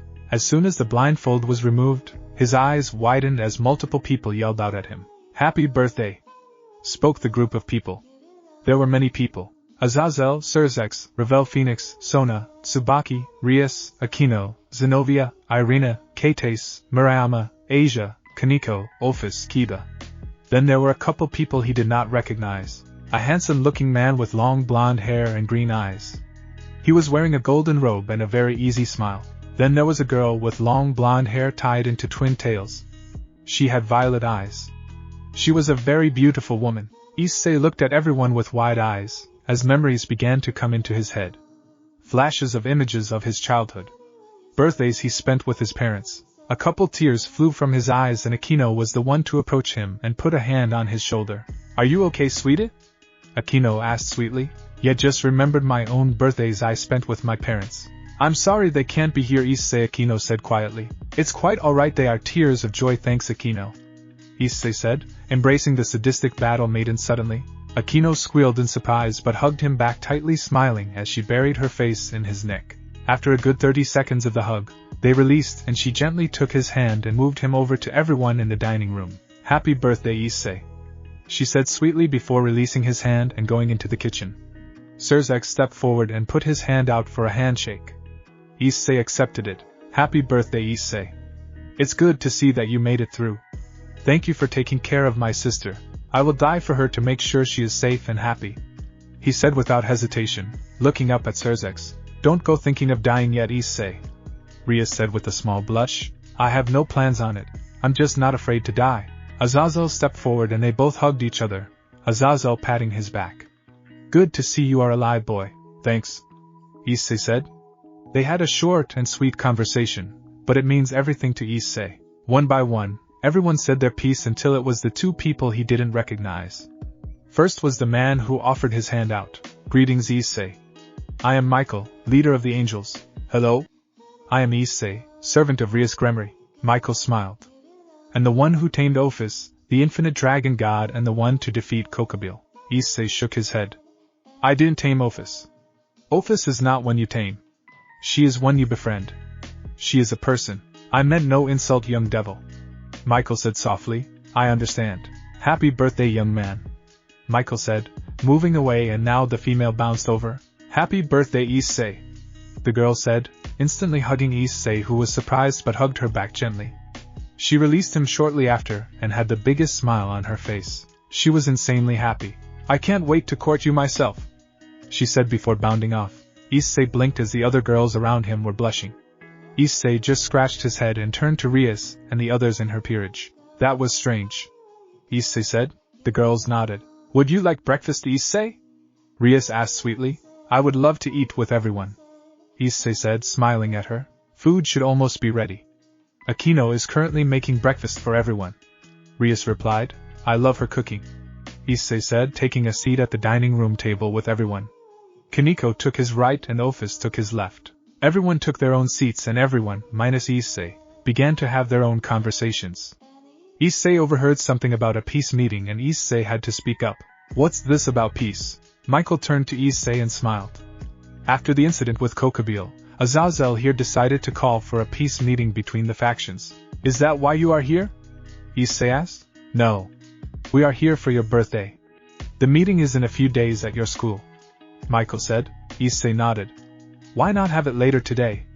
Iseei asked, tilting his head. "We would rather not ruin your birthday," xDoug replied. Iseei turned to him and shook his head. "It wouldn't ruin it. In fact, I think it's a good idea. You all gathered here for my birthday, without the pretense of the peace. You guys are already being peaceful. Wouldn't be hard to set up a peace agreement here and now, would it? Azazel rubbed his goatee. The kid has a point. All it took was one child that suffered his entire life for all of us to get together. I see nothing wrong with having the official meeting today. xDoug nodded. That sounds fair. Michael? Sure. Alright, young man, we will have our meeting later this evening. Iseei nodded. This way, no traitors or enemies could spoil the meeting. We could meet in peace, Iseei said before turning to Ophis and Kaneko, engaging in a conversation with the two of them. The three big leader turned to each other. Cow's brigade? xDoug asked softly. Azazel nodded. So he knows. I would expect him to, considering that Ophis is the one next to him. Michael said quietly. Azazel chuckled. Who knew that the infinite dragon god, the creator of the Cow's brigade, would actually fall in love? He said quietly. This generation truly is a miracle. xDoug said, watching as Iseei and the two lowlies were having a good conversation about something. 10 minutes have passed and Kaneko came back with a large cart full of plates of food. She began to pass them out before taking her seat next to Rias, who was next to Kaneko. Kates was next to Ophis and Miriama. Asia and Kiba were next to Miriama, while Zenobia and Irina were right across from each other. Zenobia next to Azazel and Irina next to Michael. Serafal was next to Sona and Tsubaki. Tsubaki was next to Zenobia. Ravel was sitting next to Zenobia as well. The breakfast was French toast with cinnamon and sugar on top with the maple syrup cups on the side. There was also several sausage links with a few bacon strips as well. She then passed out cups of different drink, which was orange juice for Iseei, as he had told her at one point that it was his favorite juice. As everyone ate breakfast, everyone engaged different conversations, except for Iseei, whose gray eyes turned into an ethereal blue. Rias looked over and nodded before going back into conversation with Akino. What's wrong with Iseei? xDoug asked. Rias turned her attention to her brother and smiled. He's talking with Sindragosa, Rias said. That's what his eyes mean at this moment. xDoug nodded and returned to a conversation with the leaders. In the Arctic world, while Iseei ate, Iseei stood in the Arctic world with Sindragosa. You've changed, she said, stating the obvious. I know I seem to not be so scared anymore, Iseei said with a smile. After going through what I went through with the curse messing with my mind, I decided that I have everyone in my life I care about, and they are taking care of me, just like I will with them.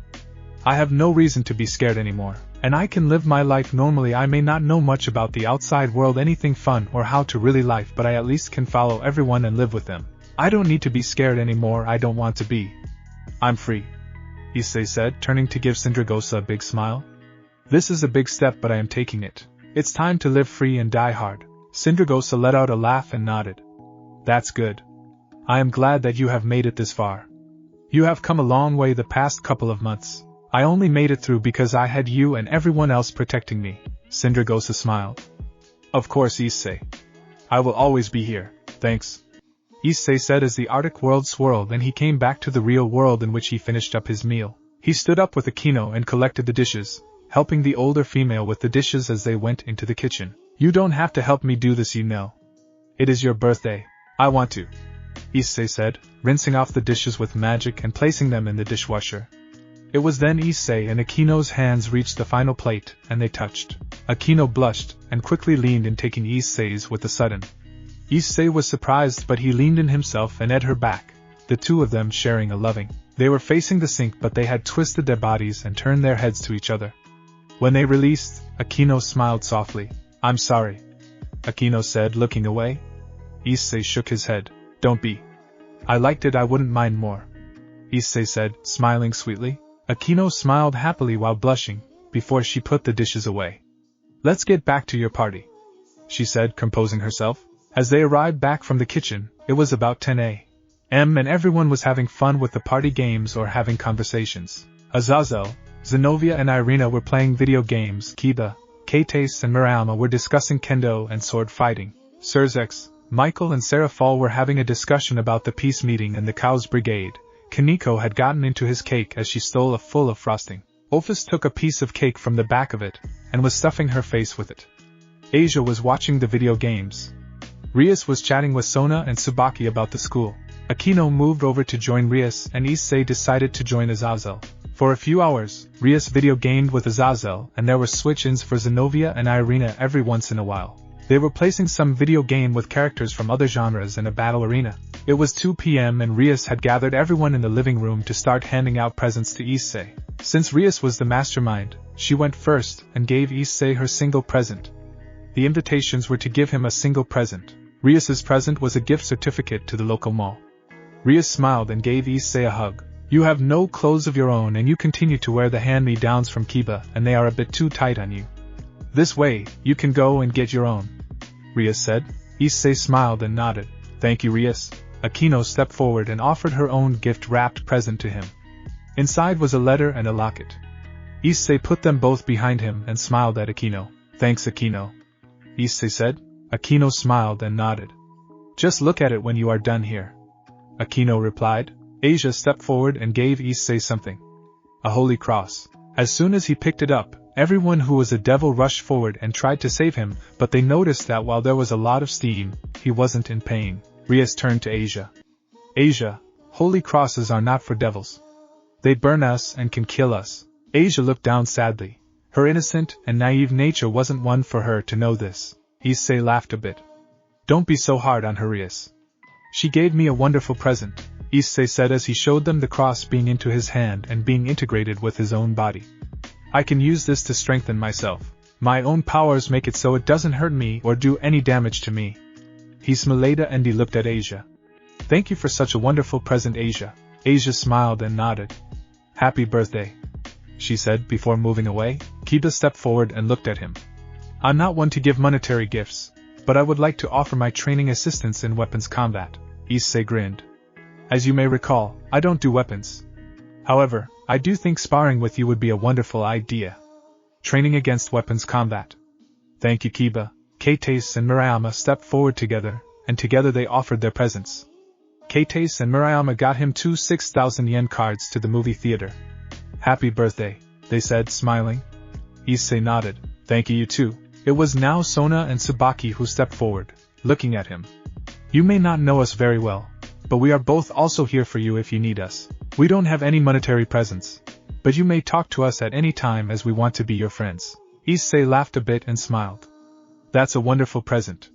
I would be honored to have Rias's friends as my own, he said sincerely. Zenobia moved forward and offered him a crudely wrapped present, in which Irina growled at Zenobia for her reckless wrapping of the present. It didn't even hide the shape or size of the thing. She didn't even put it into a box. She just wrapped it. It was a bottle of some sort of beverage from her hometown, where you couldn't get anywhere. I thought you might want to try some of my local water, Zenobia said proudly. Iseei refrained from laughing from the silly present for the sake of Zenobia's pride. It was a wonderful present as it had a lot of meaning from the airhead. Thanks, Zenobia, Iseei said with a smile. Up next was Irina, who gave him a picture frame. Irina smiled at him. I made it myself. I thought you might want to put a picture someday into there. Iseei hugged Irina tightly. Thank you, Irina, Iseei said. Ravel stepped forward to him, and he opened his present. It was a box of 20 vials of phoenix tears. She looked at him proudly and he smiled. You are very sweet, Ravel. We will put these to good use, he said and rubbed her head. She blushed and moved away. Kaneko moved forward and gave him a hug quickly before she put her present around his neck. It was a necklace. It was a silver chain with a dragon that was modeled after Cindergosa in the middle. Iseei smiled and hugged Kaneko again, both of them silent as they knew they cared for each other greatly. Azazel went next and gave him a humongous present in weight and size. Iseei opened it, and it was a large box filled with 3 different video game systems, multiple games and 4 controllers for each.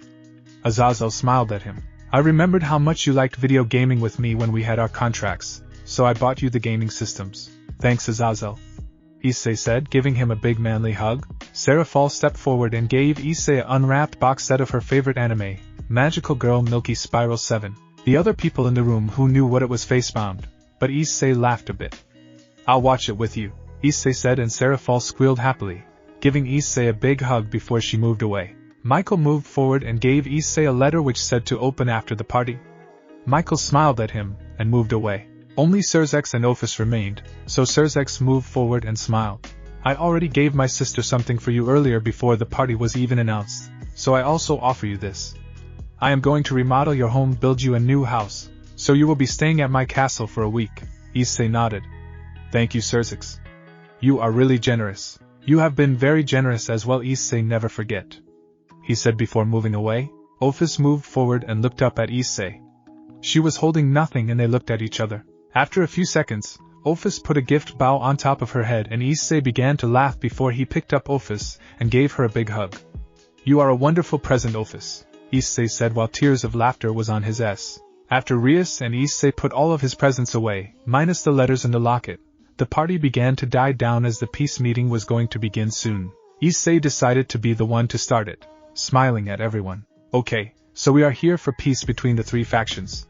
Since I see no issues here, I say we just call peace and be done with it." Azazel laughed a bit, and the other leaders smiled. Iseei Rias began.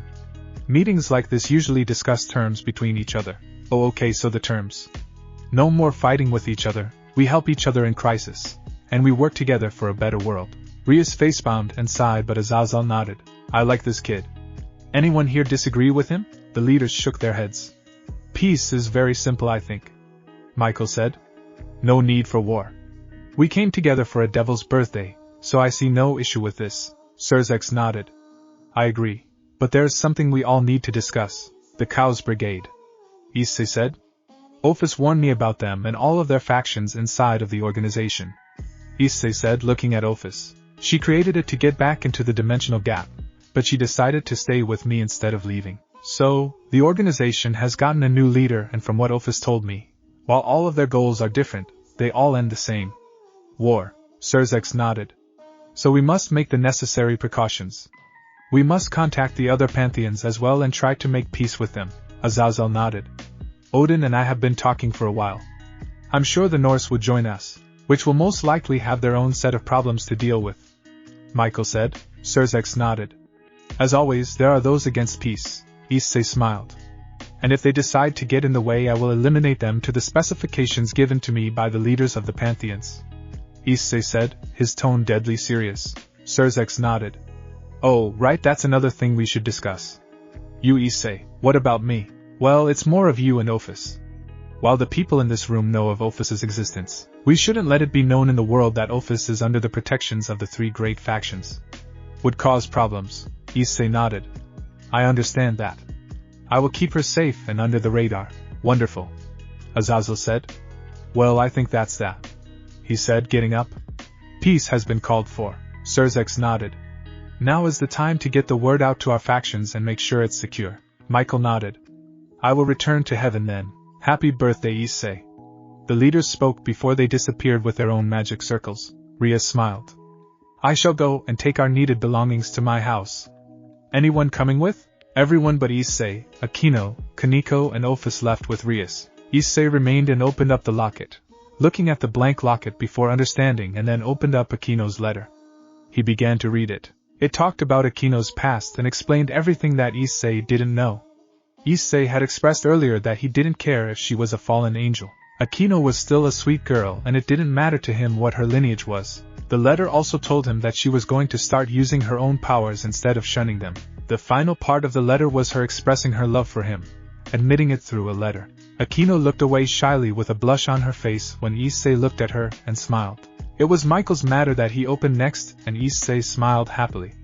It was a promise that Zenobia, Irina would be able to pray should they become a devil. Asia was also given the ability to pray since she was a devil. After Iseei put the letter down, Iseei leaned against the chair he was sitting on and began to cry. It was tears of joy, and the girls near him surrounded him to make sure he was okay. "Iseei, something the matter?" Aquino asked. "I'm so happy, you guys, I can't express how much this means to me, all of this. Everything that was done for me since I met you." The girls hugged him, and he calmed down after a minute. With that, they teleported out of the house to get to the Gremory Castle. Upon arrival, Rias led them up to the massive bedroom she had, which she would share with Iseei and some of the other girls. Rias smiled and looked at Iseei. "With everyone now here, I have something to give you, Iseei," Rias said before giving him his evil pieces. "What is this?" Iseei asked. "Your evil pieces. You get to make a peerage." "I do? It was one of the sorry presents from xDoug-Dimmadome-x. He gave it to me a while back, but since you were sick I never gave it to you." Iseei smiled softly. "I'm not sure what to say or do." "Well, take me with you is what you should do," Rias said. Iseei looked up at her. "But you would lose everything." Rias smiled and hugged him. I wouldn't lose anything that wasn't important. What's important is that I am with you. So, give us our pieces. With that, Iseei now had his new peerage. Iseei was the king. Akino was his queen. Rias was a bishop. Asia was a bishop. Kaneko was the rook. Murayama, Kates, Ravel, Asia, Irina were all given a single pawn. Zenobia and Kiba were knights. He had a rook and 3 pawns remaining within his peerage. With the birthday coming to a close, it was midnight and Iseei was tired. He was fast asleep as soon as he hit the sheets, and the bed slowly began to get crowded. Rias and Akino were both snuggling each other next to Iseei with Kaneko wrapped in Isei's arms. Ophis was above Isei's head sleeping like a dead person. Zenobia and Irina both had a leg of Iseei wrapped in their arms as he slept.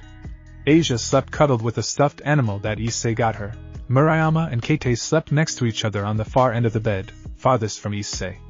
Ravel slept at the foot of the bed curled up under another blanket. It was a mess of pillows, blankets and bodies on the bed, but it was a happy situation. Thanks for watching this video. If you really enjoy this video, like, subscribe, and comment down below, and turn on that bell notification. Don't forget to support and follow the xDoug-Dimmadome-x for writing that awesome fanfic, and also make sure to comment on this story link in the description. See you in the next video. Goodbye.